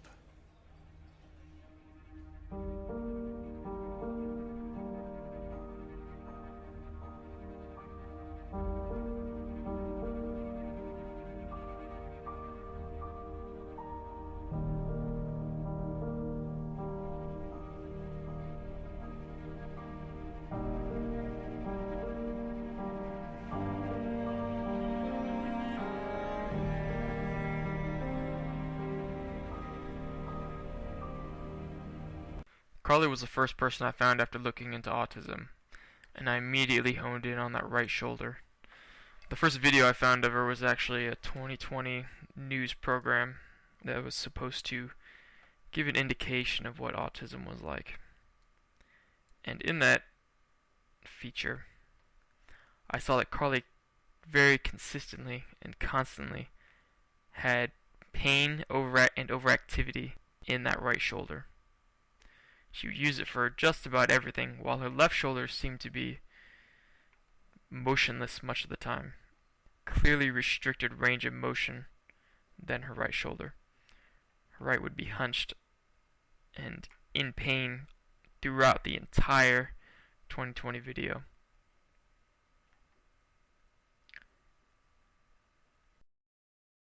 I remember the first time I saw this, I was just completely blown away by how obvious it was that all of her symptoms and pain, discomfort, and inability to talk and everything was just all sourced in that shoulder. There were several points, but Carly was definitely one of the big ones where all this realization really hit me hard and got me all teary-eyed just watching it.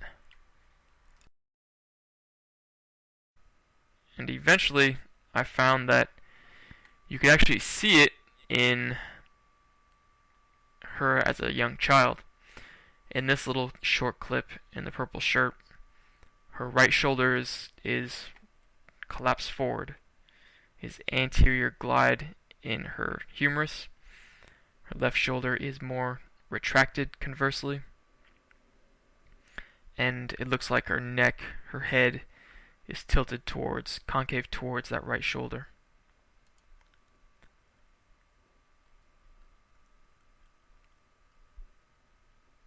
I later found it in this clip as well, for banging against the back end of the couch.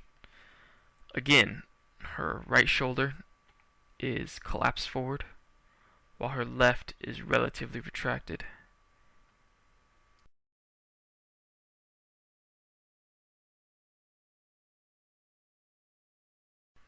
But the first person I found who had autism or was on the autism spectrum, or more specifically Asperger's, was President Christopher.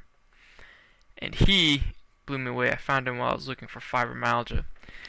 He made several videos about severe muscle pain that he had and incredibly restricted range of motion and weakness in the right side of his body. And I could immediately see that he was very similar to me. His left side was relatively stronger, while his right side was significantly weaker. He also had a clear hunching of his left shoulder, but what struck me the most was the imbalance between the left and right side of his body. And apparently that more recently got worse as he got older. I'll just let him tell you about it. What's wrong with the right side of my body? Look at my left side, great as the ease. My right, look at it, stiff, unnatural. I can't kick. Look at that. Look at it. Look at it. I cannot kick. With my left side, I can. I've been this way for decades. Why is it the muscle pain is always worse right after I wake up? You would think after a full night of sleep, your muscles will be relaxed. But as I'm walking, I feel a pulling right here in my groin. My low back on this side feels kind of hurty. My left elbow feels stiff. So you just heard Christopher describe the pain in the lower right side of his back. That's on his weak side, opposite to his stronger side, the left shoulder that's more elevated, hunched up. And you can see in this clip that he tends to lean towards that left side. It's the exact same pattern that we've been seeing in many people with the other syndromes previously observed. In this clip, you can see just how unsteady his gait is. It's very wobbly and unstable as he takes each of his steps. And in the next clip, you can see that the preferential lean towards his right side, or his left side, continues. Next woman who's been diagnosed with Asperger's, you can see in her exposed shoulders that she clearly has a clavicle imbalance. And one of the other things that you can notice from listening to her speak, which I might string together, but she very frequently takes these very uncomfortable swallows and breaths. And that's because the musculature in her throat and her breathing apparatus is altered. It basically makes it much more strenuous, and this physical alteration of that, the neck and the chest, is one of the biggest reasons why many people on the autism spectrum find it more difficult to communicate with people, because it becomes inherently uncomfortable for them. So is a severe and pervasive. The first symptom. I've done this a few times. I'm better at it now. We don't realize that we're staring. And just they fail to make friends properly because they don't know how to give and take in conversation. It really pushes people away because they realize that there's something wrong there. Not because they don't want to share, but because they don't really understand how to share those kinds of things.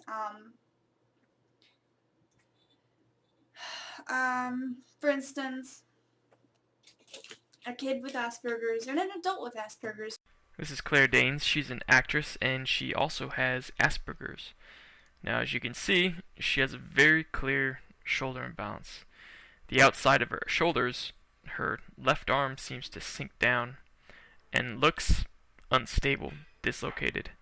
Her left clavicle also seems elevated and protruding out compared to her right clavicle. Her right clavicle is relatively lowered and sunken in compared, or particularly where it meets the sternum.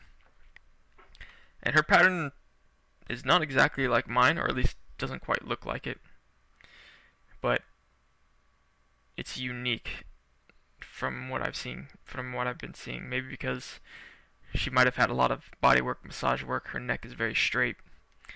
But in another picture, you can get a better close-up of her clavicles, or an okay close-up. You can also see that the left one tends to elevate at the sternum compared to the other.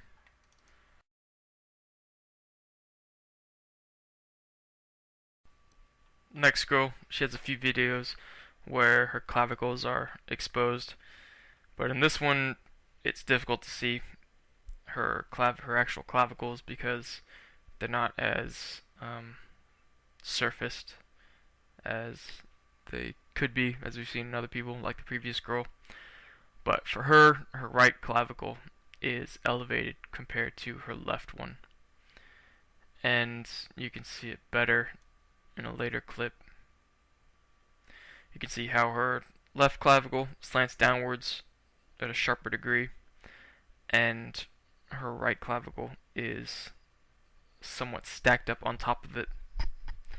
Her head also has a tendency to tilt towards that right shoulder, and that is very fitting with the pattern that we've been seeing actually in the other syndromes.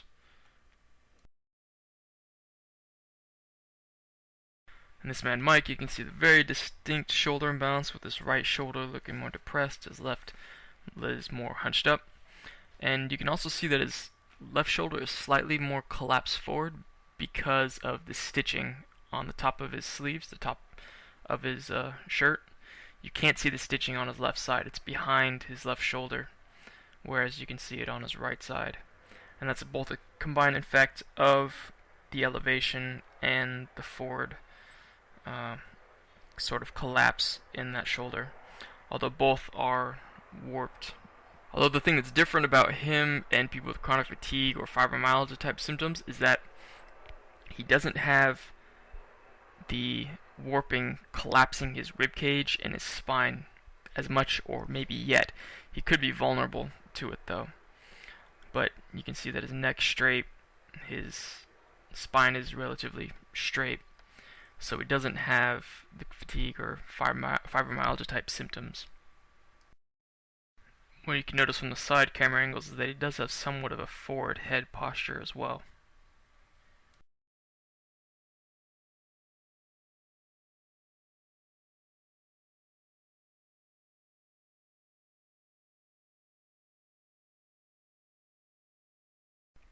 In Armand Kodai, you can see in his next two videos a pretty clear imbalance between his left and right shoulder. His right shoulder seems to hunch up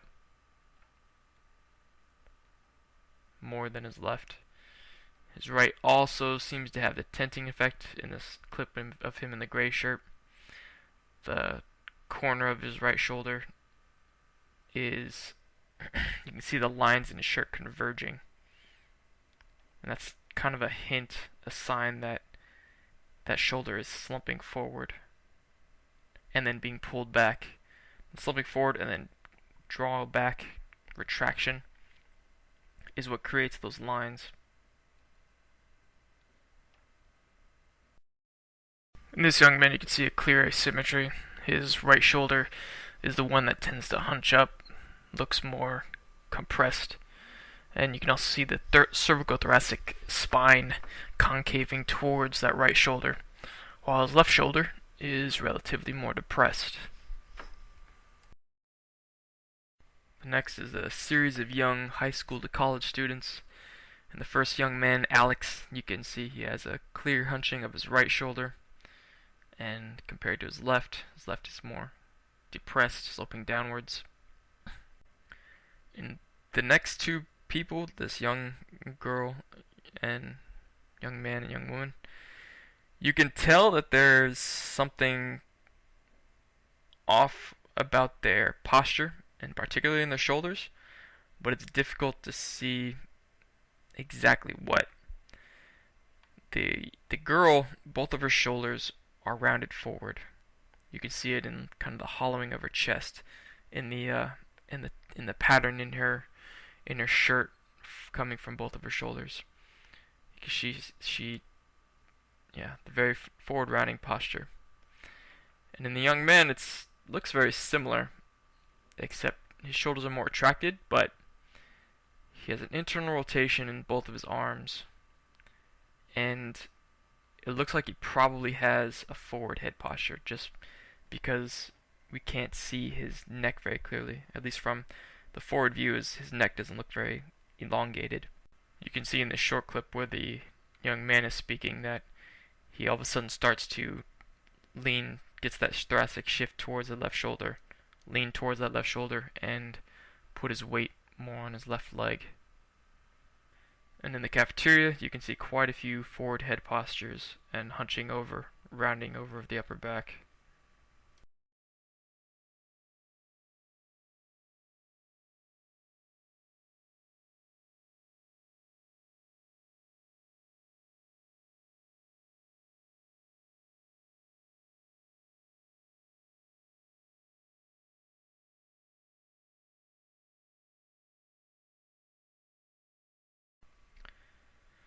Matthew, you can see a clear imbalance between his left and right shoulder, especially when he's wearing this green shirt. You can see that his left shoulder, the humerus, the acromioclavicular joint, it protrudes forward, and it creates this tenting effect in his shirt, where the lining of the shirt being stretched back are indicating that there's an imbalance. And you can see comparatively his right shoulder, he tends to retract it more. His shirt lies more smoothly over that shoulder. An imbalance in his clavicles isn't really so clear. It kind of looks like there is one, but they look like they meet at the sternum fairly evenly. The particular problem, though, is the forward collapse of his left shoulder and the retraction of his right shoulder.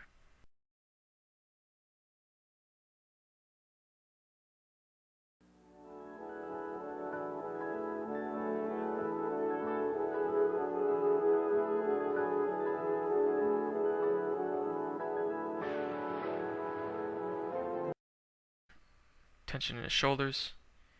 You can see his left shoulder hunched up more than his right, and very clear instabilities.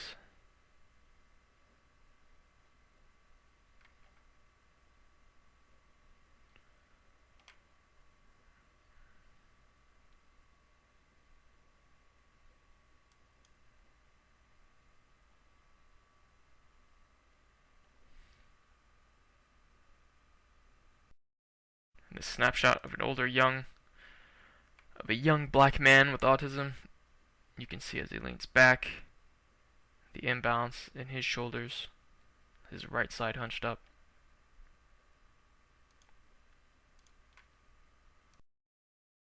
Temple Grandin, a prominent woman with autism, also speaks about a squeeze machine that she invented that's supposed to help calm autistic symptoms, particularly sensory overload and anxiety and just feelings of discomfort.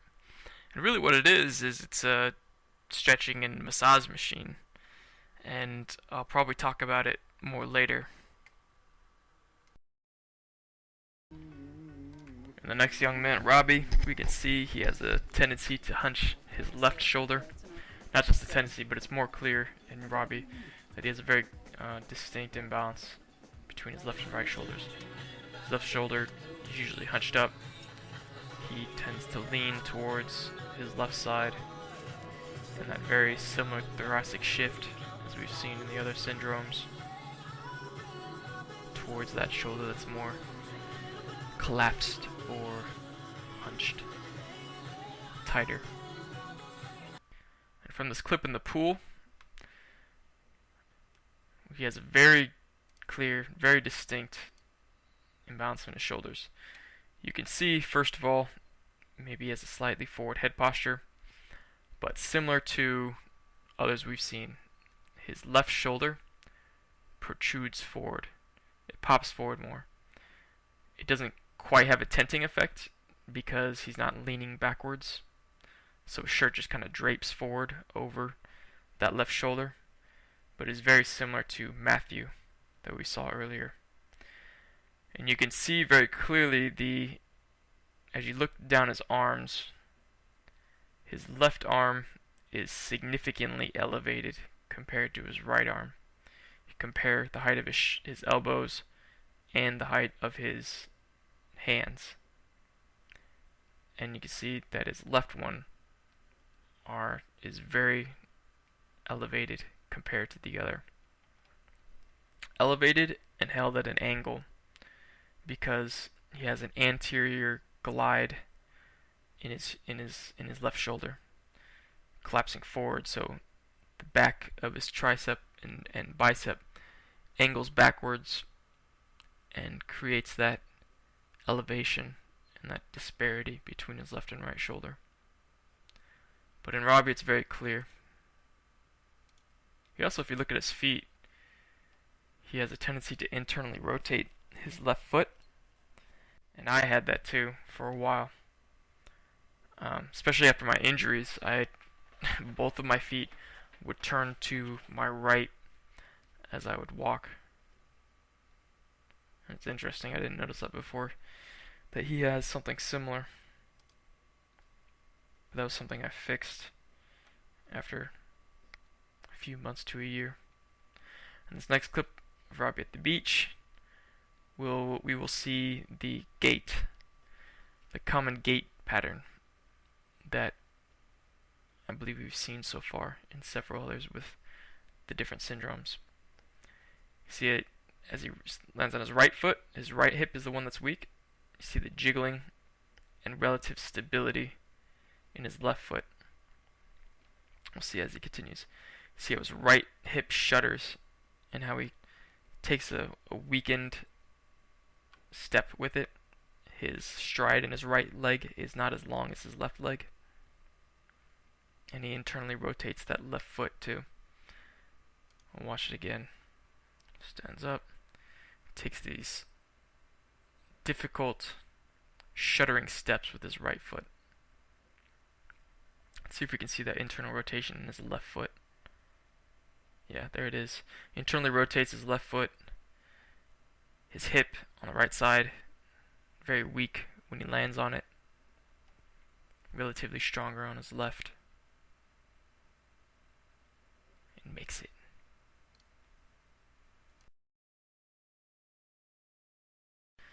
Next young man, Daniel, we can see a fairly clear imbalance between his left and right shoulders.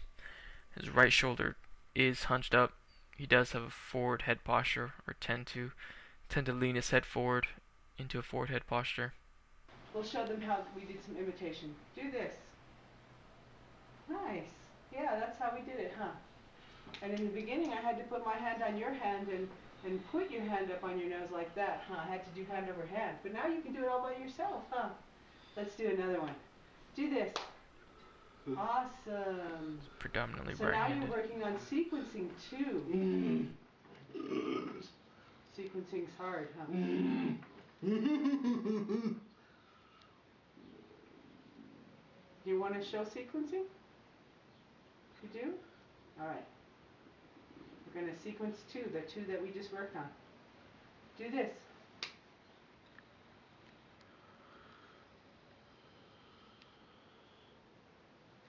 Awesome. Awesome. Wow, nice. And we have Michael. You can see the imbalance in his right shoulder being hunched up compared to his left. Eat what? Cake. Are you gonna eat your birthday cake this year? Cake. When it's my birthday, it's so we eat sometimes we eat new foods. What new foods do you want to eat? All the new foods. All of them? All the new foods. Now, what we can see as we watch Michael run is that he always has more mobility in his right shoulder. His left shoulder is relatively frozen and is held still as he runs. His right shoulder with more rotation.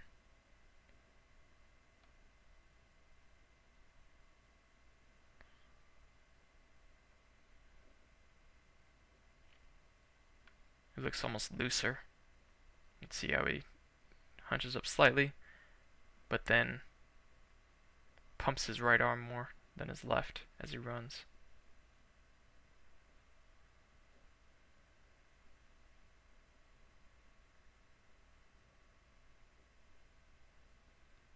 You can see his left shoulder looks almost frozen. He begins to move it some, but then he just holds it still, and he continues to shrug it or pump his right arm.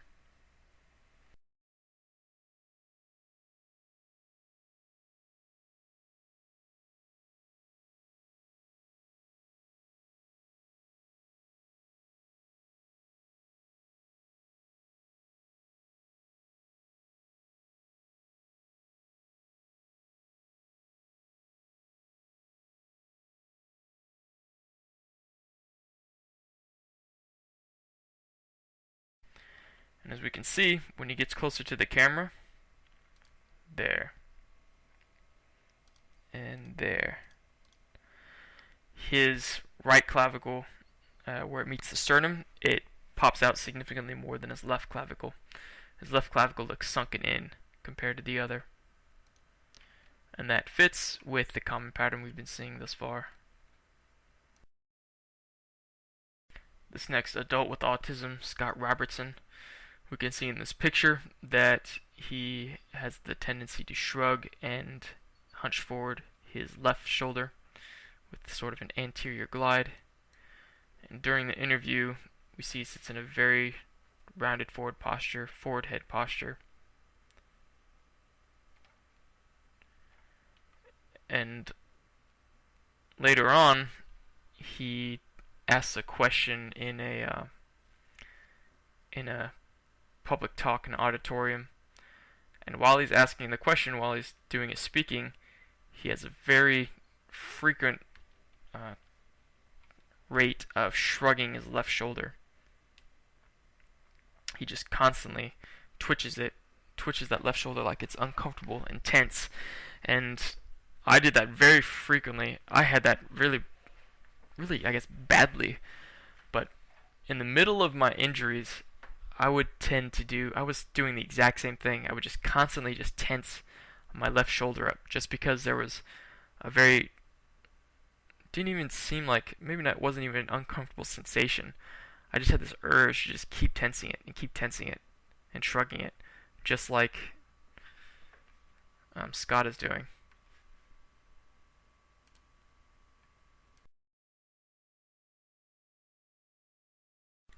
We can see in Joey, this adult college student with autism on the left-hand side of this panel, that he has a bit of a different pattern. He has a barrel-chested pattern, and it's one that I've seen a few other times, though maybe not quite as common as the shoulder imbalance pattern. But you can see he sits up straight, but his chest pops up, his shoulders are relatively very retracted. And the thing is, we can see pretty much the exact same posture in this young toddler with autism.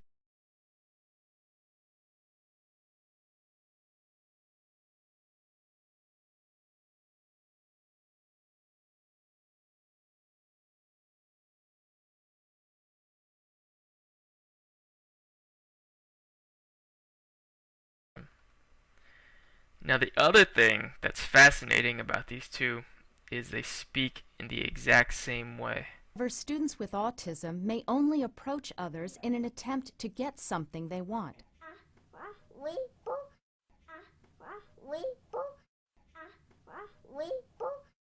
Very good. Nice job asking for your book. Nice listening. We need the pieces of the puzzle.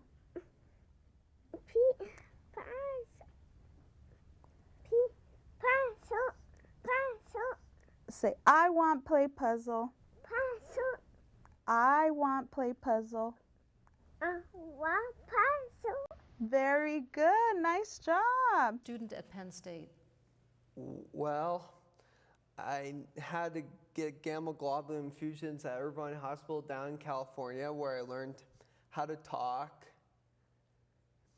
I had to get infusions down in Geisinger and Wilkes-Barre and Hazleton General Hospital.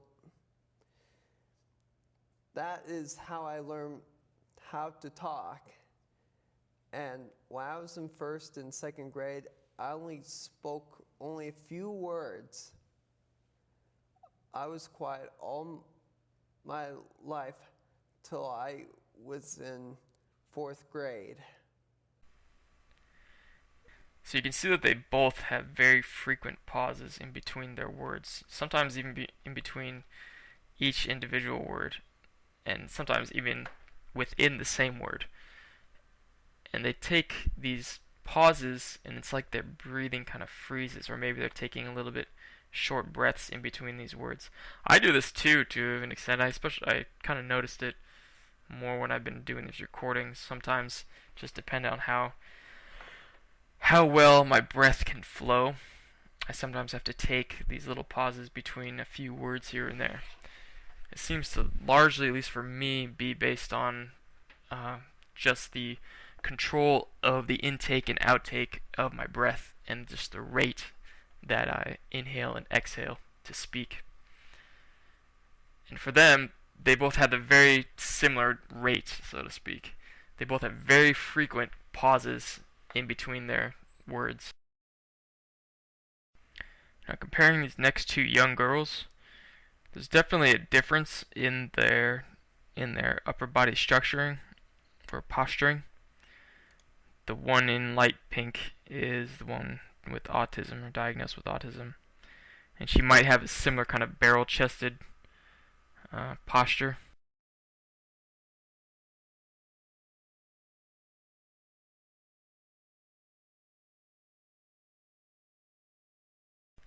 Now we can see with Creed that he has something very similar.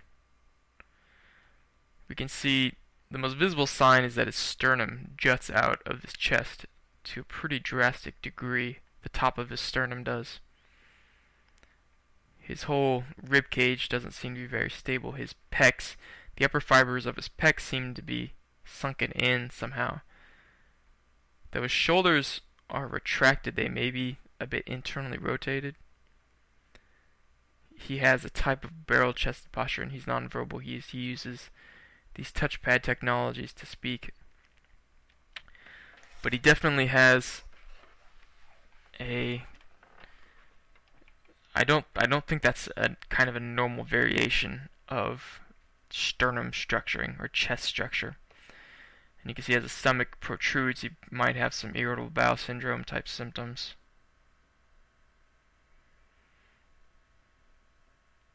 And you can see difficulty breathing, mouth discomfort.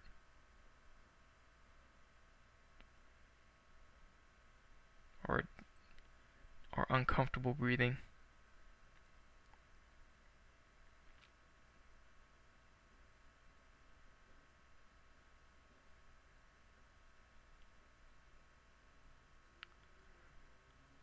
the structuring of his body type is certainly not standard.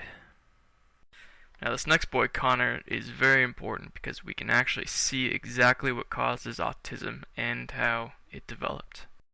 Basically, he spent most of his days in front of a video watching Blue's Clues, and when you tried to take him away from that, he would scream and tantrum, and he had no way to verbally communicate anything that was going on.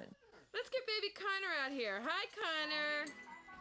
The only reason that we got a jump start on working with Connor at 18 months is because another family said, here's a paper called The Chat, take a look at this. And I looked at it and said, whoa, that's Connor. Does your child take an interest in other children? No.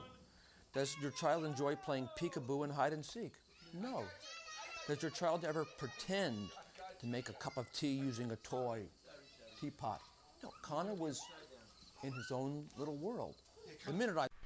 Except he's not just in his own world. He's doing something. What is he doing?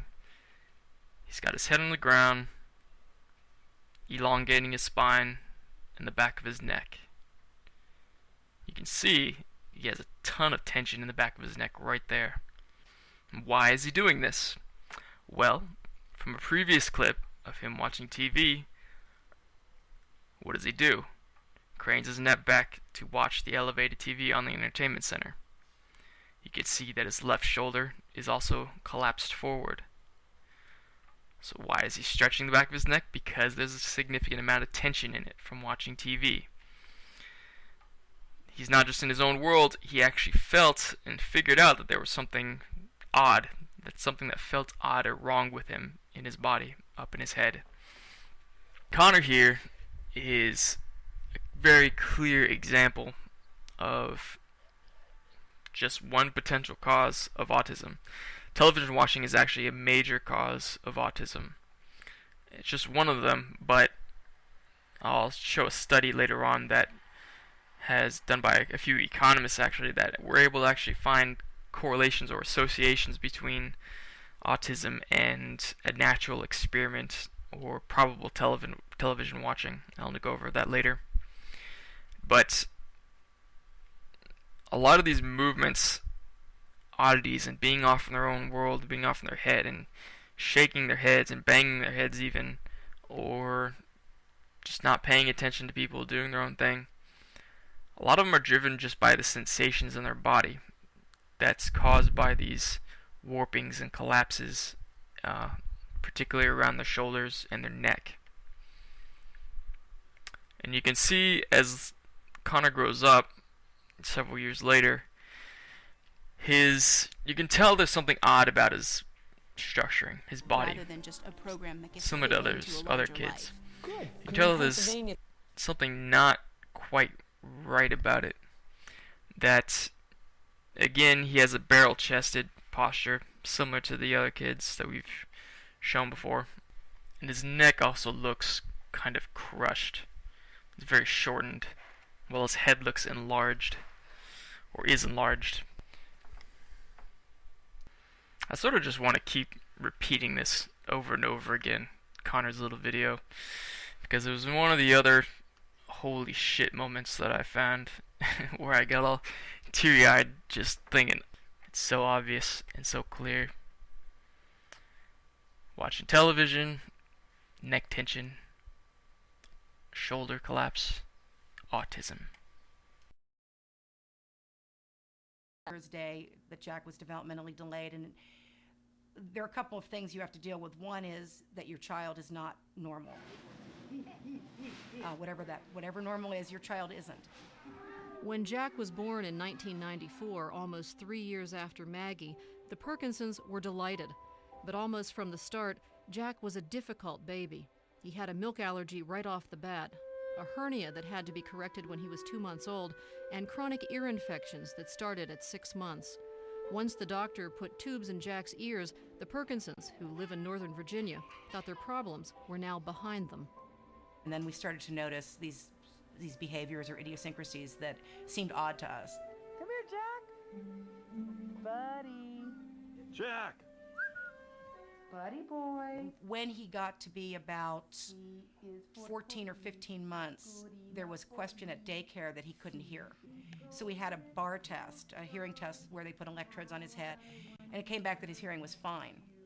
After the bar test was done, we took him back to his pediatrician, and she wrote that he had autistic-like symptoms, and that got us into the Child Find program where they did an evaluation of him. But it wasn't an autism diagnosis. By Child Find, it was a developmentally delayed diagnosis.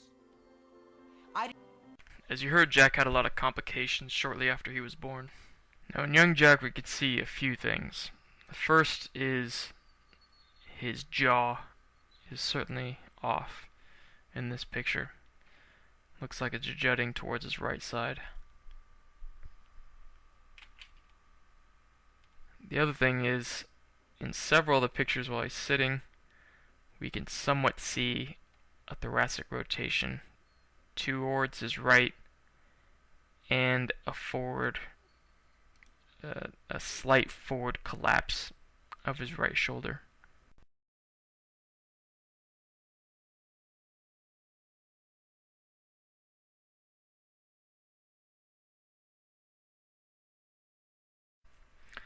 And as we see in these next two short clips walking, he has the hunch in his right shoulder and the characteristic instability in his left leg as he steps. You can see when he steps very similar to Robbie, where his right leg is much more solid and stable, and his left leg is weaker, and he sways toward it as he steps. We also see that in the clip of him at the grocery store.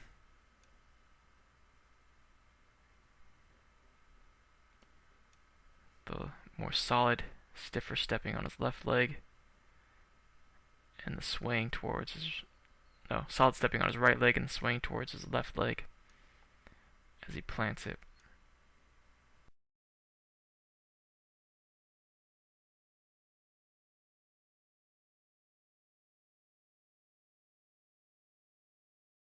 And very quickly, this young girl, she twists around uncomfortably, tries to get away.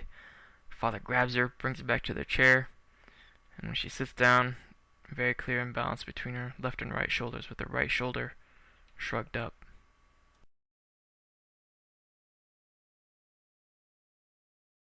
We see the next young toddler, first of all an angling out of his right shoulder. We can see, as he walks to the camera, a shrugging in that right shoulder. Very slight, very quick.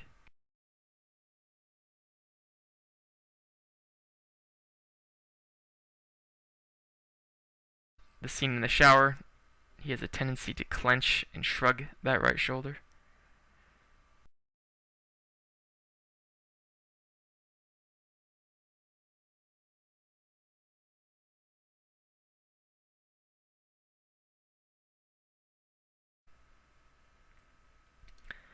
And importantly, he walks exactly like Jack does. More stable right leg, and as he steps with his left leg, it's less stable. He kind of falls on it, and his body sways toward that left side, his left side, exactly like Jack does. He has the same kind of instability in his hips, same exact gait.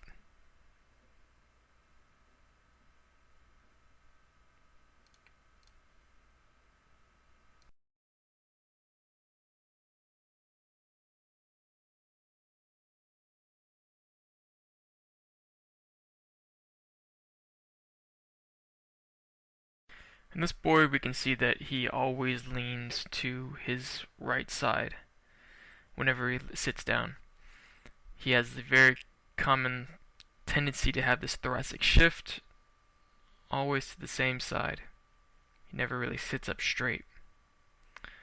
And every time he moves around, he ends up in the same posture.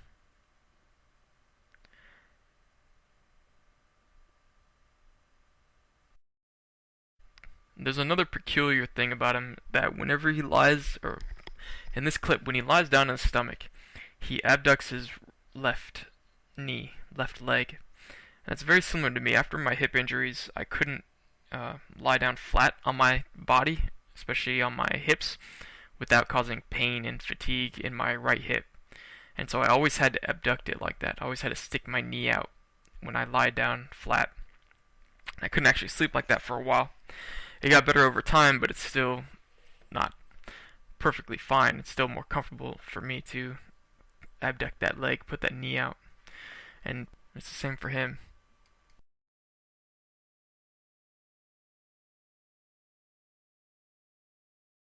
The next series of young children were in a documentary. The first boy, a sharp, clear tendency to, or a very clear tension in the back of his neck, tight posterior neck muscles, gives him a tendency to crane his neck backwards as he sits, his head backwards. Next two boys, the one on the right has the tension in his left shoulder, as well as the one in the white shirt. They both do have it in the left shoulder.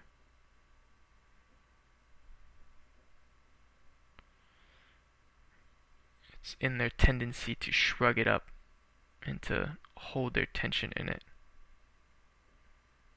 Boy with clear discomfort in his neck.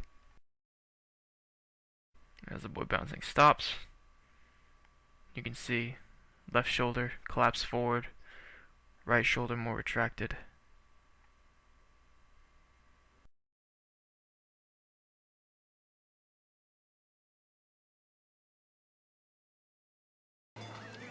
You know, Matthew's a unique case because he's a twin and his arm doesn't extend all the way, and his hips, he has some orthopedic problems, so he couldn't explore his environment like typical children.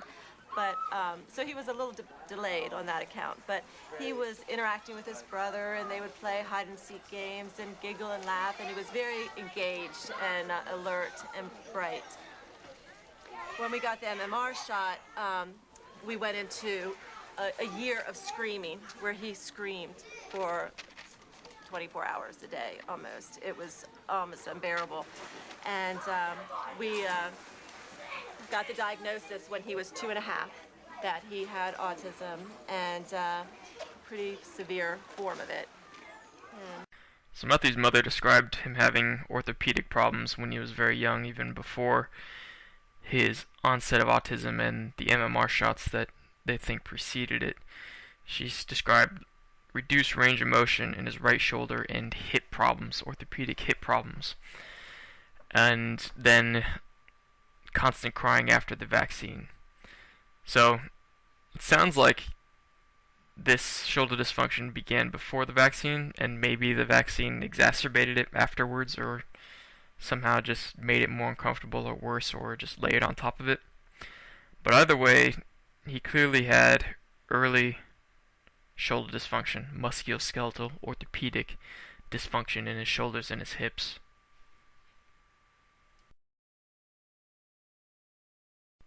This is a post on medhelp.org back from all the way in 2008, and it reads, "Hi, I have recently been diagnosed with fibromyalgia after 25 years and have a son diagnosed on the autistic spectrum. I am noticing that he is getting pain in around his shoulder joint, usually lasting for 24 hours. I started with the same symptoms." This next video compares the behavior of a non-autistic child versus an autistic child. What I want to do is compare how they move. See, the first non-autistic, he sits flat on both his legs, very even. When he gets up to walk, he moves steadily, solidly, with no weakness. Up straight, smooth, returns back to the ground, straight, smooth, even.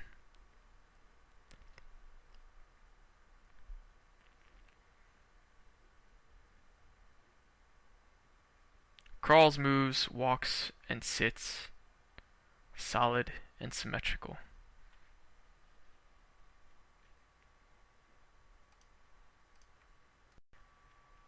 Now, this next child does have autism, and what I want to pay attention when we watch him is instability in his hip. Watch when he steps with his right leg.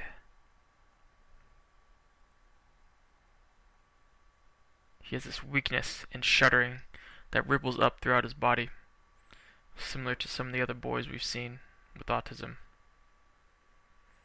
Walks again. Very unstable landing on his right leg. Now, whether it's in his shoulders, I can't really tell exactly. But as you see when he sits, he does not sit symmetrically. Folds his left leg underneath his right leg, rather than both of them underneath. They're both out straight in front, or Indian style.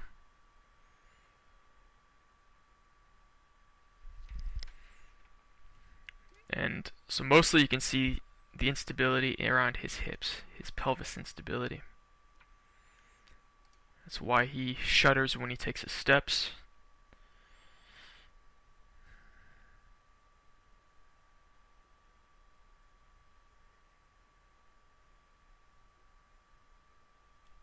And why he sits asymmetrically.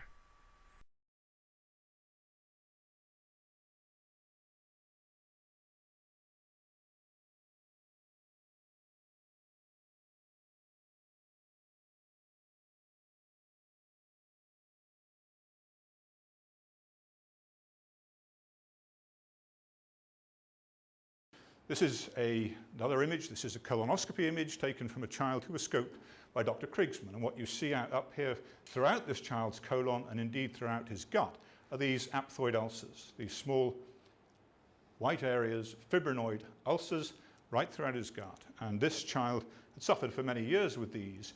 And when he was treated, he went from this, looking like a child from a famine zone in West Africa, to within 1 month of putting him on the appropriate anti-inflammatory therapy, to this. This is not difficult medicine. This is very, very straightforward, basic, standard clinical medicine. But what was interesting is that his autism also improved. It didn't recover, but he started speaking, he was affectionate, he regained skills. Is there a link between the gut and the brain in these individuals? Yes, there indeed is a link between the gut and the brain, but what is it intersected by? It's intersected by the shoulders. You can see he has a clear imbalance. His right shoulder is elevated, his left shoulder is more depressed. But in his left shoulder, that's where the key is. You see how it's internally rotated, but it's not just that it's internally rotated, it's more like it's dislocated. His left shoulder is more like my right shoulder.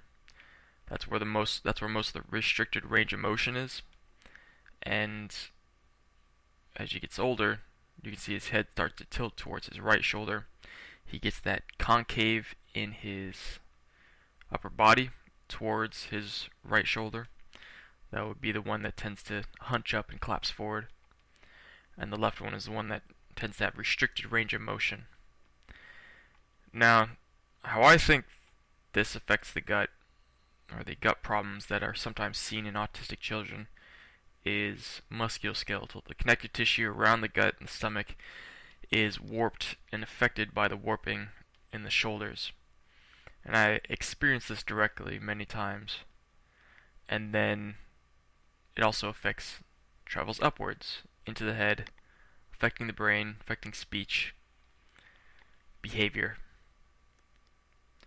A lot of people who suspect vaccines, they think it's caused by, or they think vaccines can possibly contribute to autism because of some immune stressor or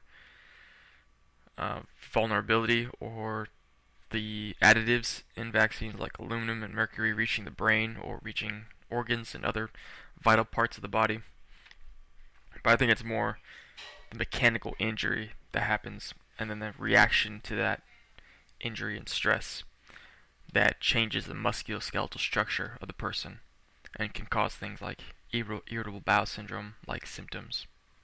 I'll be talking more about what I think about the link between vaccines and autism and the rest of these syndromes later. This next toddler, Tyler, is a very sad but very interesting case. His mother puts him to bed and she describes him having a meltdown. She thinks because they didn't have his favorite food, yogurt. But what you can see when you watch him is that he has significant jaw pain, jaw dysfunction, and probably maybe growing pain. You can see it in how he juts his jaw out a lot and holds his teeth.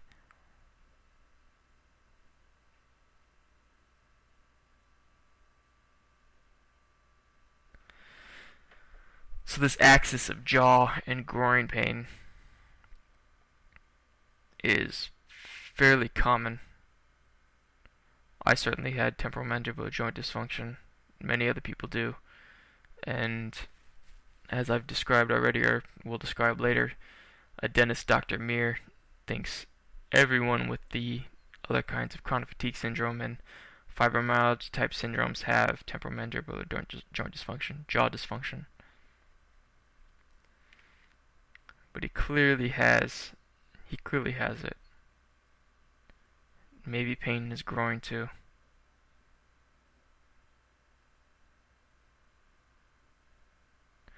So really it's not just a tantrum that he's throwing. Really he's in just an extreme amount of discomfort, and maybe the yogurt helped him relax and soothed it.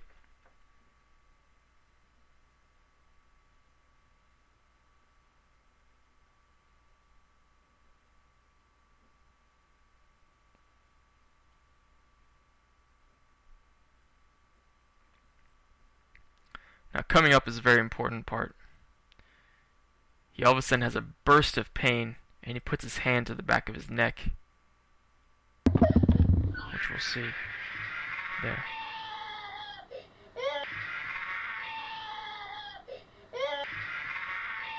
Now that is an indication of the traveling nature of this pain and discomfort that he's feeling. It's very similar to some of the women that we've seen with the extreme degrees of Lyme disease pain, or diagnosed with Lyme disease with the extreme traveling pain and dysfunction. But soon after that pain shot to the back of his neck, he calms down, puts a sucker in, pacifier in, and goes to bed.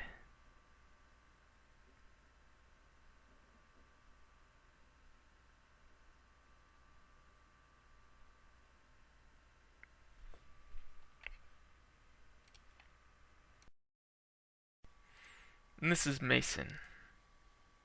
His mom described this episode as an autism bender. For about 5 minutes, he basically ignores her. She's trying to ask if he's hungry, wants him to eat, to do something, but he just goes on this spree of all these odd movements. Mason, you want crackers? Mason, you want crackers? Mason. Now what this is another example of the traveling sensations that move throughout the body. Similar to the women with Lyme disease, or people with Lyme disease, or even people with fibromyalgia that we see or hear about, who talk about traveling pain and traveling discomfort throughout their body. That is what is driving Mason's experience. Mason. Where's Mason? He has these weird imbalances and odd tensions in his body that he just has to move around and get loose from. Mason. Mason. What are you doing? It's funny because I recognize some of the movements that he does as things that I incorporated into my own stretching process. What are you doing, bud? Like a lot of the groundwork that he does, the twisting, spinning. What's up, dude? Mason. Hey, buddy. Mason. And particularly this. Watch your head. When he puts his head on the ground, crawls around. It's very similar to how Connor would do his headstands and stretch out the back of his neck. He's tucking his chin by pushing forward and pushing his head back at the same time. That is almost exactly what you need to do, especially right there. Stretching out the back of his neck. You want to eat? Watch your head. Mason.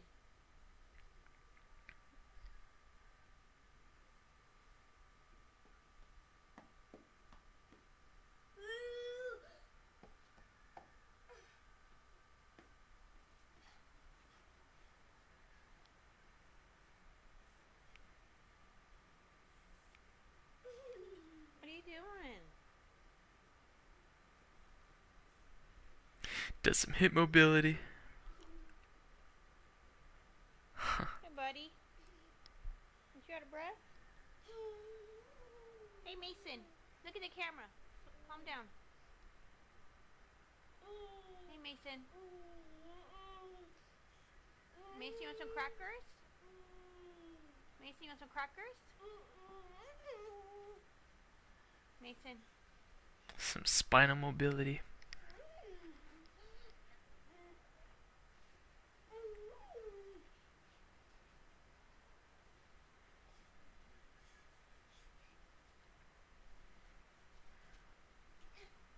Okay, buddy.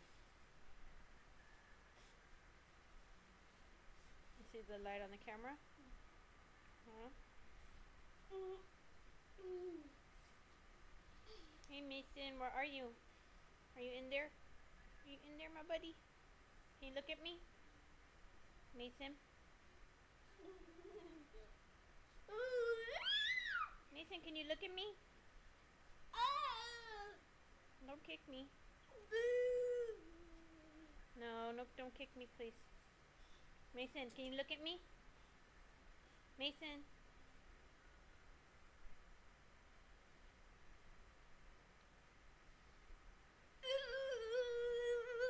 Whoa.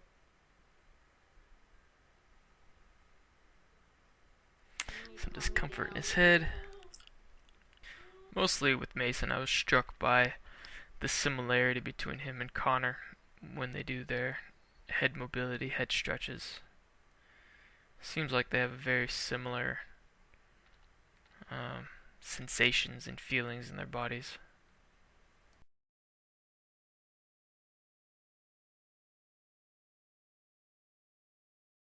Now the other important clue in Mason is, as he spins around, he gets this grimacing face, which tells me that he's in discomfort and pain as he holds his hands up by his head. And it's similar to the previous boy we just saw. May not be as severe, but this pain, discomfort sourced in the back of the neck, side of the head, is an interesting clue. Jamie here is about to have what his parents describe as seizure activity, or seizure-like activity. He's just woken up from a nap, and apparently this is a common occurrence. Usually when he wakes up, we see that his right shoulder is hunched somewhat. His left shoulder is depressed. He feels okay waking up from a nap. Then he starts to kind of space out.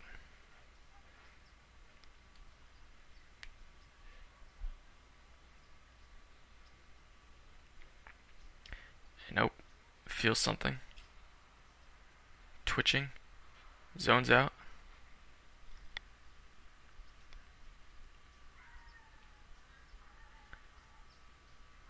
Feels something else.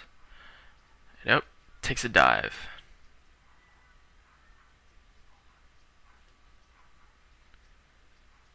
Look at that neck stretch.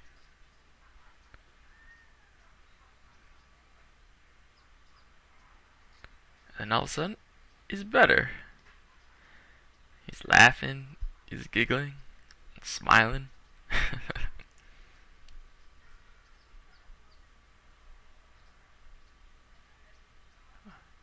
Uh-oh.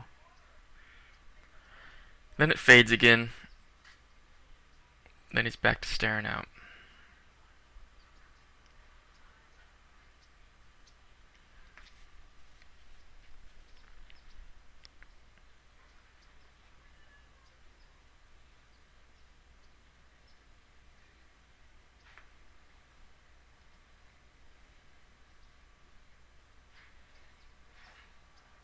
Feeling the twitches again. Takes a dive. Neck stretch. That's right up at the base of his skull. Stretching right around his atlas joint, along with the rest of his back.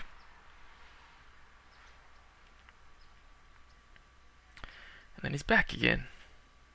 Smiling, looking around. He looks a lot, significantly more aware once this happens. These are the fluctuating phases.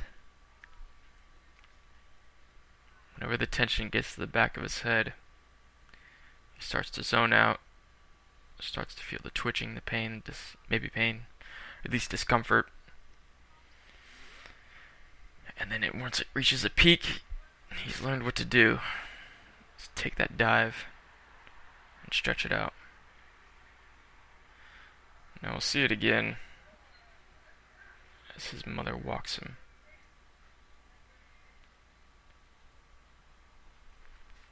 Starts to feel it, collapses a little bit, and then up. Straightens out his back, his neck, tucks his chin. Very powerful stretch to elongate his body. Very similar or the same to how he was lying down. But this fight to stand up straight, he's fighting against new muscle tension somewhere. Probably around the same area. Back, neck, spine, maybe mid-back. Very similar to a lot of the other kids, or Mason and Connor, stretching out that back of the neck. And then eventually it wears off and he's back to his cell. In this next video of Jamie, we can see a few things. The first is that he has a tendency to crane his neck back as he sits, and this forward head posture with tension in the back of his neck seems to be fairly common. I've seen it in a few others with autism, a few other young boys, but it's just a signal of weakness and tension in his neck, upper back, and chest. And this rolling exercise is a very common exercise for autistic people, just because they like to put pressure on their chest. And the reason why they do that is because, well, for me, it was because this warping went down into my rib cage and into my core and my stomach. So putting pressure can relax muscle tension and restore the proper alignment of the rib cage, and so it feels really good, really comforting. And if you have pain or discomfort at any one moment, like an anxious traveling into your chest, an anxious feeling in your chest, then it can help it go away. The other thing he does is he lies down on his stomach and he props his hip out. He props his left leg out. And you can see, same as we saw in the previous video, that his right shoulder tends to hunch up. And this twisting in his body, that tends to become the comfortable position. He can't lay down flat on his left hip because there's pain in it and discomfort in it. That was the way it was with me. Similar to the 20-month-old boy we saw earlier. He sits similarly, or lays down similarly. I'm not the only one to have noticed the very prevalent asymmetry in children with autism. A paper by Philip Teitelbaum et al. Titled Movement Analysis in Infancy May Be Useful for Early Diagnosis of Autism. I'm going to read several quotes from the paper. The first is, all the 17 children studied in the present paper showed disturbances of movement that with our methods could be detected early or clearly at the age of 4 to 6 months and sometimes even at birth. One of the children in the present study showed a persistent asymmetry at the age of 4 months when lying on his stomach. His right arm always was caught under his chest, and even when engaged in reaching for an object with the other arm, he still did not use his right arm. Throughout his first year, this asymmetry persisted, causing the child to fall to his right side when lying on his stomach or when sitting, and even when he started to walk. In some cases, there was less severe movement disturbance. The baby managed to sit for a few minutes at a time, but because his weight often was not distributed equally on both sides, his posture was asymmetrical, leaning to one side, and he fell over when reaching for objects or moving his arms and upper body. In the gait of autistic children, the deviations from the normal can be categorized as follows. Asymmetry. In normal walking, the movements involving the arms and legs are symmetrical. In every autistic child we have seen so far, some degree of asymmetry has been found. In several cases, the arms were not held in a symmetrical position. One arm was in a more mature position, the arm fully extended downwards alongside the body, while the other was in a more infantile position, forearm held horizontal, pointing forward. This is Danny Rady from Asperger Experts. Now his videos are very important. This one he talks about the tics like hand flapping and kind of describes the sensations behind it and what they are and why you shouldn't really stop it. But first of all, I just want to point out his shoulder imbalance. He has Asperger's, and he and another man with Asperger's, they formed a company to help families of children with Asperger's. He has the hunchness in his right shoulder, which is pretty consistent in some of his other videos. But I'm going to let him explain to you what the tics like hand flapping are. In a situation where there's a lot of anxiety, there's a lot of stress, the way that we manage that is, because generally it's overwhelming, we do repetitive motions, because then we at least know, hey, if I do this, I have complete control over it. And I know that whatever I do, I have complete control, and it's going to happen the same time every time. Therefore, I get a little bit of comfort from it. So you shouldn't just try and stop these things, even though they might look ridiculous. I mean, I can't just like go out in the middle of the street and go, and people will be like, But what you need to do instead is work on the underlying issue of they aren't comfortable. That's a signal. Hand flapping or any other repetitive motion, we call it a stim. That's generally the accepted term is a stim, short for stimulation.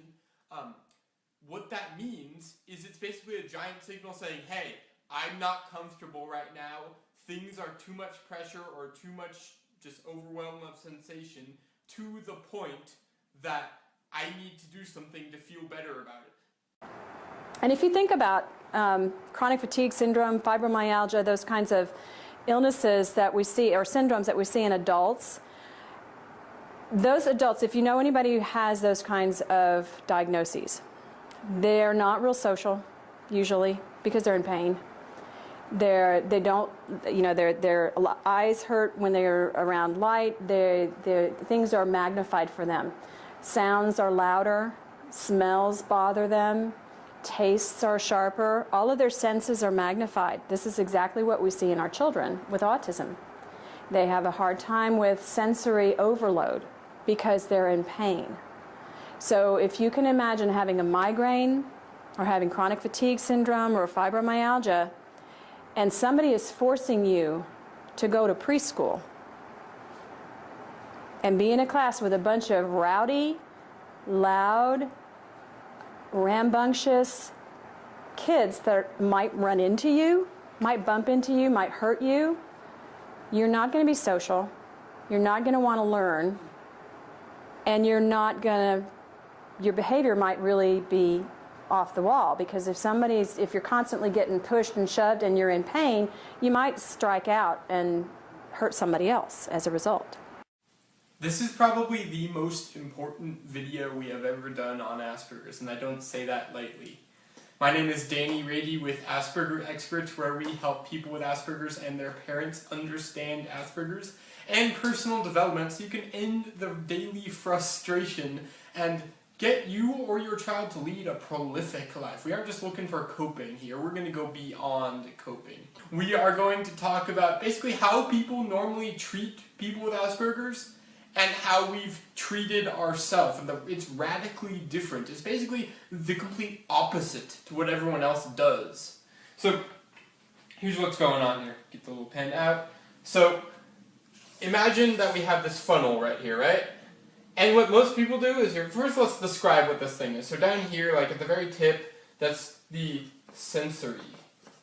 That's all the sensory issues, right? That's where the meltdowns come from, the overabundance of, oh my god, I'm so stressed, the I can't handle certain smells, the picky eating, all of that stuff. Then, a little bit above that is awareness.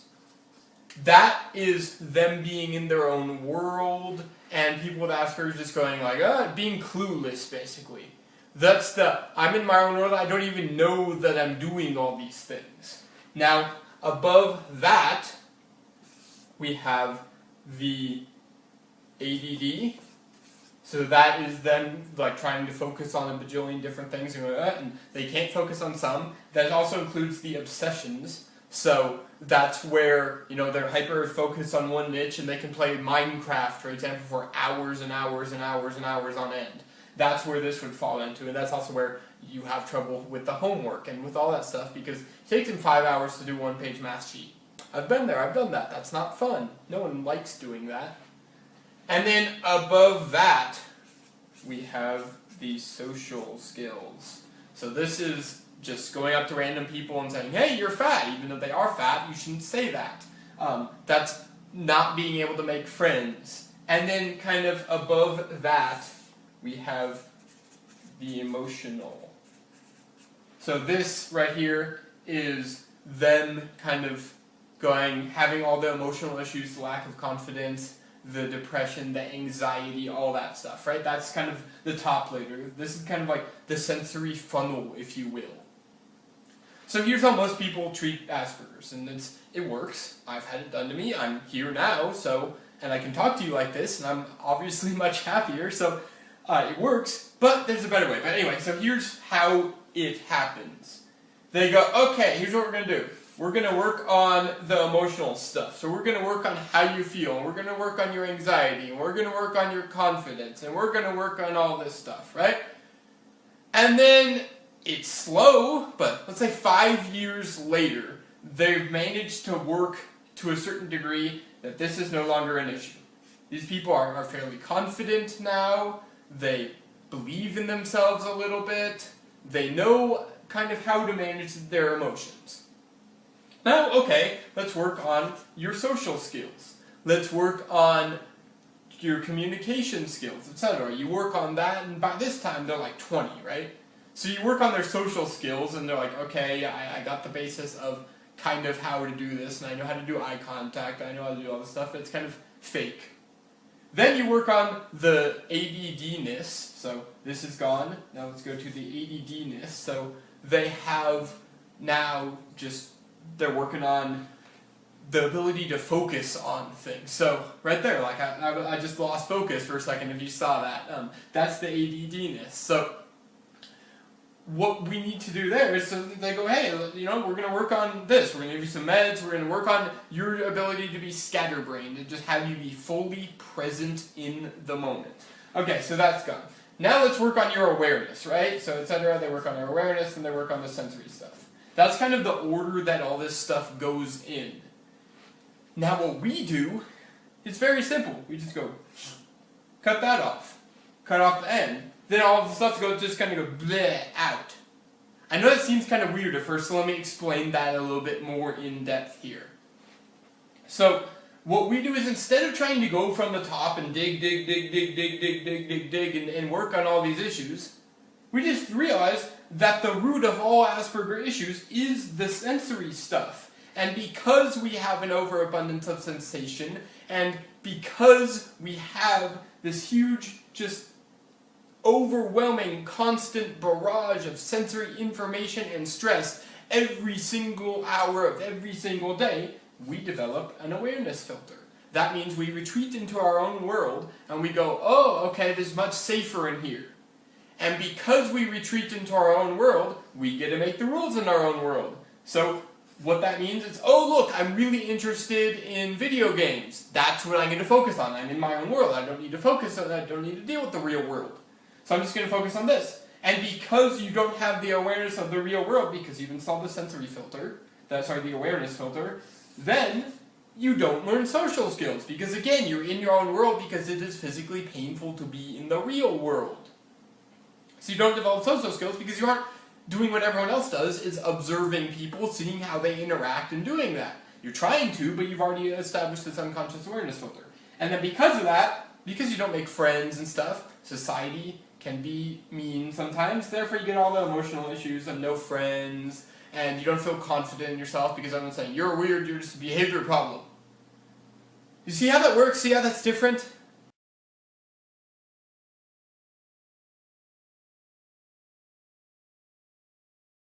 You want to work on the awareness and the sensory. So the way that you do that instead of doing all this stuff is we kind of just go to the basics. What is the sensory issues? There's an overabundance of sensation. Why is that? Because there's a little part of your brain, like right back here, called the reticular formation.